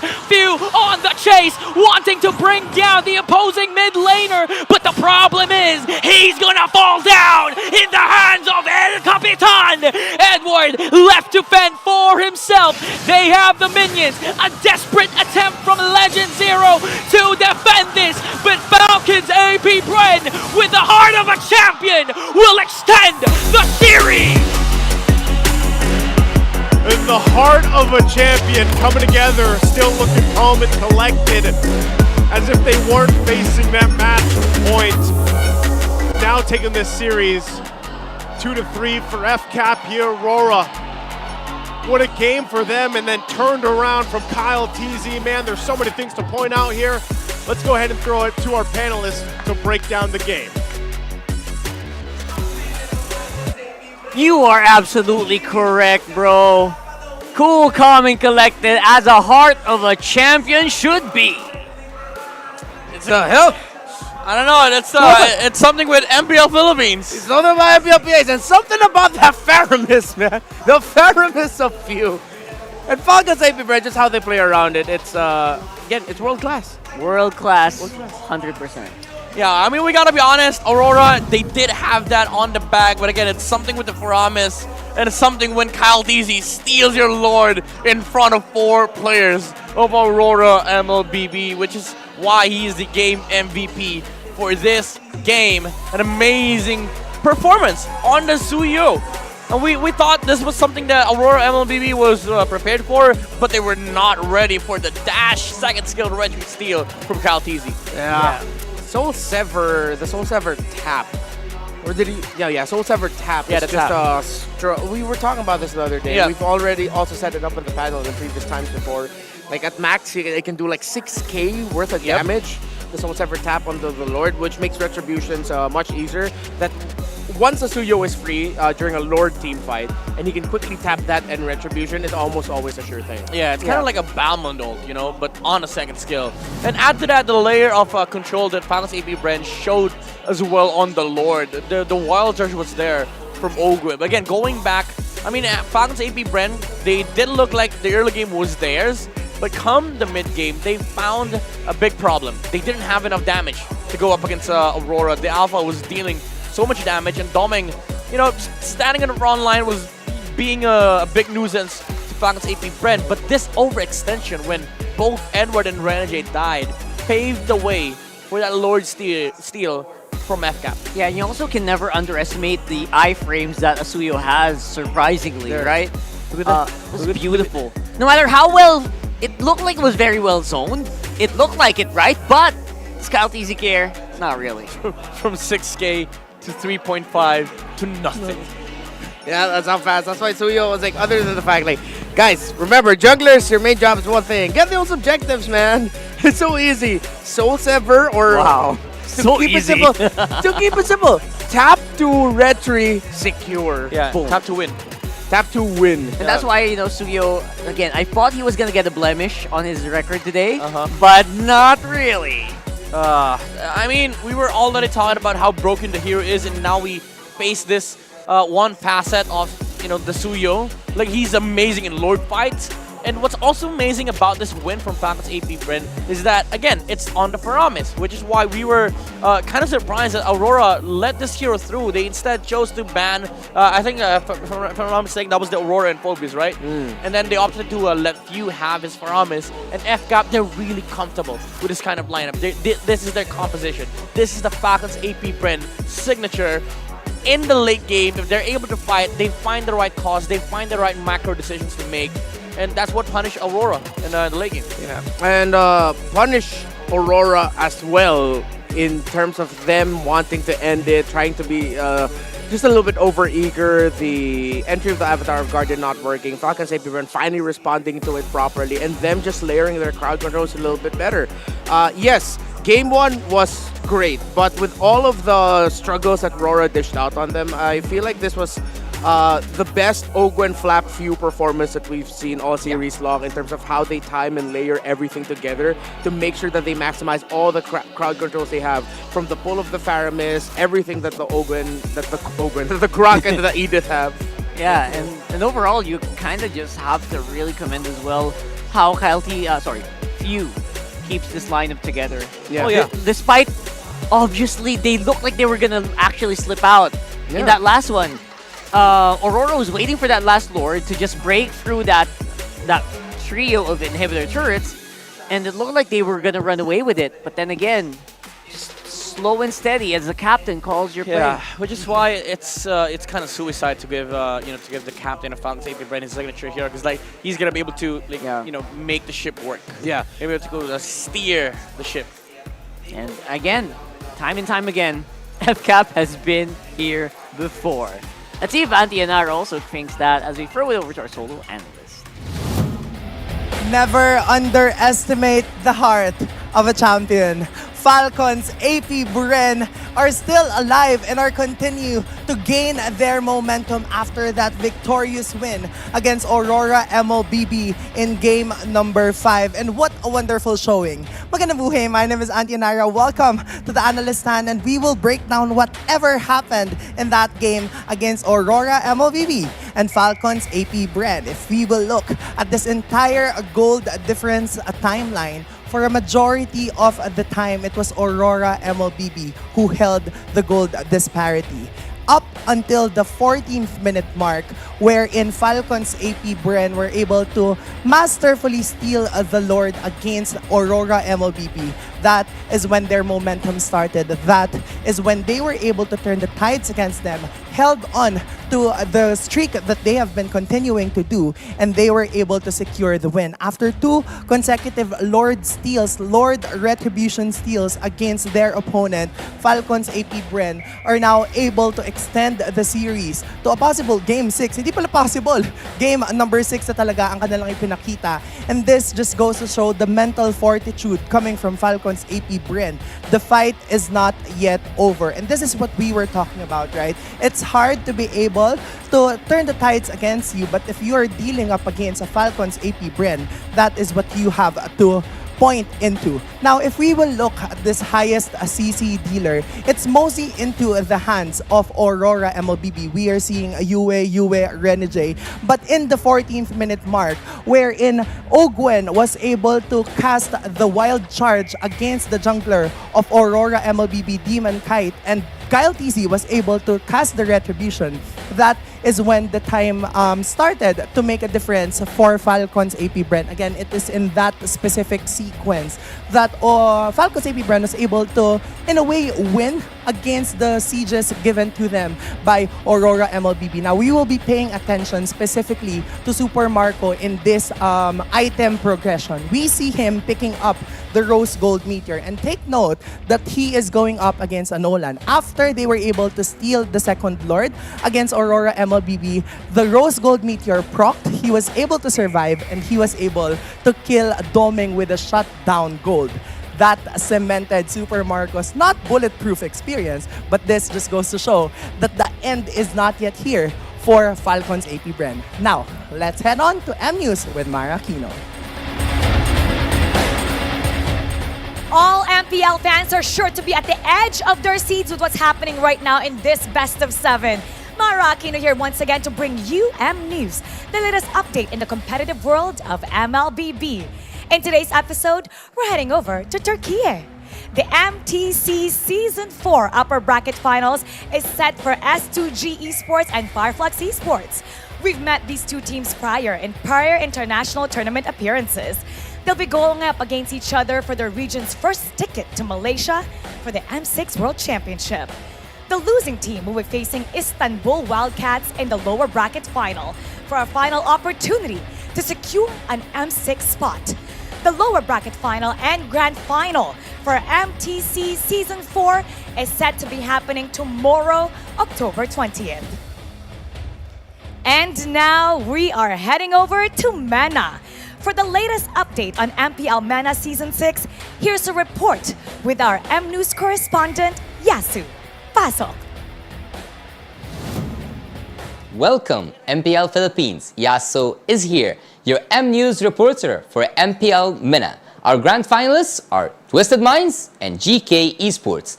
Let's start with GK Esports. This is the first time for them to reach the grand finals, and so far, they are undefeated in the upper bracket.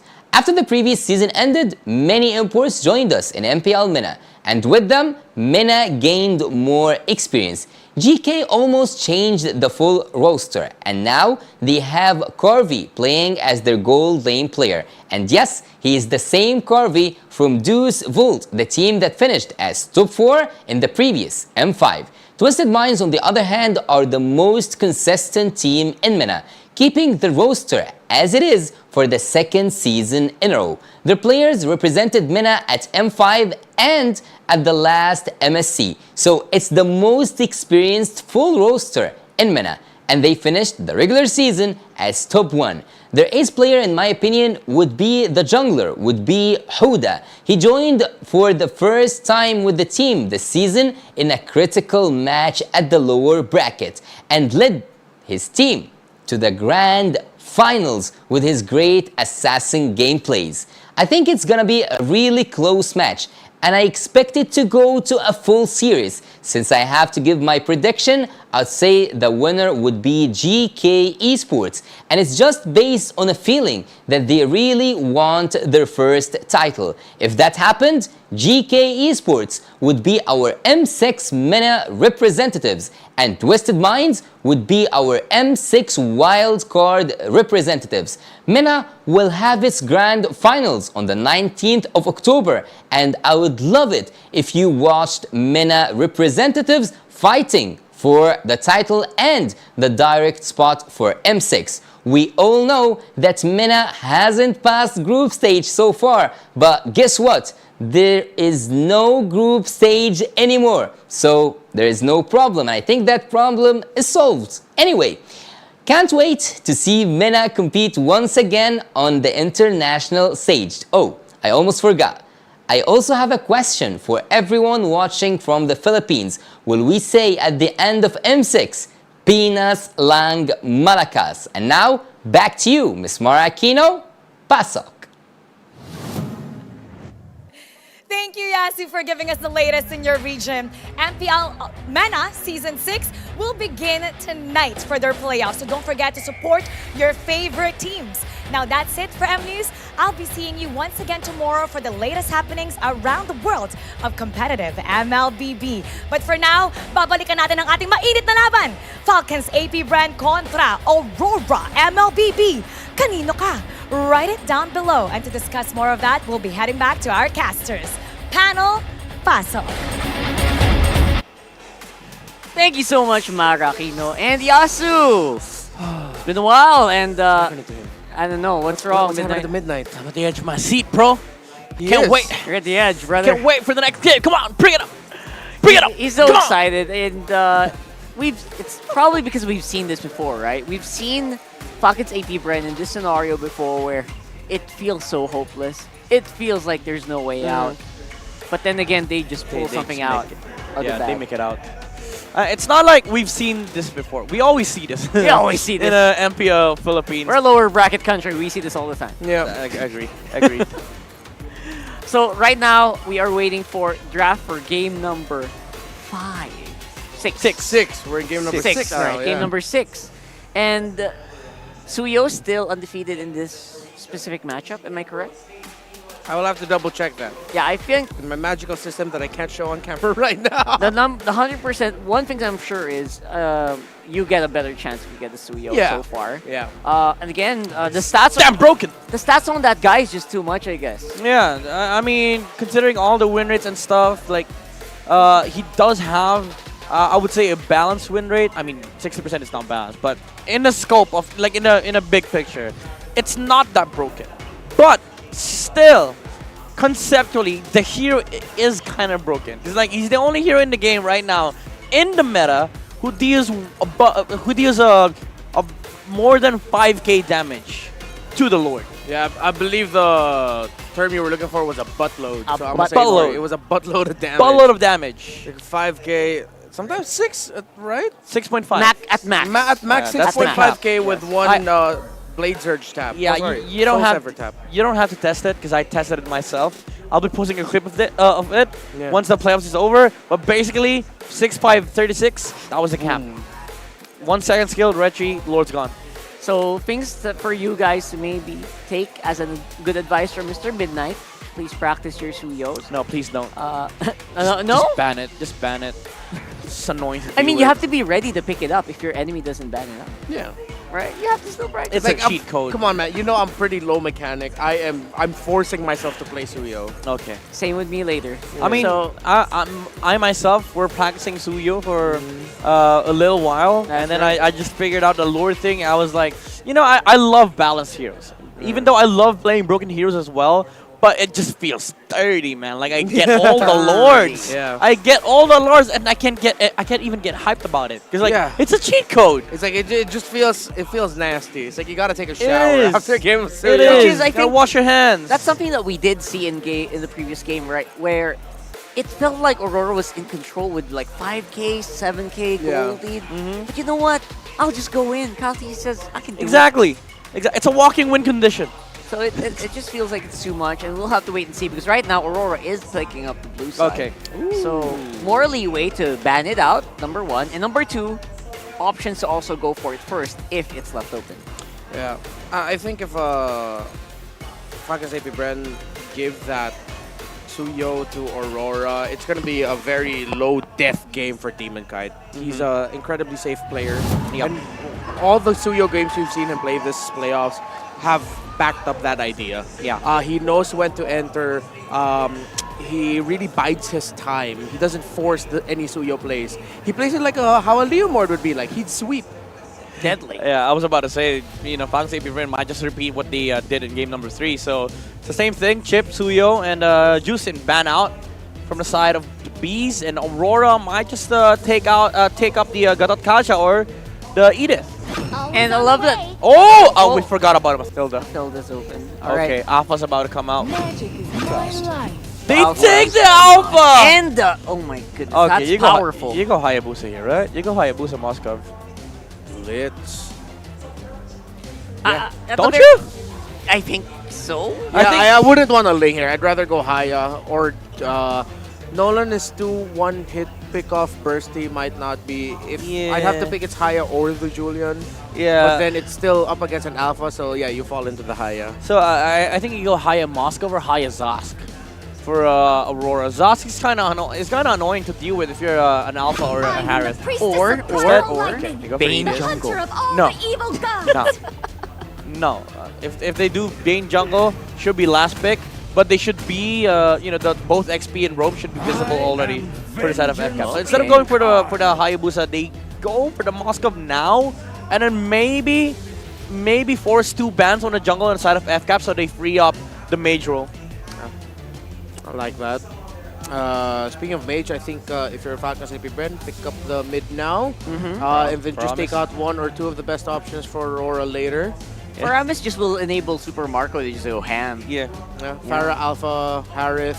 But yeah, that's a fighting comp. That's a signal to Aurora that, hey, we're gonna be aggressive, we're gonna invade, we're gonna fight a lot. So instead they balance it out and they go for the Vexana route instead. Okay, maybe they're really comfortable in just, you know, putting View on the Vexana, but my concern here is that all mages are open for Yue. Val, Aurora, and, you know, the Zask special. Yeah, the Zask especially. Among the planes exists. You'd rather the take out the Eve equilibrium. instead of like the Valen or the Really? Zask. was made for. I feel like Valen, yeah. Yeah, for sure. Because he's going to get Eternal Guard 100%.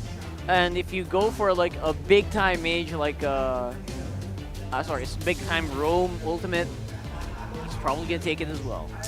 I mean, Eve is kind of like the answer against the Alpha and the Harriet, so it's kind of warranted.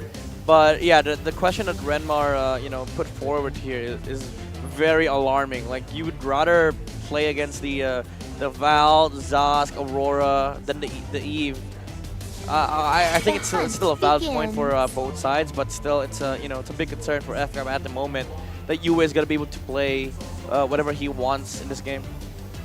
Covering all the bases with Ruby as well, getting banned out. Still respecting Julian banned. the prowess of Ogun on that hero.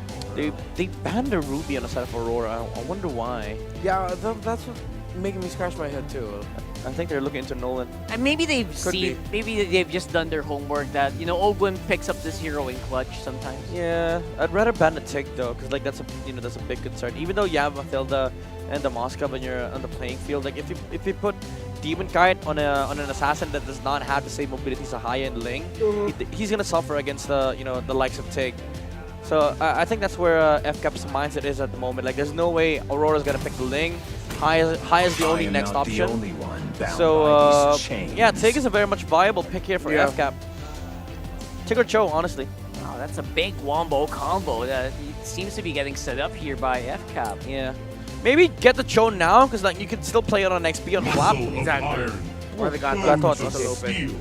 So it could be a thick Gatot front line. Maybe.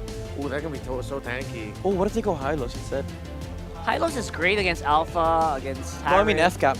Yeah, I'd rather have it as a roam. I don't want to see a non-set, non-front EXP for Flap. He needs an out. It can't be the high loss. He'll just get poked down. I mean, they can run fast. Well, yeah. They can attack. They can overwhelm Aurora fast. Honestly, go for Aramis Bane. Here? Yeah, you have a Mathilda, you have a Paramis that can go well against the Harriet and the Alpha. Sure. Yeah, Bane will supply the late game damage, and also it protects yourselves from the Gatatkacha with the deadly catch. Reporting for duty. So you want them to go turbo here? X-Borg, okay. X-Borg and Aurora.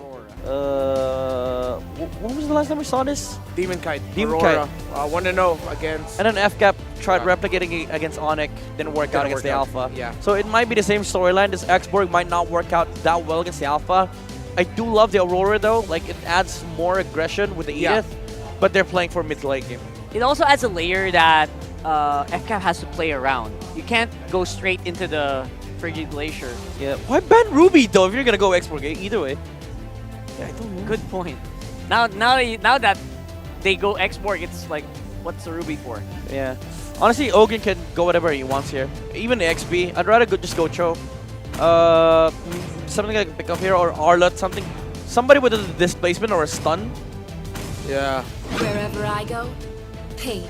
Oh! Whoa. I did not expect that at all. Other way around. To be fair, in my head, the Rafaela Alpha was still a thing, but it was FCAP.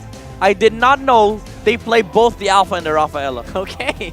Again, this is why best of 7 is a thing. Like, all the things you prepared last night, by game 4, throw it all out. Yep. It's more reactionary at this point, and who can have better reflexes in the game and in the draft to win. They matched heal for heal. They buckled down on the idea if your opposing roamer is a healing type, get a healing type as well. Yeah. And they take a page out of, cover the names, that's an Aurora draft, FCAP. Yeah. Honestly, I think we're going to game 7. Okay. See if that's going to happen here. Game 6 feels like it's FCAP sided. Let's see if Naisu and Ingan thinks the same. You know what? I'm going to speak for the both of us. What?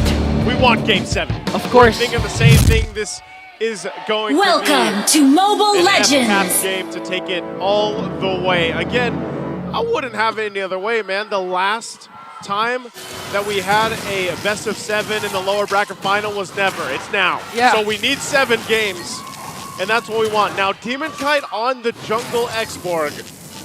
Yeah, I don't know. I'm not sure how I feel about it. We already got a preview of this even back before, and so you need a lot to happen here. Now, one of the great interactions between that, though, is if they can actually get UA to get a really good Frigid Glacier freeze down, then obviously it helps even with the Last Insanity. And then you have a lot of utility and mobility because you have the Matilda again in the hands of Renegade. Yeah, but the thing is, again, Falcons APBren taking a page out of Aurora's book. Ogun, who would have thought, would go for the Rafaela paired up again with Kyle PC's Alpha. So even if there's a lot of slows coming in from Aurora or Catch, okay. Now they're going to force out a few flicker. Renegade, as aggressive as he can be, will take one and bring down Few. Now the counter attack onto Yue. Pride of Eyes is there. But still, they're able to take him down. A 1-for-1 trade.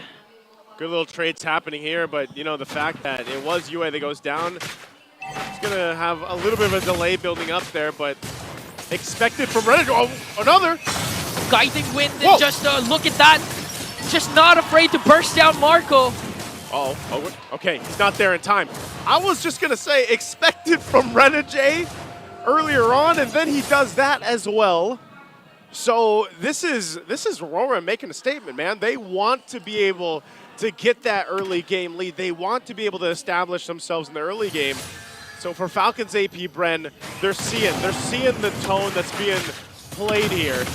And they'll be the ones to adjust. The turtle, though, for the taking. Okay, CalTC gonna pop the Faraga armor of Demon Kite as he works on the turtle. AOG coming in from Flap. He wants to work on the kill onto Demon Kite, but a save coming in from Renegade is there. So it looks like it's gonna be an uncontested take for Falcons APBren, but now the attack is on. Frederick Glacier connecting onto 2 as they try and work on Edward with the Primal Wrath. He's gonna flicker out into safety. That was a great call from UA. They got the call. They know that Edward was there, and if it wasn't for the Frigid Glacier, you know, he wouldn't have been able to go and get that distance. He even had to burn the flicker, but RORA keeps themselves together. FCAP gets the objective. They're going to build into this.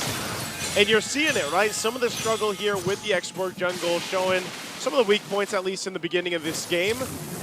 But again, adjustments are to be made, and so far, Kyle Peasy feeling tanky enough on this alpha, paired up with the fact that you have Ogwin healing them up. They might break out and fight. Okay, ultimate's being casted by the 2 roamers as CalTC works on the back line onto Yue. There's no passive again. AOG coming in from Platezi, but the first man down is Owen. Frigid Glacier will connect onto 2. A counter attack coming in from Aurora. They might be able to burst down Kyle, but on the other hand, Super Marco's going to bring down Doming here as they try and work on Phil, but Phil remains alive and be able to take down Renegade. Phil's still alive? Again, Phil. I was expecting him to go down too, but man, talk about a rotation from Edward to show up for that. Able to cap out the kill on Kyle TZ. That spear not going to land. You know, I don't even think you take that if it did. Not really worth it right now, but good responses from both teams. Falcons APBren will keep things together. First item still looking to get locked in and fall into place here on both ends. But this is what we expect for Game 6. A lot of this back and forth, and yeah, that's the apparent thing too. You know, both these teams have good capabilities of extending those fights, healing through them. It's just at the same time, you want to be able to go ahead and have that advantage when it comes to those setups, those counter setups, if you will. And UA so far with the Frigid Glacier, you know, a lot of times he's been on point with it. But if he has to deal with getting out-angled by FCAP, for example, especially around these turtles, might struggle a bit. Renegade again going forward. Okay. There's Diamond Force from Super Marco is there as well. As Demon Kite will get the turtle. Frigid Glacier collecting onto a lot of people. Here comes the last insanity coming in from Demon Kite. Plus the explosion. They're going to bring down Kyle and Flap Teasy. Renegade picks up a kill and Demon Kite gets the turtle. You see what I mean?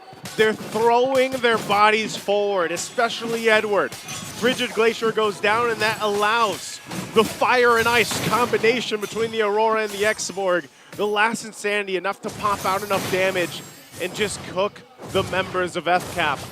So that's always what Falcons APBren is going to have to worry about, you know, playing against it. And sometimes if they jump forward, again, Renegade. Redirecting that Circling Eagle onto Flap TC to try and zone him out. Here comes the Flamethrowers coming in from Demon Kite. And so far, looking good for Aurora. Their aggression, although sometimes it looks like it's overextensions, because of the fact that US Frigid Glacier continues to connect onto at least 2 or 3. The counterattacks that you would expect Falcons APBren to do. Now TZ goes in with Spear of Alpha, might be able to burst down Edward though. You were just saying it.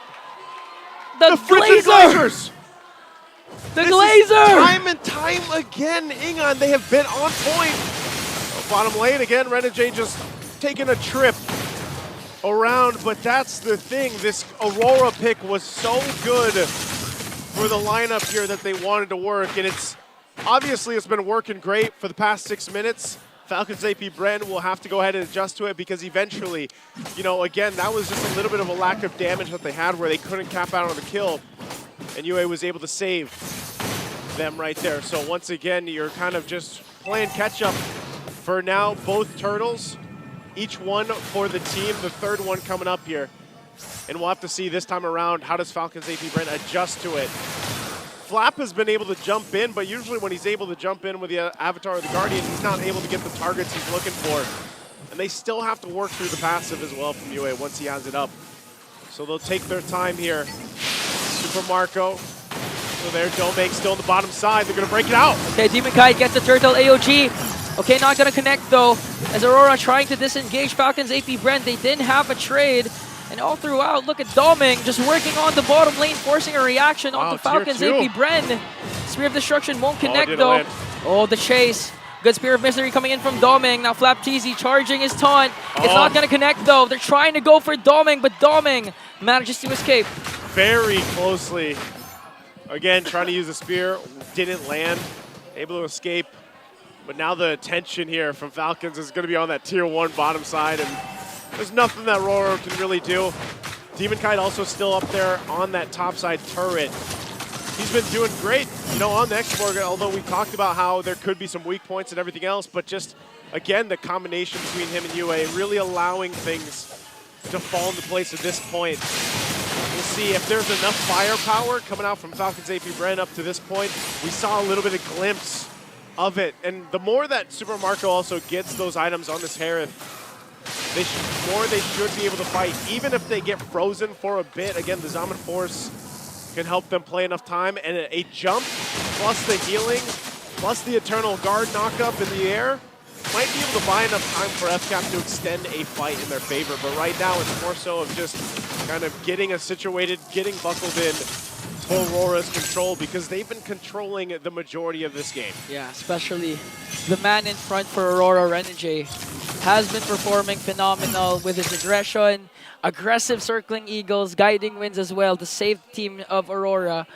And not to mention Demon Kite, always paired up the last Insanity with his retribution to out the red tree.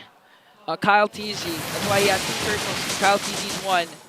So this time, let's see, a huge thing that Kyle TZ needs to do is to burst down the Firaga armor to disable Demon Kite right away before the neutral objectives take place here. Not just even Kyle TZ, even the other members of Falcons APBren as the First Lord will spawn. Just send it on Renegade again. They go forward. They want to go for the zone. Trying to keep it together here. Guiding Wind on out. Just out of the danger. Out of harm's reach. Lord's still going to be held there, so it is going to go for a reset.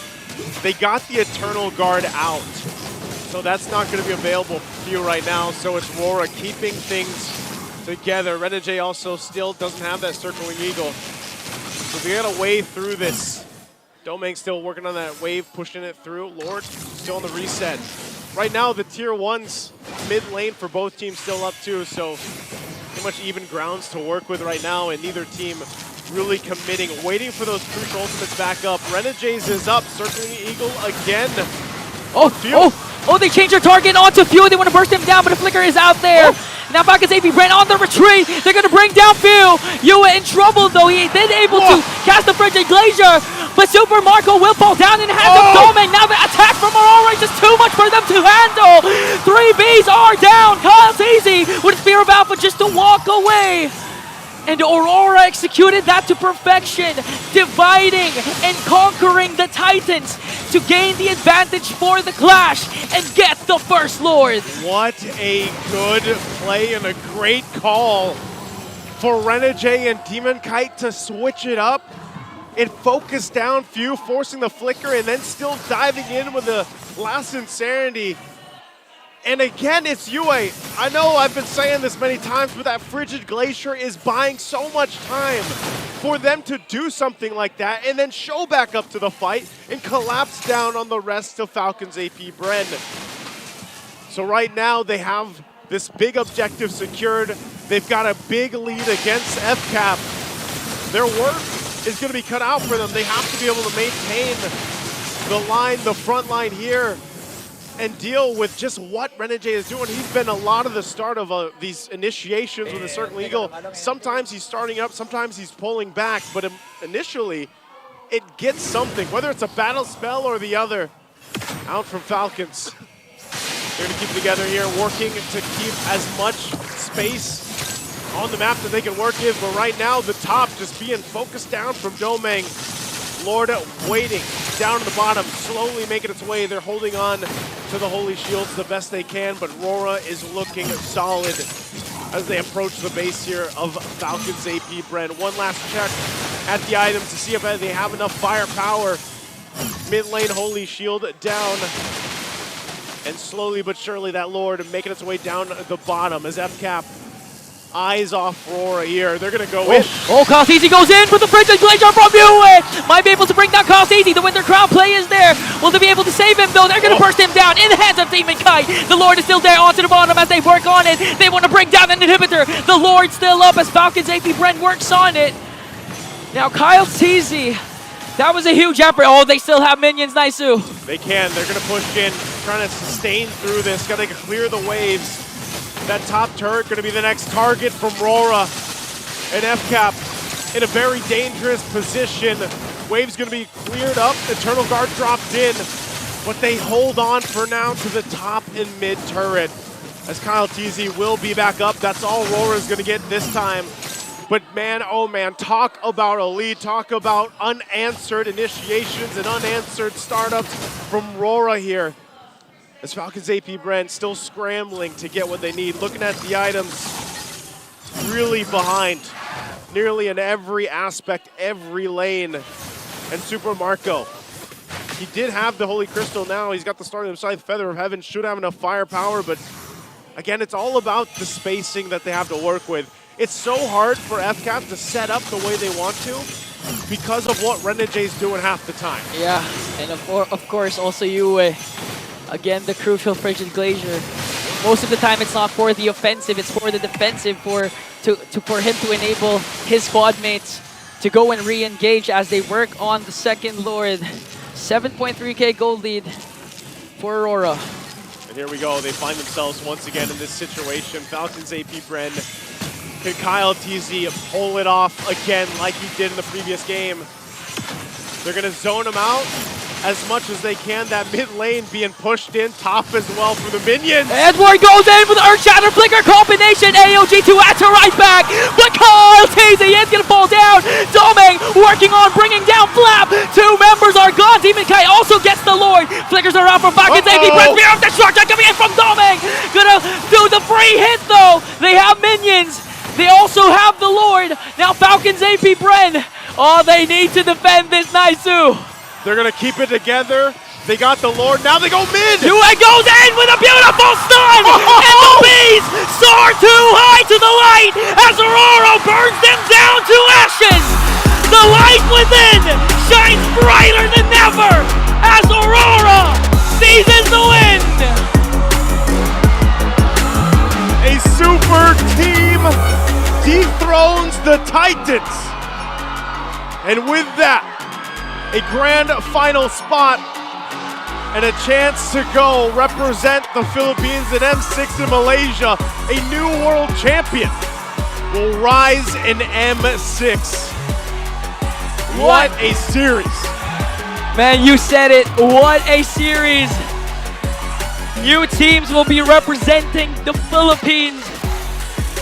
And this super team has been doubted even for the start of the season, and we can hear the crowd chanting M6 because they have finally booked the ticket. Renegade, Edward, UA are back to the world stage.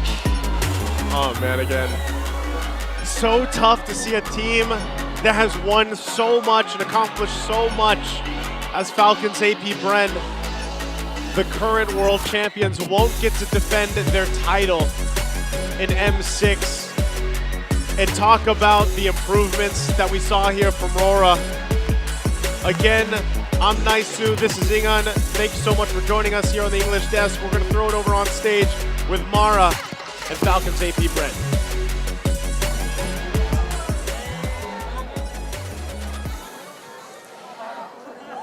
Falcons APBren will not be going forward. What is your final message to everybody supporting you, not just here, but all over the world? Sa lahat ng sumusuporta sa amin, sorry hindi kami nakapag Game 6 ngayon, pero babawi kami,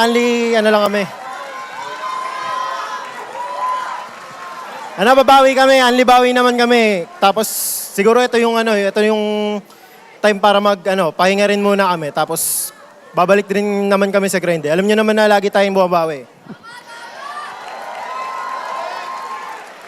Hindi kami sanay sa gantong sitwasyon.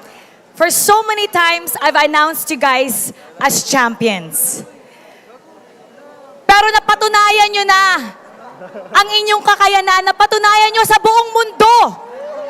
You represented yung lakas ng Pinas. And for that, we thank you. You have been the best in the world. But this, unfortunately, is not your season. But a true character of a champion is someone who will come back stronger. Once again, everybody, let's give Falcons APBren a big round of applause.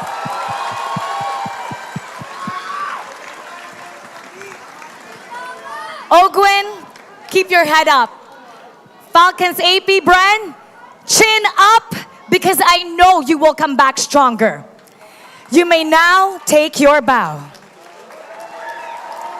And your journey ends here.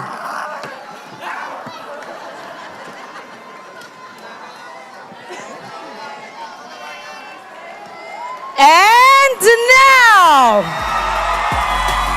your grand finalist, Aurora MLBB. Congratulations, Aurora MLBB. Team and Kite. Team and Kite. Finally, makakapunta ka sa world stage. This time, M6, nakita ka namin sa MSC. You made us proud. Wait, nakita mo ba yung message yung sinabi kanina ni Coach Panda? Hindi ko pa masyadong marinig kasi nagpe-prepare po kami. Sinabi niya bumoto siya sa Aurora MLBB. Tinanong kung bakit ang sabi niya. Because I want to see Kite in M6. Congratulations! You've done it! What is your response to Coach Panda's prediction? At ngayon, M6 ka na. Sobrang thankful kay Coach Panda kasi sa kanya din ako nagsimula. Tsaka maraming salamat sa pag-support. Tapos soon magkikita naman tayo dalawa sa world stage. Nagsisink in ba sa'yo na i-represent mo ang Pilipinas? Hindi po eh. Parang di makapaniwala. It's like a dream and you've made it into reality. Actually, ang gusto kong tanongin dito si Domeng. Domeng! Domeng! Ang lupit! Kasi, ito yung this is the furthest you've been. Not only are you making it to the grand finals, you're gonna be waving the Philippine flag in Malaysia! Gaano ka-importante to para sa'yo kasi first season nyo pa lang to bilang Aurora MLBB. Siyempre po, napakasaya po sa akin and nangako din po ako sa former teammate ko na Onyx na antayin nila ako dyan. Ayun. I don't know if you can see this, pero si Domeng right now is tearing up. What are you feeling right now? What are you feeling? Parang di pa ako mag-relax kasi may grand finals pa kami bukas. Siguro bukas na lang. Masaya lang ako ngayon. Sana proud ka ngayon sa sarili mo dahil you made such an impact with your team. You were phenomenal. Rani J! You led your team not only to the grand finals, pero dahil sa leadership mo ngayon, you're gonna be the representative for Philippines. Pero bukas, haharapin nyo ang Fnatic Onyx Philippines, ang naglaglag sa inyo sa lower bracket. Ngayon, ano ba ang mensahe mo sa kanila? Kasi hinihintay namin ang inyong competition bukas. Sa totoo lang po parang gusto ko talaga mag-good luck kasi talagang malakas talaga sila ngayong season. Medyo sa lahat ng game namin nahirapan kami sa kanila. Kaya yun, good luck, kagalingan namin bukas. And yan, marami kami natutunan sa mga laban natin. Kaya i-apply namin lahat yun. We're gonna be watching for that match tomorrow. And now, it's time to announce our MVP. Let me hear some names. Sino? Isa pa, sino? Let's take a look at the screen.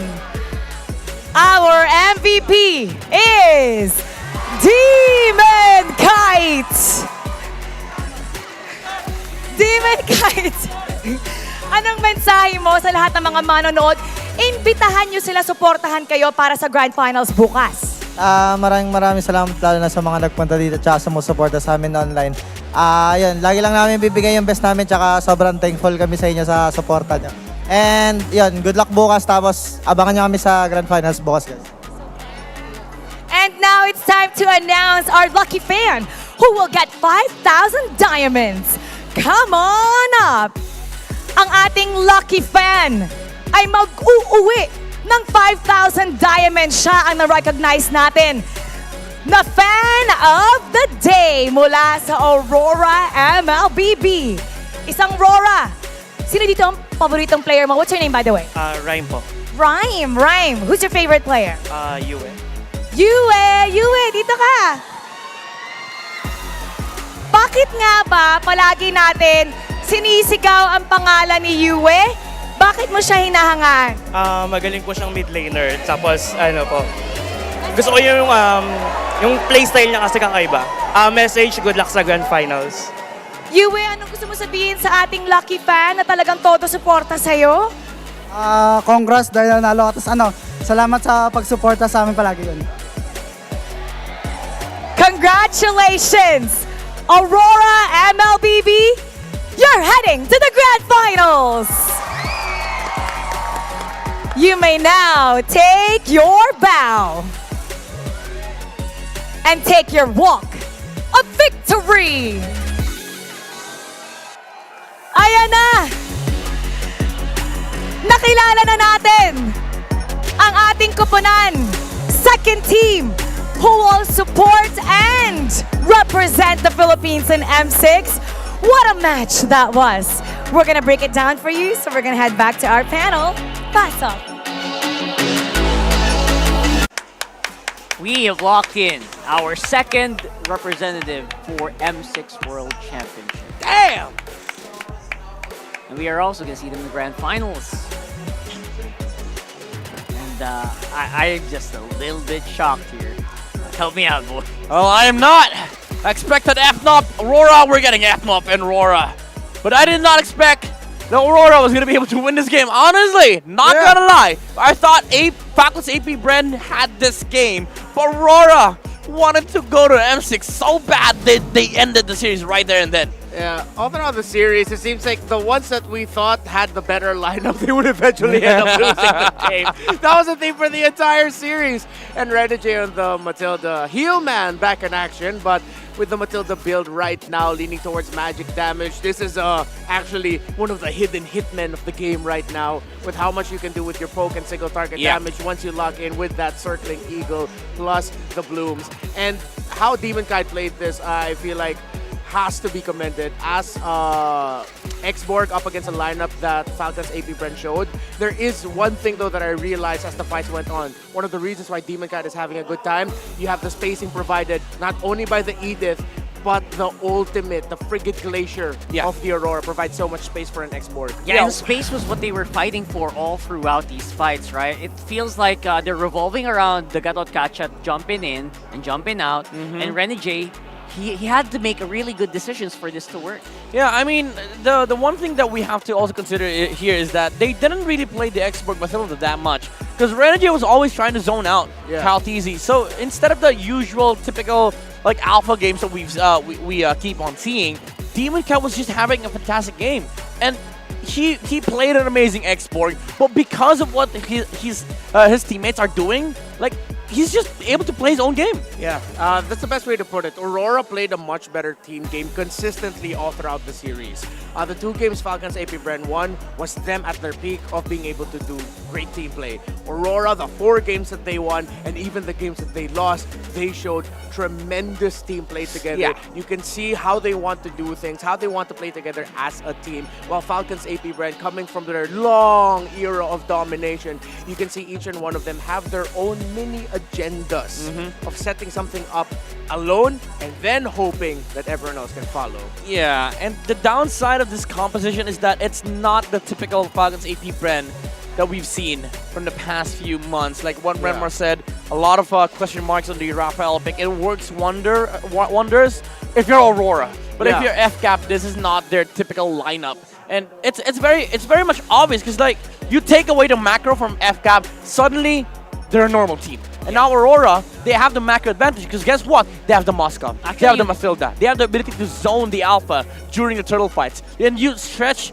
the game to the point where your heroes are much stronger compared to their lineup. Like the X-Borg is an amazing frontliner that also deals damage with a War Axe. So again, you take away the only advantage of FCAP, like take the macro away, they're beatable.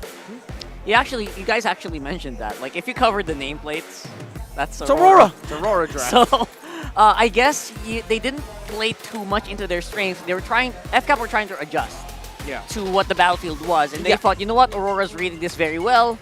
Apparently it didn't happen, so I guess because of that, Aurora will be locking it in with a 4-2 scoreline, by the way. And we have a guest right now. We're going to talk to someone, Coach RC here. See if we can get into this one. There we go. Welcome to Esports, Coach RC. Welcome, and you are seeing also the English panel once again. And I know napanood nyo lahat ng mga ganap, Coach RC. Kamusta ang ganap dito sa playoff so far? Unexpected eh. Kasi nag-usap kami ni Flap niyan eh. Sabi namin magkikita kami sa M6. So, lakas talaga ng Aurora. Lakas ng Pinas. We've seen it from a while ago and nakita rin natin yun, especially in this match. Now I'm going to be throwing it over to the English panel. Rockhart, what's up there, guys? Yo, what's up, Coach? Quick question. How is Falcon Esports right now? And what do you think it makes this team that you handle so great? Actually, yung training kasi namin, hindi siya yung normal na training na ginawa namin before. No, kasi mas pinalakas namin yung endurance tsaka mentality ng players. Kaya feeling ko mas nag-dominate kami nito ng maraming M6 qualifiers. So they increased the endurance and the stamina of the team. For the best of 7s. Yeah, no wonder you guys were able to win a best of 7 series for your M6 qualifiers in your region. Yeah, again, Falcon Esports, Coach, you guys are no longer a stranger to international tournaments. Like you guys are very familiar. You took out Cloud9 and MSC, but this year coming to M6, what's different with Falcon Esports in this international tournament? Like, what's the difference compared from MSC to M6? Siguro, kagaya nga na sinabi ko, mas ano na kami ngayon, mataas na yung endurance namin tsaka mentality sa players. Kasi last international kasi namin, hindi kami masyadong prepared nun eh. Dahil ang dami ring ups and down, alam niyo naman. Then, ayun, siguro yun lang, yung mentality tsaka endurance ng players. So it's really the mentality endurance that you focused on improving here. And yeah, you're going to need that for a world championship that for the first time in MPL or MLBB history, we're implementing a Swiss format for the group stage. Hindi na to yung traditional group stage that we are familiar with, where you can end up with a group of death, a group of surprises. There's a chance everyone is gonna end up facing everyone. Ano yung thoughts mo sa bagong Swiss format natin for the M6 World Championship? Actually, hindi na siya bago sa amin eh. Kasi naranasan na namin siya sa isang international team na nalaro namin before. Tapos, medyo masaya siya kasi kumbaga babagay din siya sa amin eh. Kaya mas, yun nga, yung sinabi ko yung endurance. Kaya mas pinapalakas namin sa players yun ngayon. Kasi pag natalo, kumbaga parang pag natalo ka na, may 1 or 2 chances ka pa para maagapan ka dun sa until the last part. So yun, para mas masaya siya. Alright. Mas maraming chance. Yeah, Coach. Ngayon, lipad naman tayo dito ulit sa Pilipinas. Okay. Napanood mo yung mga naging match-up natin ngayon sa playoffs. How do you think Falcon will fare against our M6 representatives? Yung M6 representatives namin, Fanatic Onyx Philippines. Yan. Tapos ngayon, Aurora MLBB. Yan. Actually, lahat naman siguro na nagko-compete is may different strength. Siguro yun sa amin, hindi ko muna masasabi kasi mas maganda yung ipapakita na lang namin kaysa na sabihin namin. Wow. At Coach, siguro excited na rin kami makatapat kayo in the future, yung ating mga M6 representatives. True. Pero kung nanonood ka ng MPL, ensure kaming napapanood mo to. Yung palagan segment natin dito, Coach, mukhang kailangan mo nang ilapag. Correct. Ang mga sentence mo, mga Correct. bara. Coach, kailangan may bara mula kay Coach Bars. RC. Anong palag mo, Coach? Siguro ang palag namin or ang palag ko is kaya namin mag-practice in 2 months na walang day off. Wow! Ay, mahirap yun. Walang tulon. Yun ang palag. Ilang oras ang training nyo sa isang araw, Coach? Madagdag lang natin. Ang start namin, from 11 a.m. Siguro 12 to 13 hours. Grabe, tas 2 buwan nila ginagawa. Wait lang, 11 a.m. to mga 10 p.m. or more? 10 p.m. legit. Okay. More po. More. Wow. Depende sa Ang players. hirap nun, men. Now, that's an endurance test. Kaya pala yun yung sinasabi kanina ni Coach RC. Coach, maraming salamat for giving us an opportunity to be with you and to talk about what's gonna happen for the M6 World Championship. Meron ka bang gustong pasalamatan, Coach? Thank you so much sa lahat ng sumuporta especially sa MPL Philippines and also to my team, Falcon Esports. And gusto ko rin magpasalamat sa lahat ng tao na tumulong sa akin para mapunta ako sa ganitong sitwasyon. Thank you guys, I love you. There we Ayun, finally have pagmamahal. it. Yes, and that is all love for one of our Filipino imports, Coach RC. Again, maraming salamat. We hope to see you again soon, this time in Malaysia. And of course, to our English panel, hope you guys have fun there, all right? I am sure that we have still lots to talk about by the end. Bye, guys. We'll see you in a bit.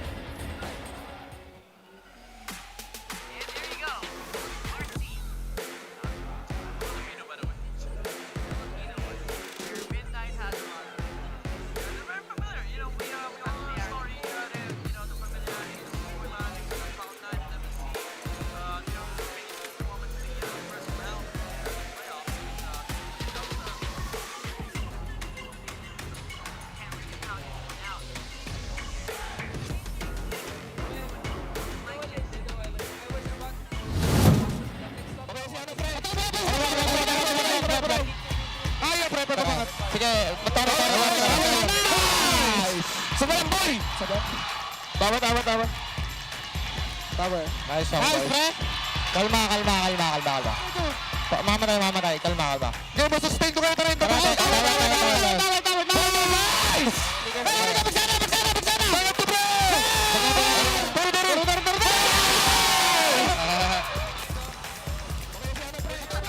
Like I mentioned yesterday, their volume just increases by 10% every day. Yeah, the dichotomy of that is like you have Demon Kite in the one clip going, calm down.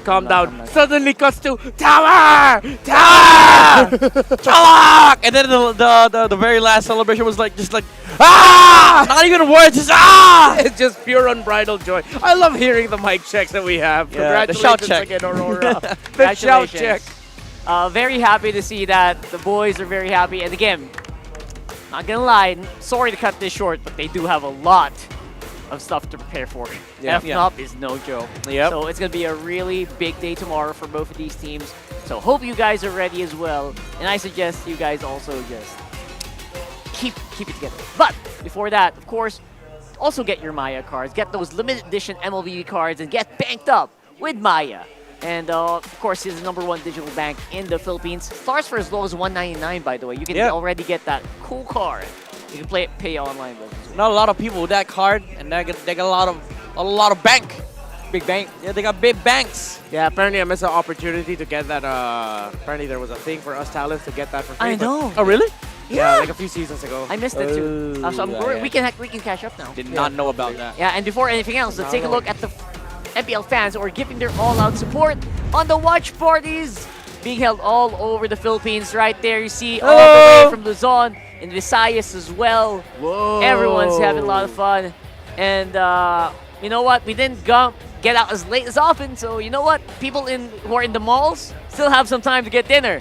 You know? That's awesome. That's pretty awesome for you guys. People in UP Town Center in QC, in Luzon, Festive Walk Mall in Iloilo, that's Visayas, and MMCM Plaza in Davao City representing Mindanao. Yeah, feels nice to just be with everybody, with everyone that watches MPL, fan of the league, fan of the teams, get to share your passion, maybe make friends along the way. Yeah, from nationwide, we're looking at the race for the world. Whoa. But before we step foot into Malaysia, we have to settle who the best is in the region of champions. That's right. We can celebrate all we want, but before that, we go mano y mano. FNOP versus Aurora is happening tomorrow in the best of 7 for the grand finals of Season 14. Best of the best team in the country that is going to be settled tomorrow. The most unpredictable season we've had, the most competitive, the most exciting, and it's a new era, officially a new era of MPL Philippines. That's right, it's a completely different champion for sure, not just in the world, but also here at home. That's saying something. And of course, there's also a champion possibly gonna get crowned tomorrow in our Infinix Fansik Laban playoffs.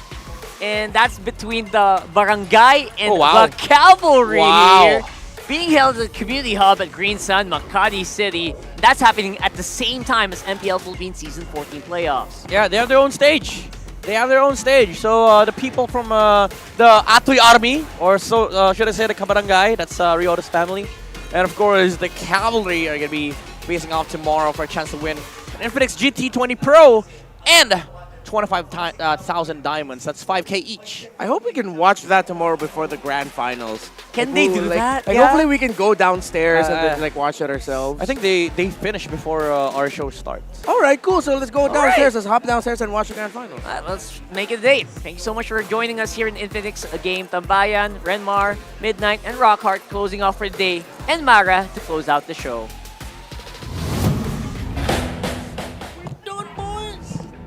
Tomorrow we'll crown a new champion for MPL Philippines. Will it be Fnatic Iconic Philippines or Aurora MLBB? Whose hero within will reign above the other? Sino ang makakakuha ng titulo bilang pinakamalakas sa Pinas? Sama-sama muli tayo dito bukas dahil mararamdaman natin ang pinakamainit na entablado. Ako po si Mara Aquino and you've been watching MPL Philippines Season 14. Keep it good vibes, everybody, and see you at the Grand Finals.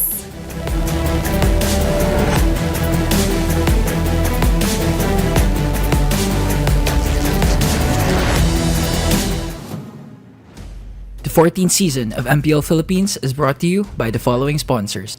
Smart, the official telco partner of MPL Philippines Season 14. The official tournament phone of MPL Philippines, Infinix GT20 Pro. Partner in esports, Maya. Official supplier, EMC Asia and Index Salon. Don't miss any MPL action by following our official Facebook and subscribing to our YouTube channel. Follow MPLPH on TikTok for more content. Experience the Lakas ng Pinas playoffs of MPLPH Season 14 action live at Green Sun Hotel. Grab your tickets now via official MPLPH website. You can also get a chance to win 1,000 diamonds by sharing your hashtag MPLS14 live experience on Facebook and TikTok. And to ensure the equality and fairness of our games, MPL Philippines is also monitored and supervised by the Games and Amusements Board.